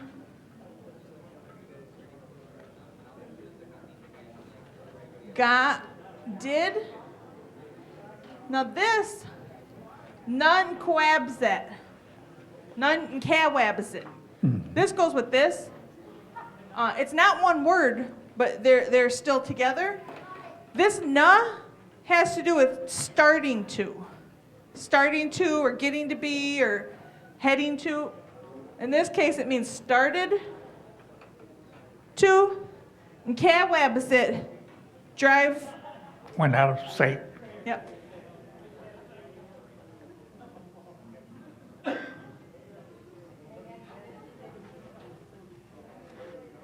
As Kacha Isa Kiwebs. Actionisa Kiwebs. As he, Yeah, as he one leg held down a hill. That check. This is the part that means like hell. Yeah. Just like really, really, extremely went downhill. So at this point, he's just giving him the push. Louis hasn't told him there's no brakes, and then they see him kind of disappear over the hill as he's just starting to take off. Starting to roll fast.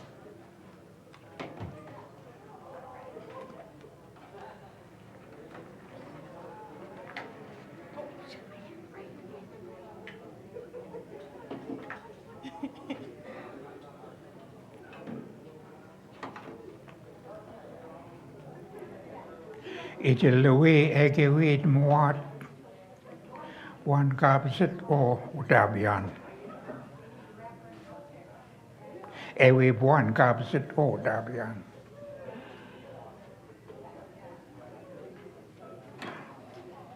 And then Louis, then he told him.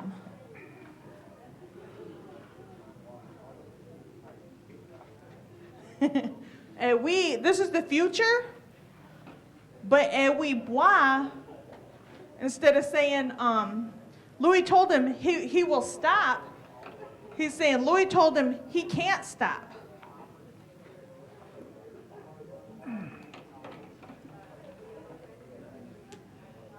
He can't, he won't.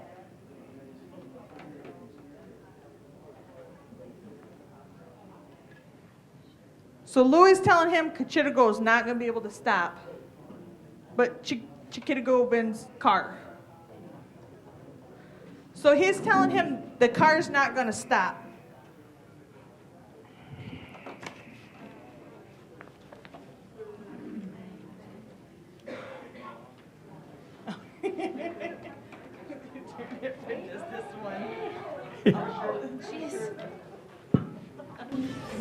Oops, you're a mechanic. You have to look at your notes. It's already erased.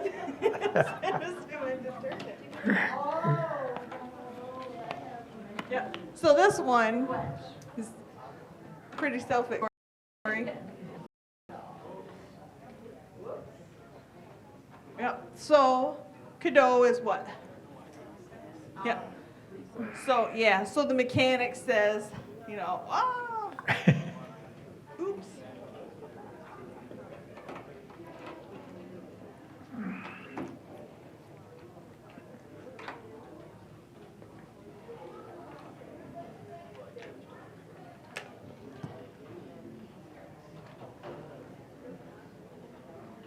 Do you guys have a question about anything so far?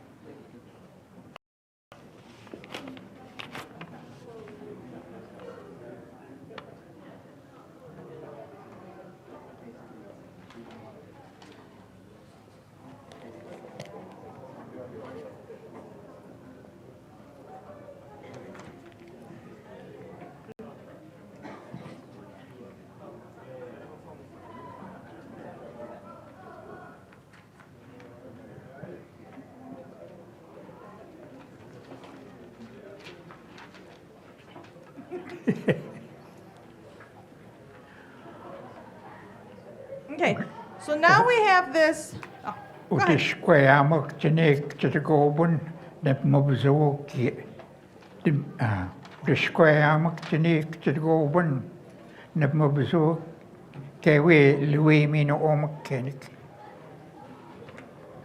So here we have, does anyone remember what Odashkweyamak means? Mm-hmm.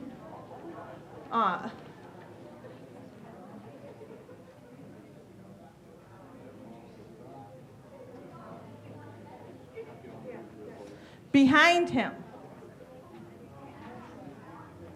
So, who's behind him? Who's behind him? Yep.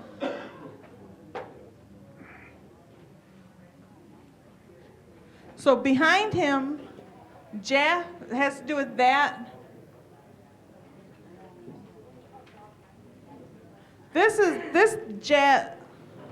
or that's the where, huh?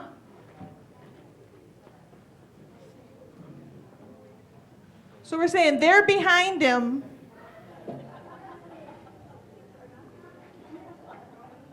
Ni Chitagobin.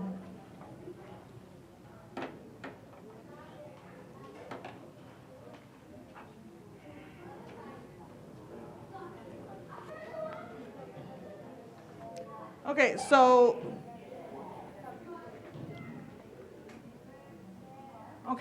we had a little typo on our paper. Yeah. It's got to be Odishkweyamak Jeni Kachitago Benin. We need to have this I in, because this puts Kachitagobin in the obviative. Okay, so they're behind him.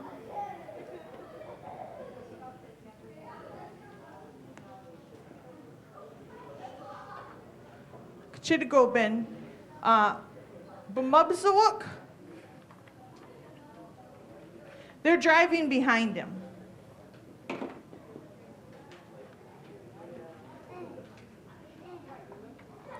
So he's flying down the hill, and they're behind him, following him. Gawi, this is like as it pertains to them, as for them, right? Mm-hmm.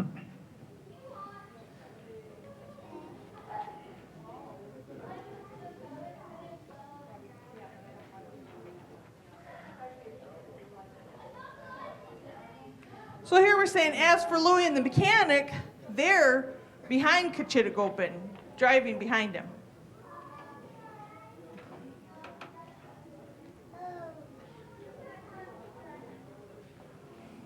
Okay, Louis and the mechanic are in the circle together. Okay, Louis.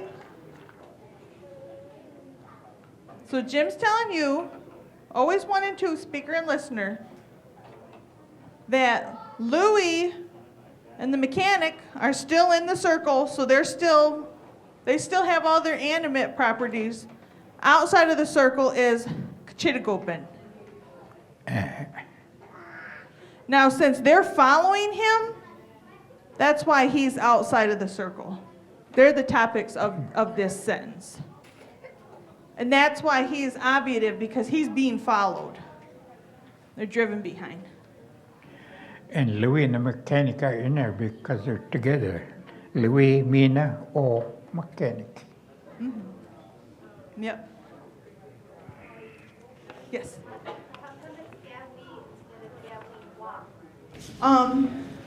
Hey Jim. How come it's Gawi instead of Gawinwa? Because we're talking about Louis first. Oh, because they're listed Yeah, separate. and then we have and the mechanic.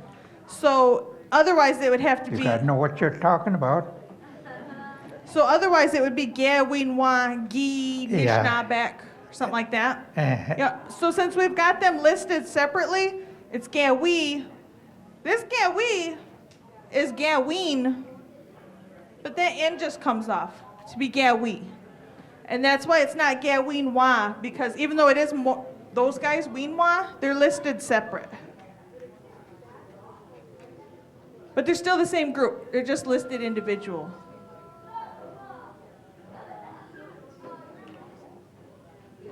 Okay.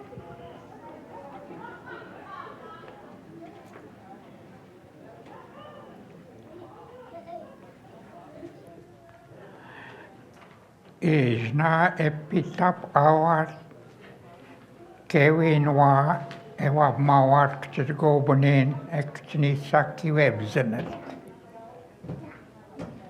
Ishna means like really. It's like it emphasizes.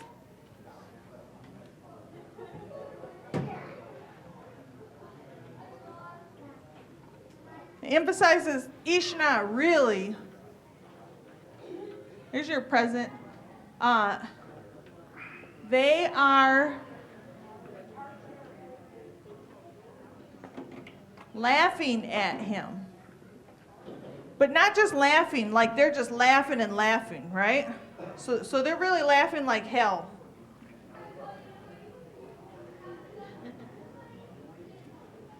Gawinwa, them. As for them.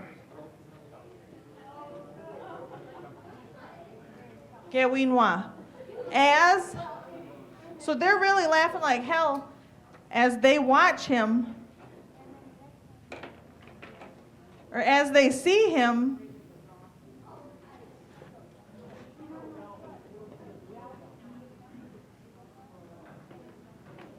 Chitigo as, and here's that Kacha Nisa Ki Webse.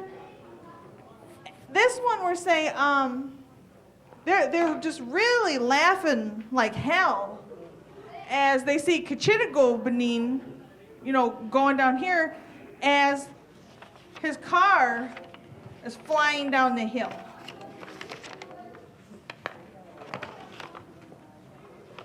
Right? As his car's flying down the hill? Mm-hmm. Okay. As he's going like hell down there.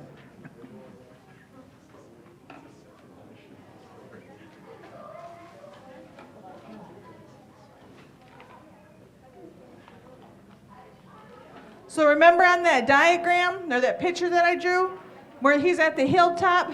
At this point, the tower's pushing him, not knowing he doesn't have brakes. He's rolling down the hill. Then Louis tells him he doesn't have any brakes, he can't stop. So at this point, he's flying down that big hill, and they're laughing because they know that he can't stop. And this is his son and the mechanic.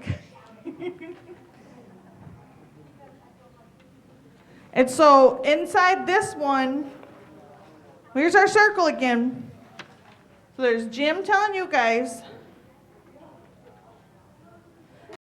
and the mechanic. We've got two things going on. First, they're laughing at Kachitigo as they see him. So they're laughing at him. That's why he looks like he's inanimate, even though he's not. That's why he's got this IN on it. Then in the same sentence, now they're laughing. The car's going down the hill, driving real fast. So the topic goes back to the car. That knit just shows you that the car's the one doing it.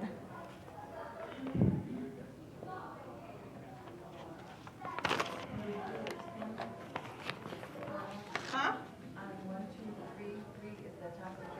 This is L and M.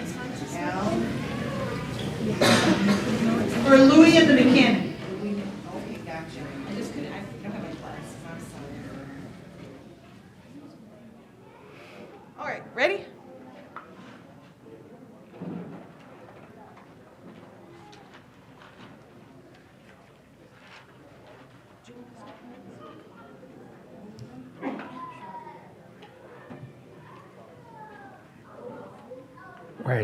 Wait, this is a pitch bozet. Wait, this is a pitch bozet. So, wetteja means really. Yeah. Really is your present tense. So we're saying like, he's Yep, Peach Bows it. Just going fast. Yeah. He's just going fast.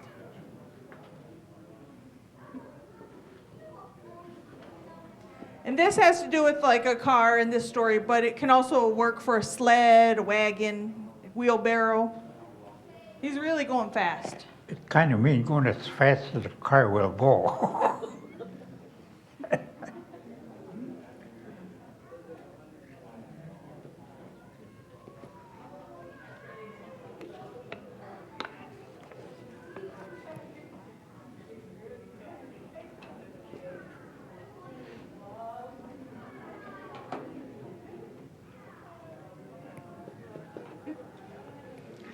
Wawabmawan and Medabzit. Wawabmawan and Medabzinit e Wabino Main Street. Yep. So, wabma wan. Wabma is your verb. Here we're saying wa. They see him as Nemedabzinit. He's approaching. He's coming up to.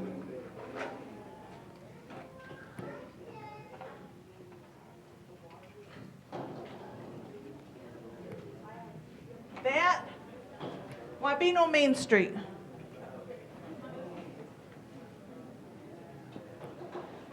So they see him as he's coming up to Main Street. And he's really going fast.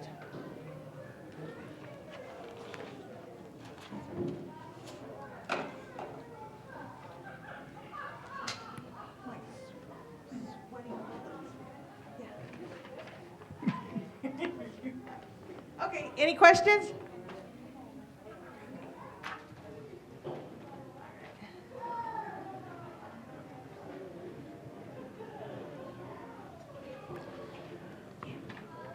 Wina, Ajob Zon, Wina, Ginen Mawan.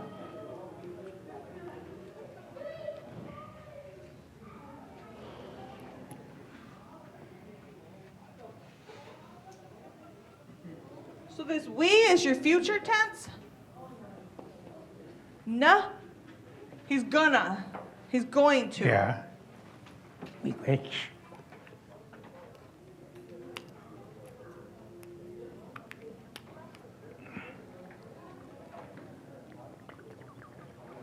So this doesn't have to do with time. We're talking about where he's at in distance. Like, oh, he's about to, because remember he's approaching Main Street. So he's about to Ajobza? Ajobzawan? Yeah, go across Yeah. in a vehicle.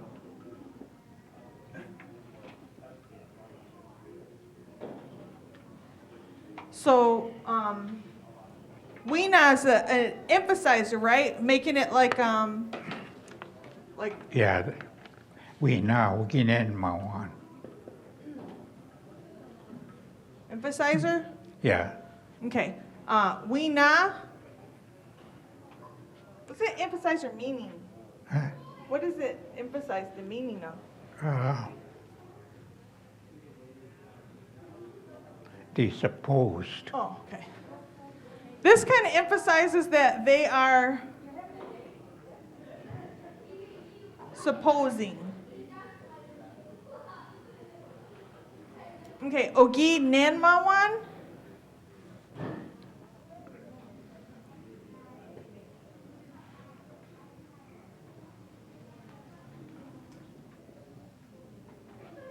They thought it of him. So they're sitting there watching him flying down the road, and as he's coming up to Main Street, they think he's just going to go across the highway because he won't be able to stop. So that's what they're thinking is about to happen.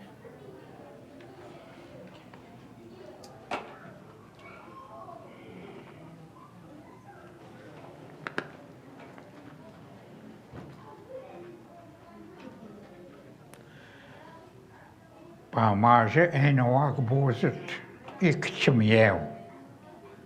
Op chma shiv nin shivos nin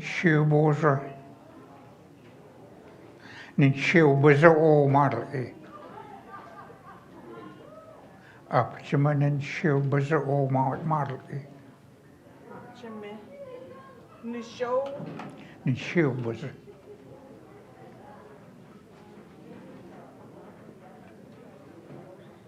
Yeah, I think I had Nijawebza.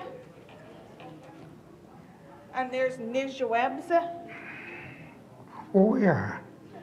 The Schwabs. Apchiman and Schwabs O Model A. Okay, so we have the Bamaja. Who remembers what that means? Yes.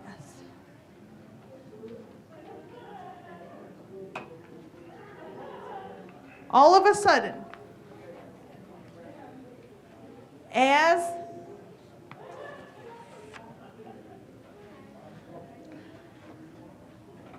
Nwagabozit, Turn. That's like going around that corner. All of a sudden, he's turning. All of a sudden, he's turning or going around that. Chamiao means in this story it means Main Street or the highway, because the Main Street is the highway. So all of a sudden, instead of him going straight like they thought, he swings a hard right onto the highway.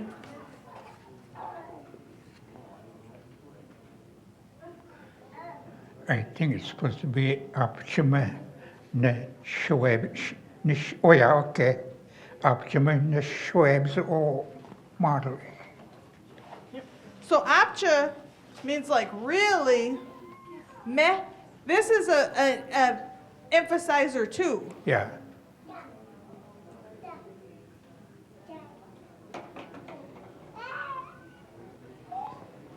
So this makes this apcha even stronger, right? Yeah. Apcha meh. Neshwabase. This means so as he's hitting that hard right, he's really tilting, like going up on two wheels type of tilting.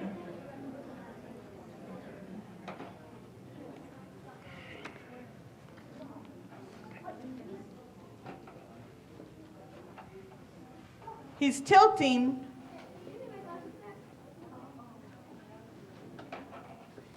Now this one, our circle, Jim's telling you guys about what the car's doing. The car's in the circle.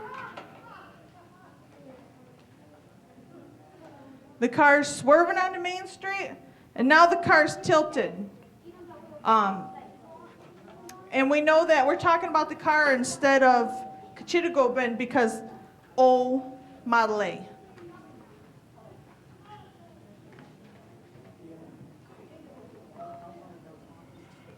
Any questions?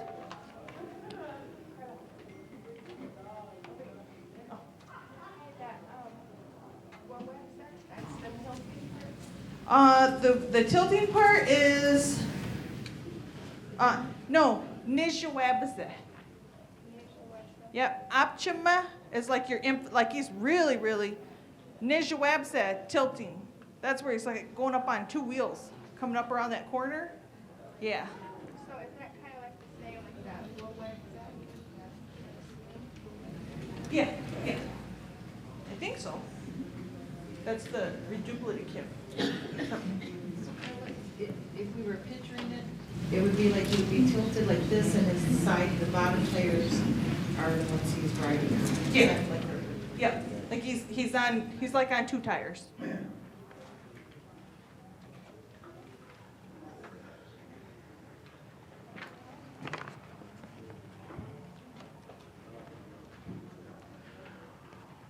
We took 7 Wikinan Mawan.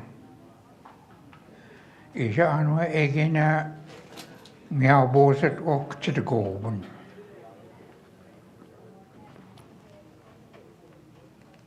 Yep. So we took Wasawin.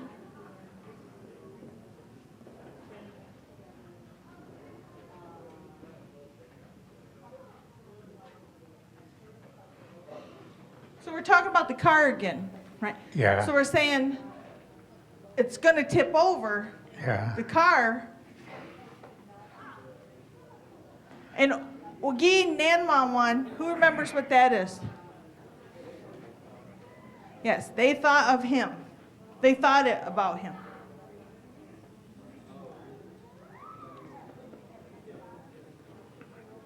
There's your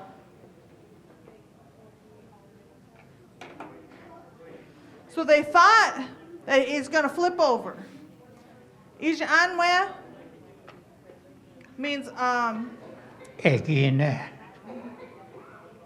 Ija Anwe Egina Miawabsoet? No. Meow Bose. Miawabozit. Yeah. Oak Chittigobin.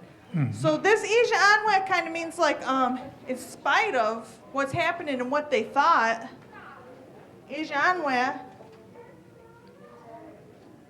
like anyways, in spite of that, and Miawabozit,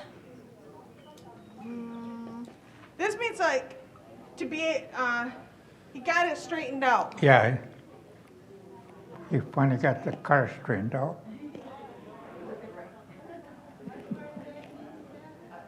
The whole thing.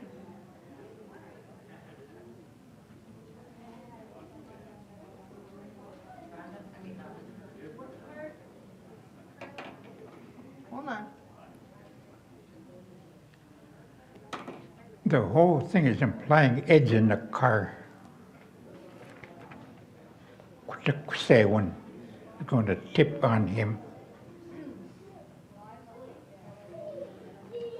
Yep, so, Ijanwe, this is the part that means anyways. This agi is your past tense. This T has to do with he, not meow boza. That's the part where straightened it out. So even though he's going this way, and they think he's going to tip over, he's able to bring it down, straighten it out. So he's able to, despite everything going on, he's able to get it straightened out. Kachitagobin. We're back on the topic of Kachitagobin now because he's got that animate properties again. Yeah, so in spite of what was happening, he was able to straighten the car out, in spite of how fast he was going and the fact that he's like just about up on two wheels. Okay.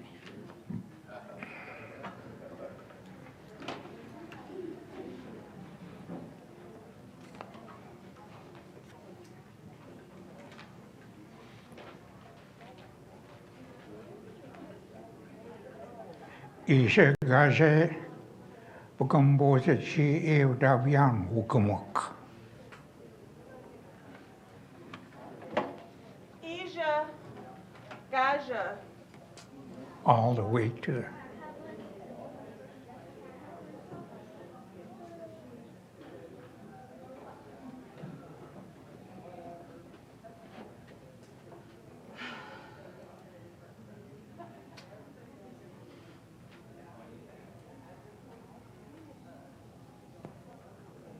So this da has to do with the distance from here to there. It's a distance.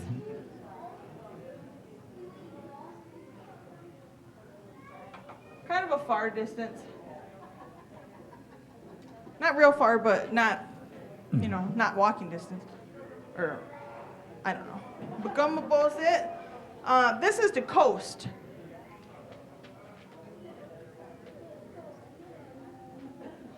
He coasted there to the garage. So Ijagaja Deb Gumbozit. He was able to coast all the way there.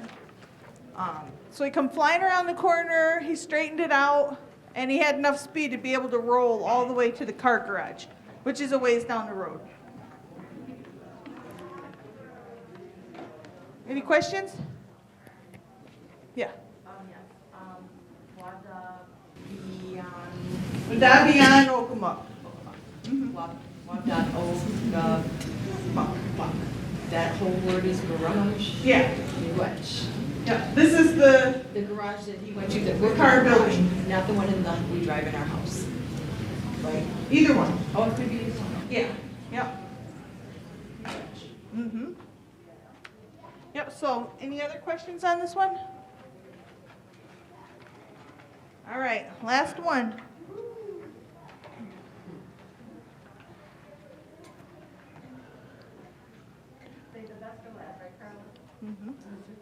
Eu goede kazweb zit onze scheben. So you, that's it. One time, gosh, your past tense for what had. Schwabsit happened to him. That my uncle. Min said Jim. That's it.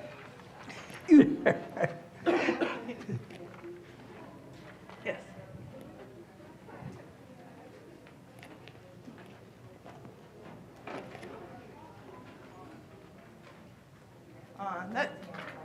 Who's taking a picture?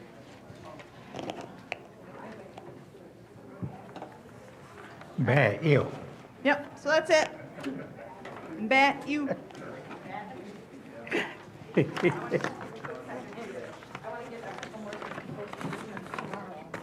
For tonight. For you, I'd like for you to be in it too, since you were helping so much.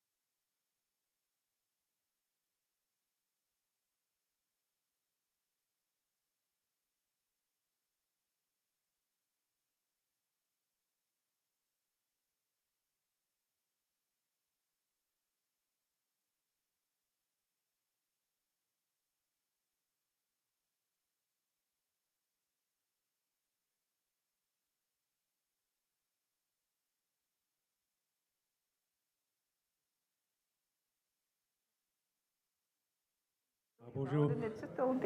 March Tara. March Tara. Let's start. Ngamaj Tame. Ngamaj Tame. We are going to start. Yeah. Mandapi. Right now. Bonjour Kinoea. Bonjour. Bonjour Mena. Bonjour Minois. Hello again. Nigishgat. The Nishnabad Newswin. My Nishnabad name is Minugishgat, also known as in Jaganashimu, Fine Day. Mjikant Odem, Turo Clan. Biketranong, the Bendagos. So on this map here, where the circle is where I belong, I guess, so to speak. I heard an elder say one time, he said his name and he said, Nishnabad King, the Bendagos. And ever since he said that, I started to say that. Prior to that, I would have said, Biketranong Dunjaba. Biketranong Abinjaba, where I come from. But when I heard him say that, it was so profound to me in a sense, because he said, all of this place here, Anishinaabe King, on this Anishinaabe land, is where I belong. So to give you a sense, in the Great Lakes where that circle is, Biketranong, also known as Wapu Island, is where we come from. Biketranong, Abinjaba Me, us, this is where we come from. Meanwhile, we come to share a little bit with you. I'm really happy to be here. Chimigwich and Danag, Shawnee, Citizen Band, Bamatsajik. I say thank you to the people of this place for hosting this gathering. Chimigwich, a big thanks. Aha, Montana.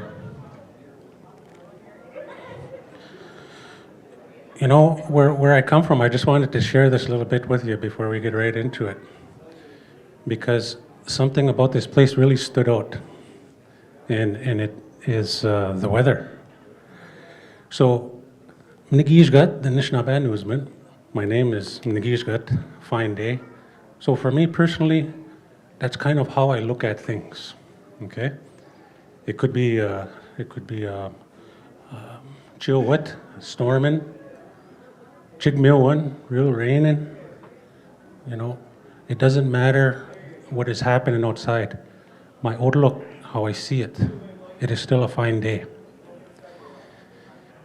Where I come from, what I hear a lot when it's hot, gajate. Gajate. Can we all say that? Gajate. Gajate. Or Maga, or Gajatem gut. Gajatem gut. So both of them are exactly the same. It's just an extra sound. It's a little bit more. Gajatem gut. So it is hot. It is hot dog. One of my teachers, when she was sharing the language with me, something that she refers to when she shares words in our language is there's degrees. There's degrees of intensity. There's always a level that would suggest there's something a little bit more about that word. Okay? Just like miigwech. We all know miigwech is a form of thanks. To say miigwech is offering that thanks. But I add one sound to it, ch, then it becomes a little more chimiigwech. So it's no longer just thanks. It's a big thanks, more thanks. I can offer another sound in addition to that. Gche, gche, miigwech. So now it has become even more so of a thanks. So the same would apply to weather as well. So we say gjate, gjatem gut. We know that it's hot. We know that. We can feel it. I offer che, gjate. Then we know that it's really hot. Where I come from, this is the word that I might be using right now. Chigjate. It's really hot over there. When I was introduced to this word here, Guatanate. It's another degree of warmth, another degree of hot. It's really hot. Guatanate. Can we all say that? Guatanate. Yeah. Guatanate. So again, where I come from, Bikitwanam, Guatanate, Nungwa. Today, right now, over there, Guatanate. This word here, I was introduced as well. Wiskate. Wiskate. Wiskate. Wiskate. Yeah. So that wis, it's starting to imply a sense of extreme feeling on your body, almost to the sense where there's pain. You're feeling a pain. So it's so hot that we're feeling that. Wiskate. So I went to, when I was at home, I would use that word when I first heard it because I thought I knew what it meant. I thought I understood what it meant. And I says, Wiskate. And one of my teachers says, Ka, no. Because to him, that's the extreme of hot. Over there, Shawnee, Arizona. Wiskate over there. Over in Arizona. That's where we might use that word. And I thought to myself, well, our people know that word, Wiskate. How could that be? How could I not be able to use that word? So some say you use it if it's really hot. But when I come down here, I go outside right now, I say Wiskate. That's how it feels to me out there. Right? Wiskate. So you can use that. Same with when we drink. When you're thirsty, you become thirsty. Ngasnabagwe. Can we say that? Ngasnabagwe. Ngasnabagwe. So I'm thirsty. I'm thirsty. I'm dry. I need a drink. Ngasnabagwe.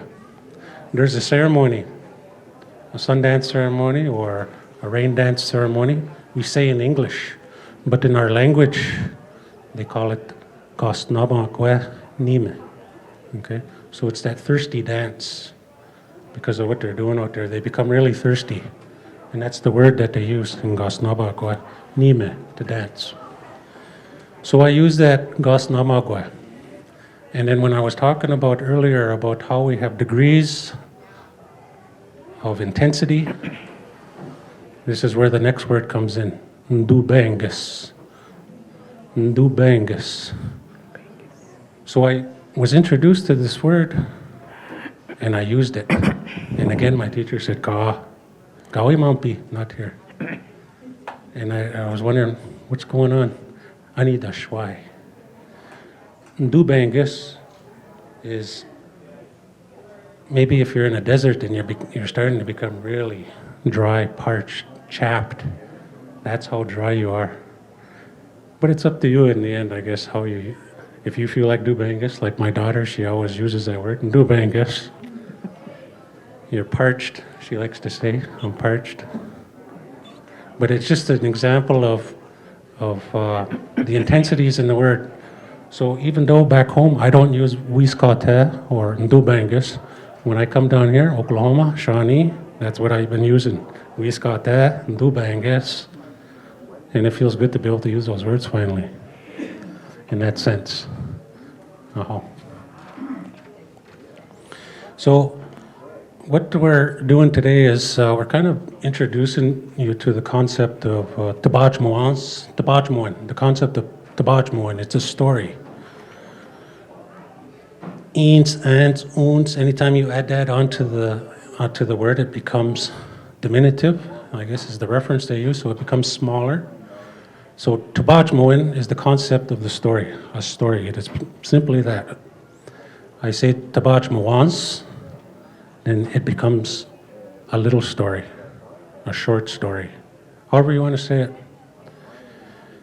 Adsokan are stories, legends, teachings, Adsokanans, a short one, a smaller one, a short teaching, things like that. So you start to become familiar with that as you hear it, the more that you hear it, that eens, ants, ons, benuji, benujins, You start to get used to that every time you hear it. In our community, some of you are aware that we are undergoing language revitalization, language restoration initiatives, and one that is the bigger one of all the projects that we've been working on is our immersion program. And so because of where our speakers are at, elderly, we felt it was a bit much to expect them to go into classrooms and start to teach in immersion settings with our young ones, so on and so forth. So he says, what if we were to design and develop a immersion program for adults that were willing to undergo this process, do what they can to learn the language, develop a partnership with the university so that they can acquire their teaching credential, and then in turn start to teach with the little ones. So when it was presented to the leadership of the day, it was over the course of 10 years that we presented. The first 4 years was the adult immersion program. So we had community members that were a part of this. We had members from outside First Nation communities that participated in this 4-year adult immersion program. Dupnabikwe, or Linda George, the one who's going to be sharing in a moment, was one of the teachers that were part of this program, this 4-year program. And I personally am so grateful that she had agreed to be a part of this process.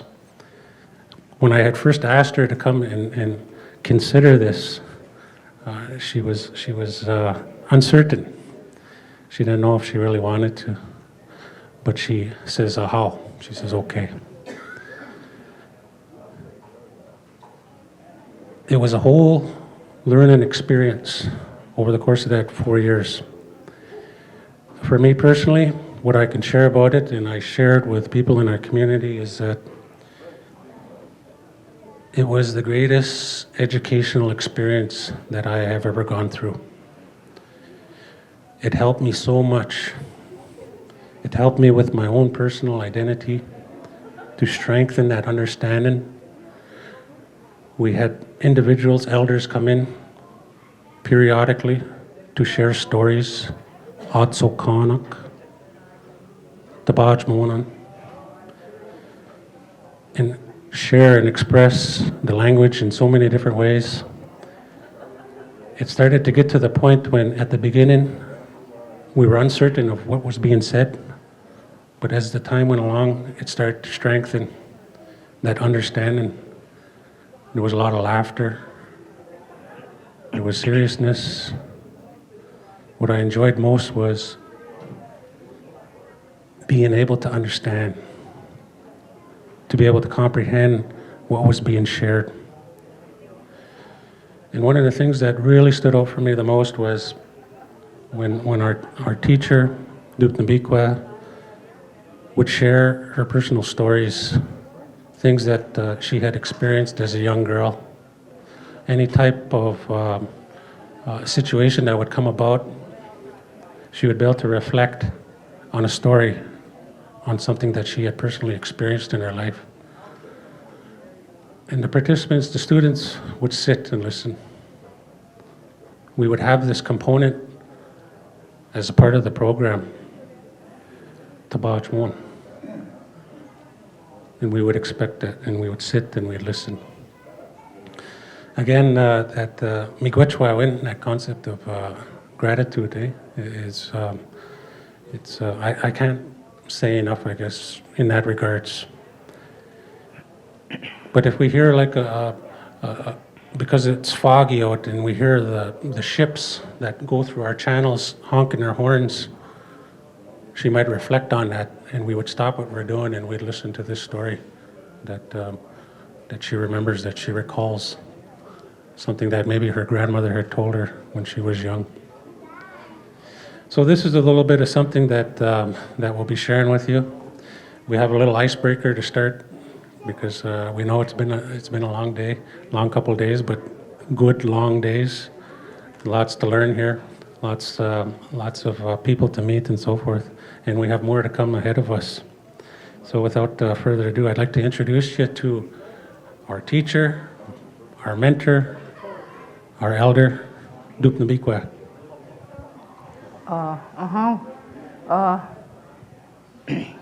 Mami kwendam ugeni minwa mampi yaya Dupnabi kwendas nikas mi ugeni ote panjabaya ote maba panjabat nishna back kwendao ekenu maget dao nishna bemwin and I'm half Ojibwe and Potawatomi. My I'm gonna give my Misho and my grandma. He all work Ojibwe Kweki all with my grandma and my mother and my dad and my mother were my dad and my grandfather were Potawatomi. So I kind of I used to hear them talk in Potawatomi, and then I mishki mi magandin ma anintigani Potawatomi language, but I'm not fluent in it. But I learned a lot of words and I could make little sentences, but the Ojibwe is what I mostly knew. And I sometimes wish I could know a little more Potawatomi, but there's hardly no Potawatomis over there. No, there's some, but there's very few. Anin ko ete awage abe what Potawatomi mjik. But the thing is too, Gawi, they don't get into they don't want to do anything. Kai gawi nan kisiwak. They just wanna. There's only on in that that gagu enan kiang. There's only a few of us that want to do stuff. So there's about 4 of us. I got an older sister, Joanne Kaza. Bimgish go kwagawi Kaza o, and mi go gawi o Nishna Bemo, and gawi go a little bit of Potawatomi kikenda. And I enjoy sharing. I enjoy my language, both languages. I want to share and whatever I can, you know. Weshkip matzijik mi mina benujiak. Benujayak is how you say it in Potawatomi. I know that Benujayak. Benujayak. Gawin wa weekend mowat, so they will know too the language, because apachiko chipitenda akudu enwaying, our Indian language is very, very, it's something that the creator Kamingoyang, the creator gave us all our languages, so we have to keep them alive and going, because some of them are already lost their language. Some other places, they're getting fewer because the older people are going. Some of them are gone. So this is why I want to do what I can to teach my Benujayak, and the younger people, and I'm going to do it as long as I can do it,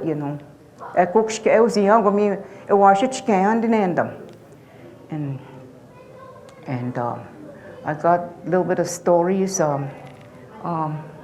We're going to now and who is that standing over there?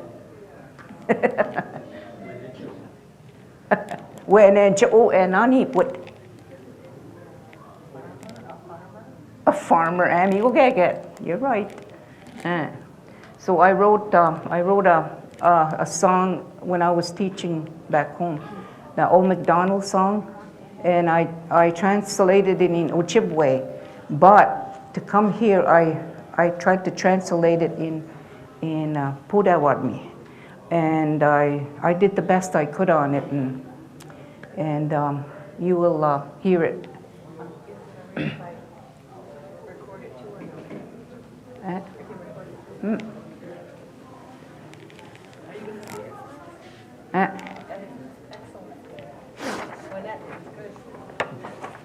Gina go gingam udeni Ashwing Nikaya. I sang it yesterday on the other side, and there was a few of you there. Ningam manda So really pay attention to what she's saying here, because after she's finished, we're all going to sing it together. Kiwanzi McDonald, mi Ashnik Kodak. That's the name of it. Now, Sindwishik.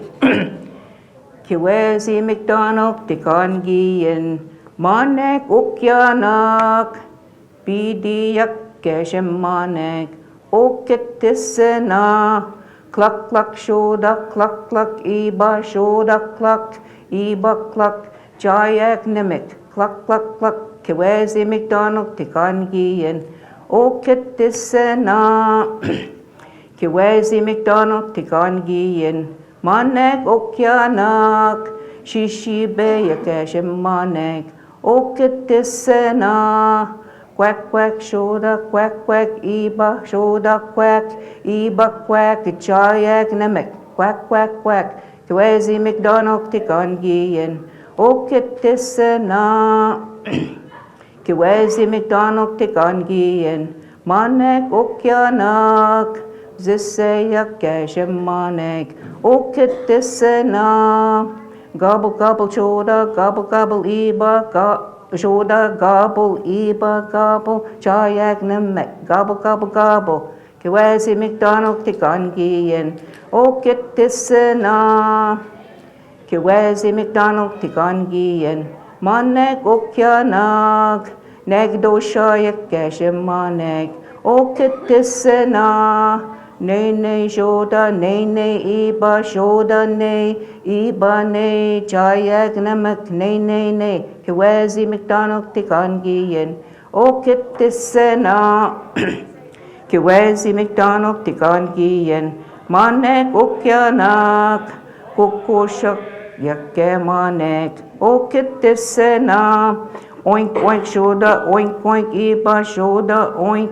Iba, Oink Jayak Nimik, Oink Oink Oink, Kiwezi McDonald Tikongian, Oketisena, Kiwezi McDonald Tikongian, Manek Okyanak, Shikwan Kesha Manek, Oketisena, Mumu Shoda, Mumu Iba, Shoda Mo, Iba Mo, Jayak Namek, Mumu Mo, Kiwezi McDonald Tikongian, Oketisena, Kiwezi McDonald Tikongian, Manek Okyanak, Montanchan Gashemanek, Oketisena, Baba Shoda, Baba Iba, Shoda, Ba, Iba, Ba, Jayak Namak, Ba, Kiwezi McDonald Tikongian, Oketisena,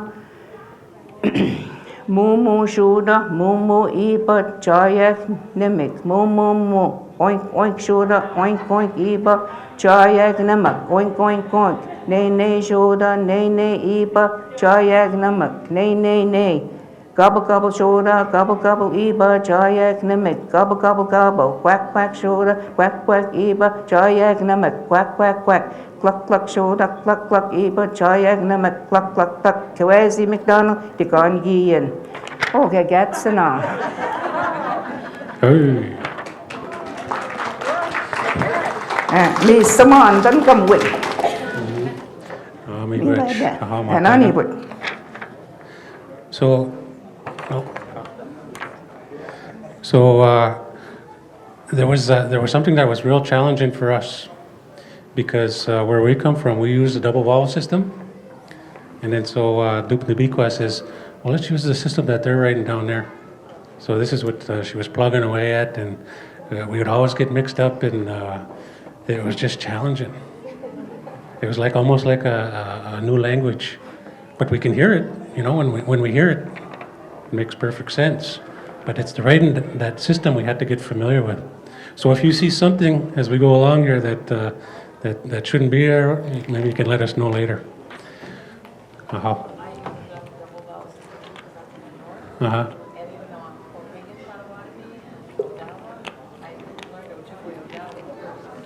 Oh, yeah. So all writing systems are good.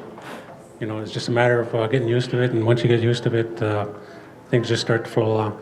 Like earlier when I seen Jim, and he was reading this system, I was like, wow, it's so good, it's so cool. So QAZ, Kinoea, QAZ. Okay, so QAZ is Winish. What is QAZ? Old man, QAZ. So originally, the song that she had Geta McDonald, but she changed it to QAZ, Old Man McDonald, QAZ. Uh-huh. So these Nuichkoyayak, these are our friends here, Okeanak. Wenechio, as an example, Wenechio.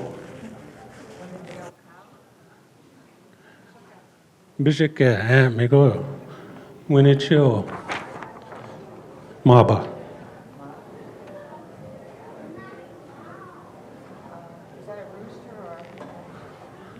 Beady, so we have to get used to that too, where we come from, because we say things a little differently, but we recognize it when we hear it.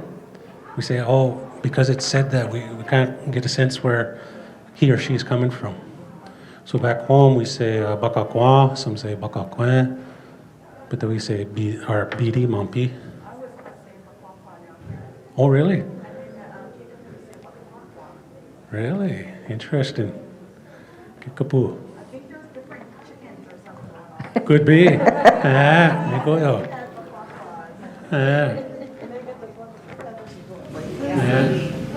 Now that's that. When did you? How do we say this one? Montanish? Nasab Mampi? The same here. Montanish. It's coming up. Montanish. So, a sheep, Montanish. So, Ndonis over there, my daughter, her great-grandmother used to call her Montanish. There's no real connection with that word in her, except for her name, because her name is Montana. Mon. She heard the Mon, and then she called her Montanish. Okay? What about this guy over here?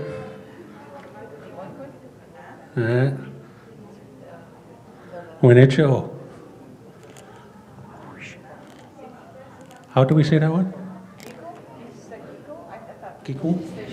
Kiku? Kukush, kukush. Kukush. And then, meanwhile, Maba, Winicho. Turkey.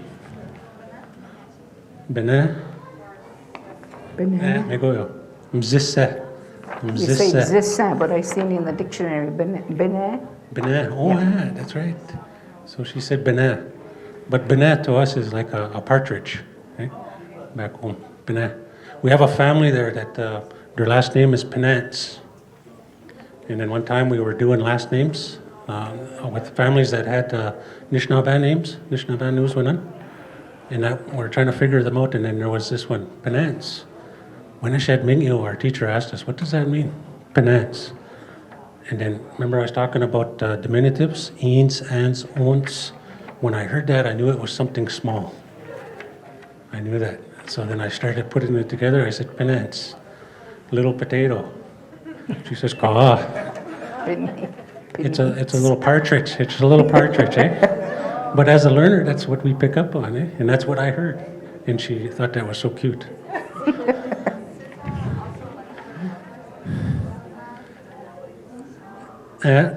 So for us, I guess I can hear what she's saying as that reference to my older brother.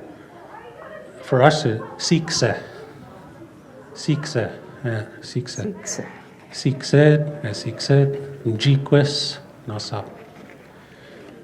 Winicho, what about this guy up here? Everybody knows this guy. Go, Joe. Yeah, maybe. Just think in relation to bingo. She, alrighty. Meanwhile, Beshgukshi. Yeah, that's how we say it back home. Beshgukshi. Yeah. There's only like one hoof, it's not split. Maybe. Yeah, that's it. So. Oh, is that what that is? Nekdosha, and then Beshgoji is one nail too. Oh, okay. Yeah. It's just whether you use a beige or gold. Got you. Yeah. So, in our community, last year at the last gathering, we kind of showed how our islands made up our territory, and then right in the middle there is Potawatomi, Potawatomi Island, and the ones that lived there, the ones that came and they were part of that area there, they said, "Make no shot." Minaga. Nekdosha. Ni Misho Miskakira Deo. Nekdosha. My Misho was Potawatomi, that's how he said it. Nekdosha. Yeah. And then everybody around the outside said Beshgukshi. But over a certain amount of time, I guess they all came around and said Beshgukshi. But it's interesting, I had mentioned this as well, it's interesting, what's always interesting to me is in our community how we hear the languages, how they had amalgamated, and they kind of started to become a unique sound, I guess, in a sense. So when our speakers go to places, it's picked out, because it's all mixed together. The duck people, because when they sold their allotments in Kansas, they all put scarves on, the one who did, and they followed them out in a line. So they looked like ducks following them all in a line. So they called them the duck people. Oh, my gosh. Manda Tabach Moans. That's a little short story there that we can take back with us. Miigwech. Aha, Montanish. So here's the Gumwin, the song. This is how Dupnabiqua starts to pull these things together and scribble on her notepad and start to pull all these words and works her magic, and this is what comes out in the end. So like she mentioned originally, it was in more the Ojibwe Odawa language. Something very noticeable with Odawa language, there's a lot of nasal sounds. There's a lot of nasal. This is what we noticed. And because we were coming here, she says, hey, let's put it in Potawatomi, which makes sense. And she took some time, and this is what she came up with. So let's all try it out. So what we'll do is we'll read it first, get a sense of it, get a feel for it. It'll start to become more comfortable, and then we'll sing it, and then we'll go along, and then we'll even speed it up. Alrighty?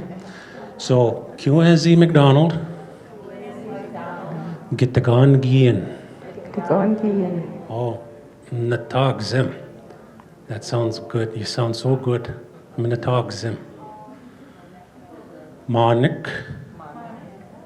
Okeanic. Me too, myself, I have to get familiar with the little changes because I'm so used to speaking a certain way. But it still sounds good. Natog good. BDek. So what is BDek? If we said BD is a chicken, what is BDek? Megoyo.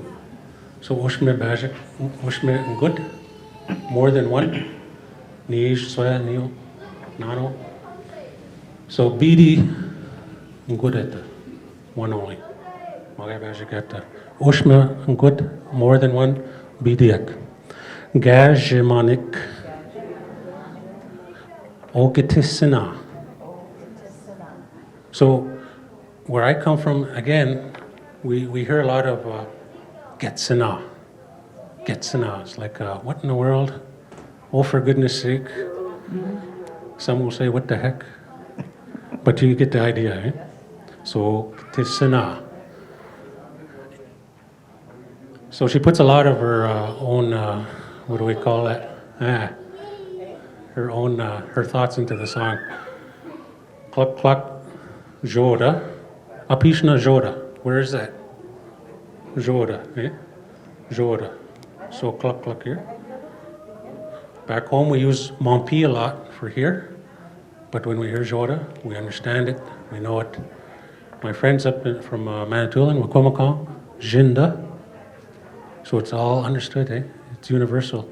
It's just they use this more over here, they use this more over there, and so on. Miguel, yeah. Mm-hmm.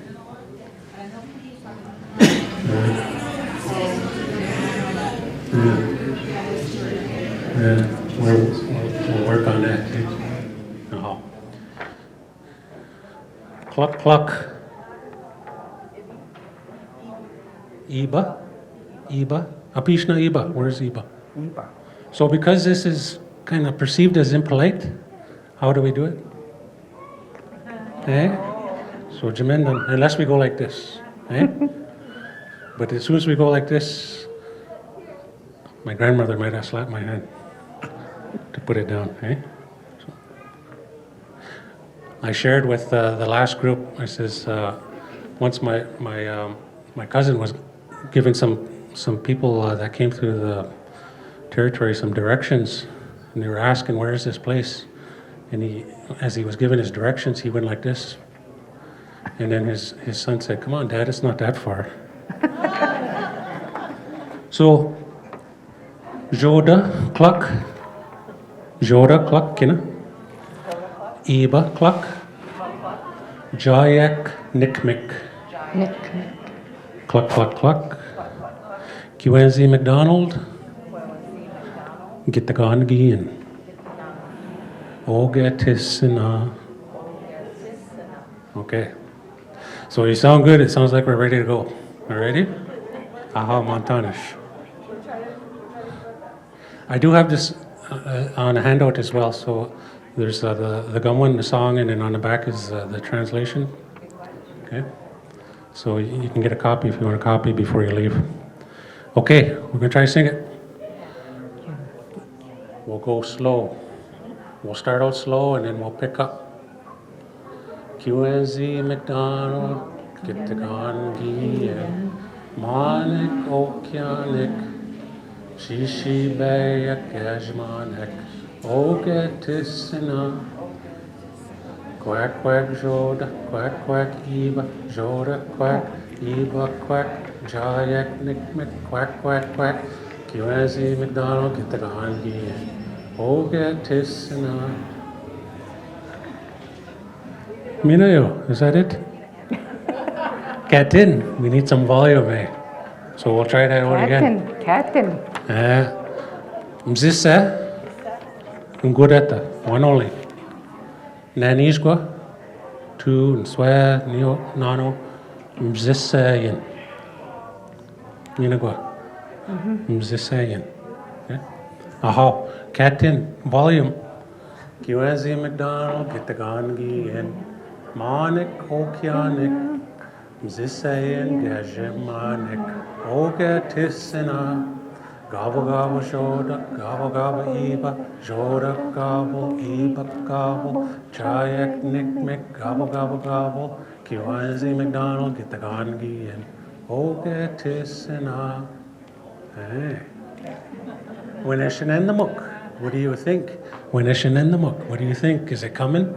Is it starting to become familiar? Are we going too fast? No? Aha. Kukwach tun minwa. We'll try it again.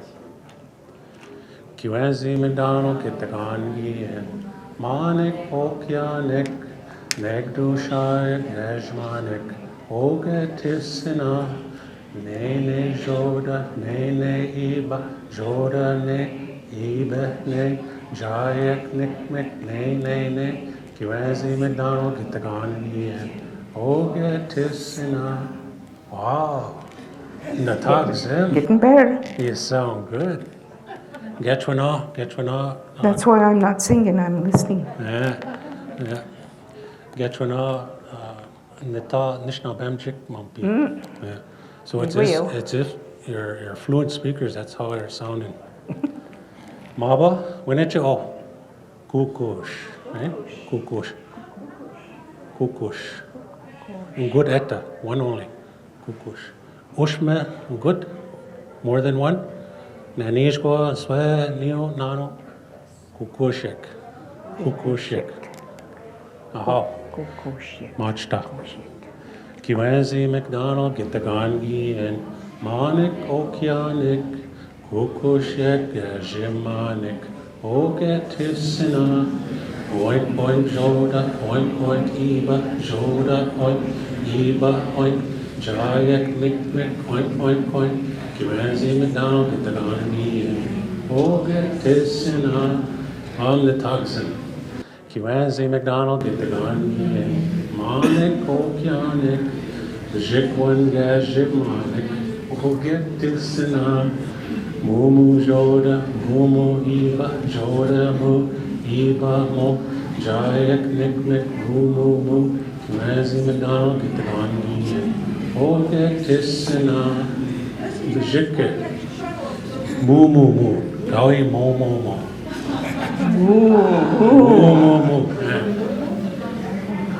Winnechiho. Montanish Maba.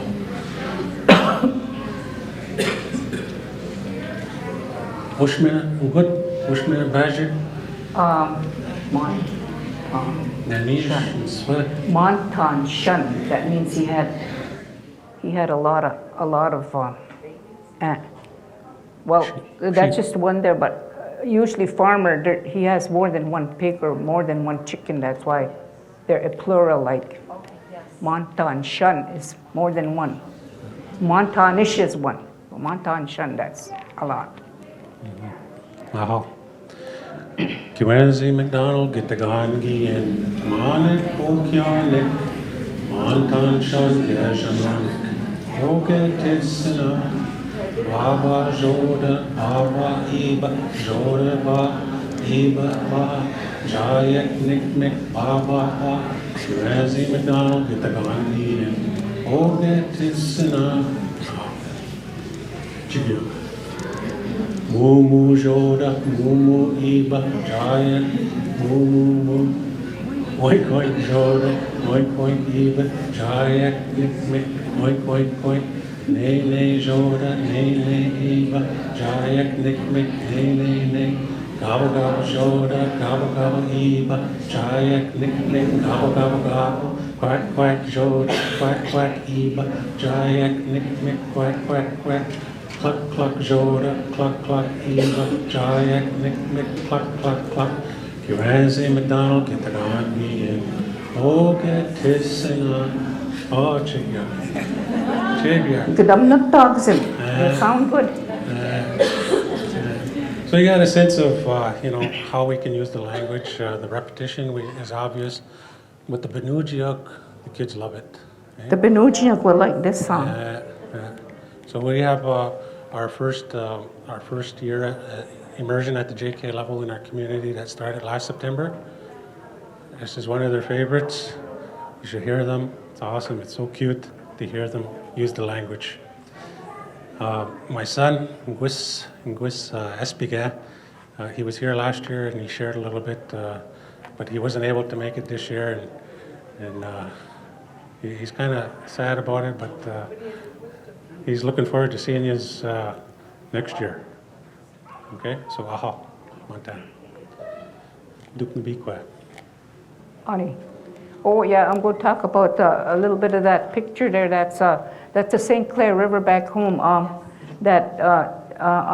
sorry, I'm sitting down. I got a back problem. I've got a question for you. I went to the St. Clair River once when I was really, really little, Ah. and a big ship came by and it sucked all the water. Backwash. And then they were going too fast. Is that true? I mean, the water did, and all of a sudden we saw those little crabbies that live in the water. All the water just disappeared. Yeah, it sucks the water this way, but after it goes by, then it all goes back again. Exactly. Yeah. Well, you call that the big steamships. You call them Shkudanapkwan. Yeah, the big steamships. Shkudanapkwan. This would not be Shkudanapkwan though.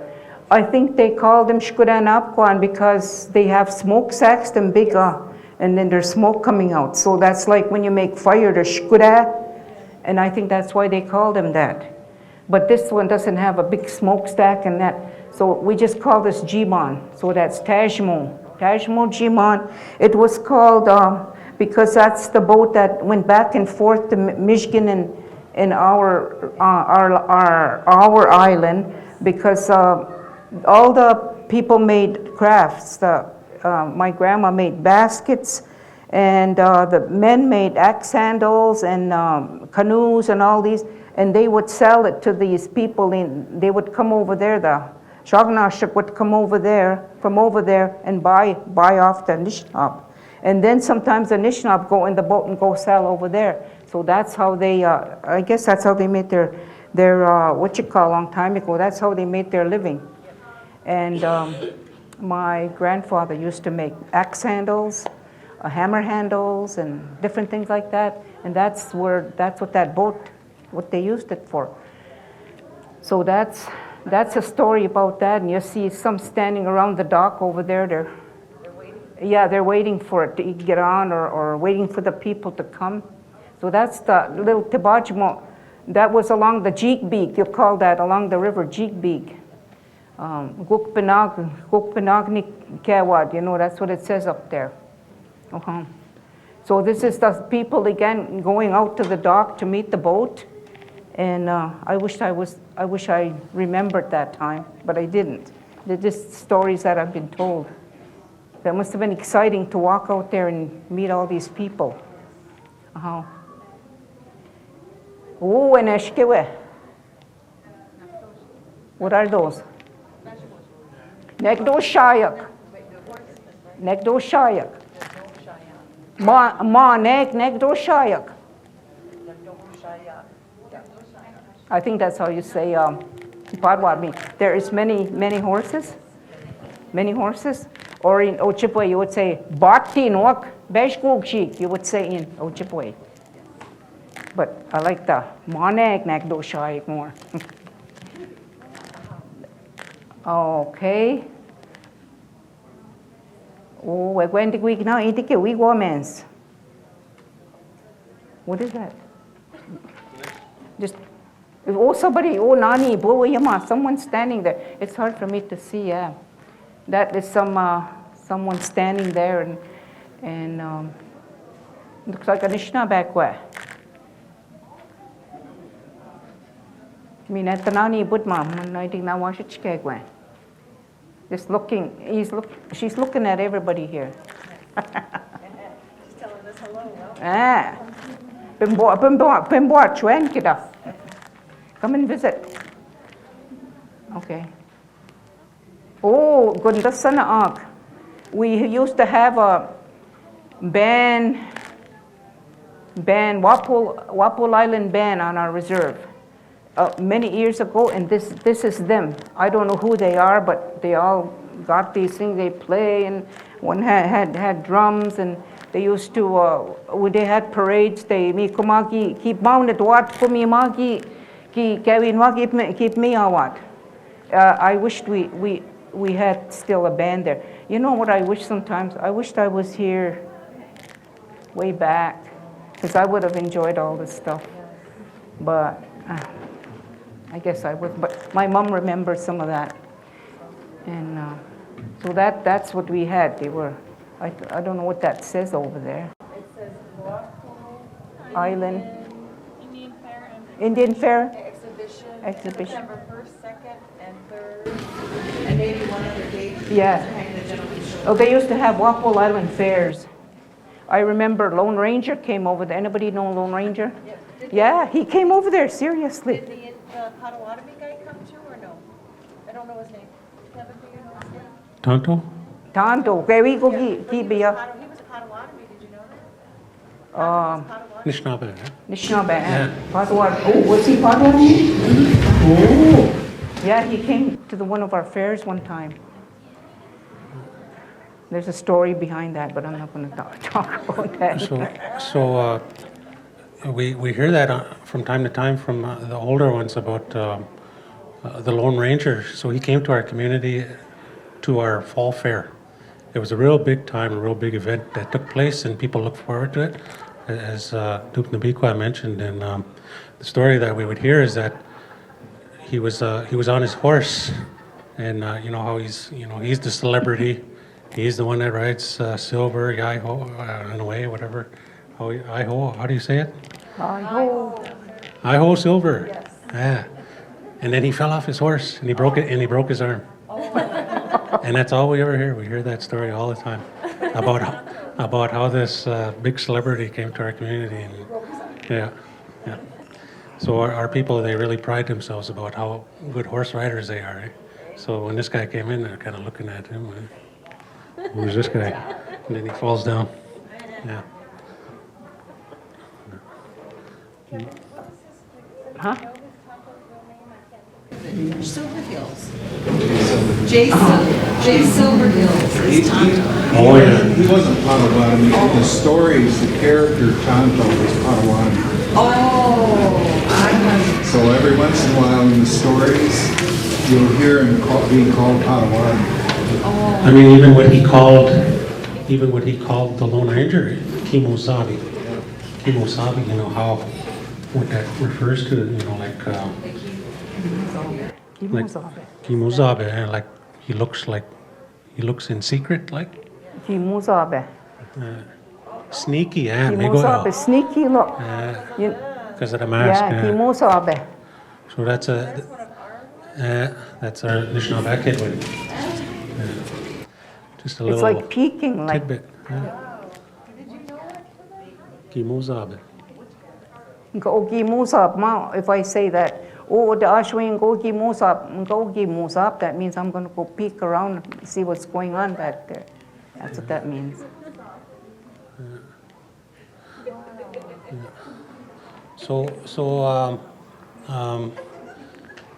I guess everybody's getting ready to head over to the grounds. A lot of them had made their way over there for supper. And I guess at this time, we'd just like to say miigwech for coming, for listening.